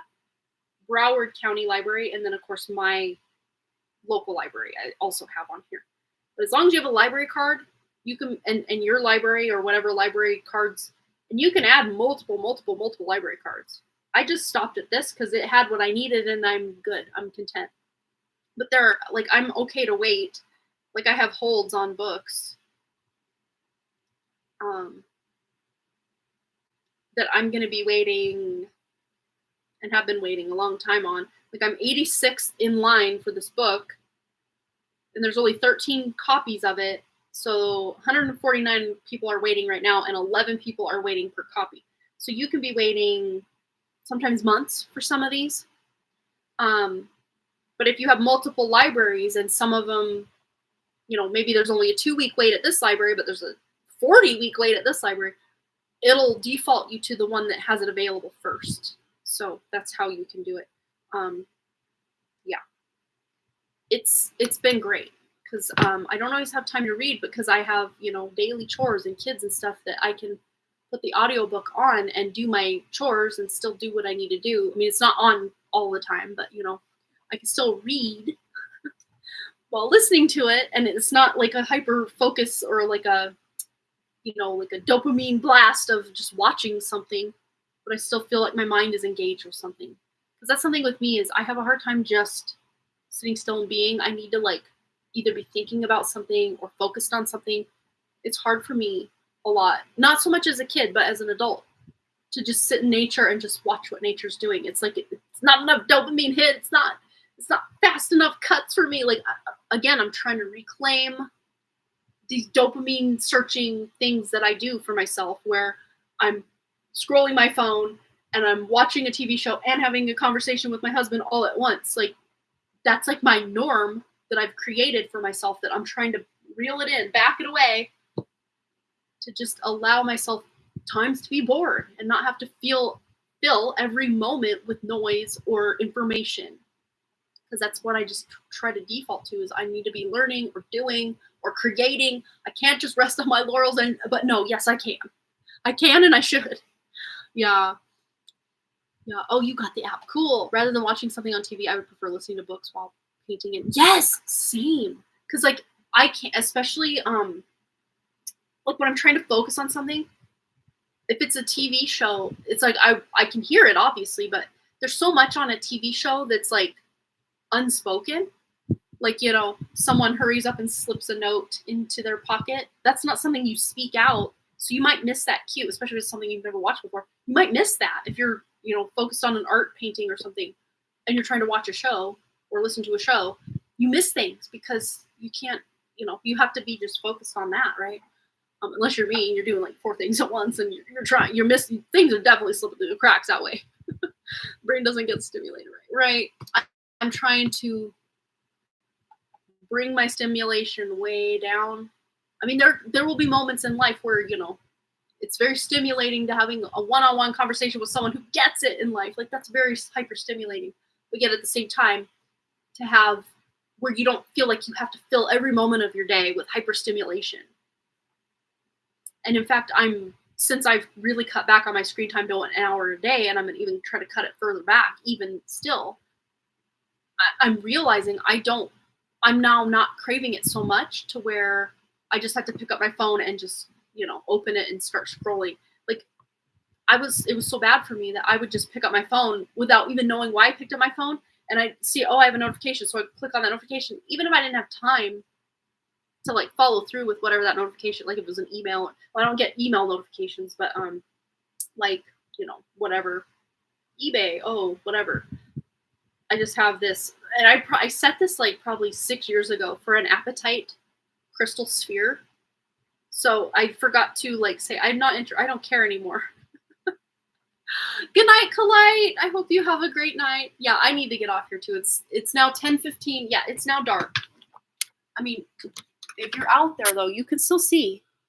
I mean, not so much from my window, but like if you were out there walking, you can still see your feet walking. But the sky's still light at 10:17 p.m.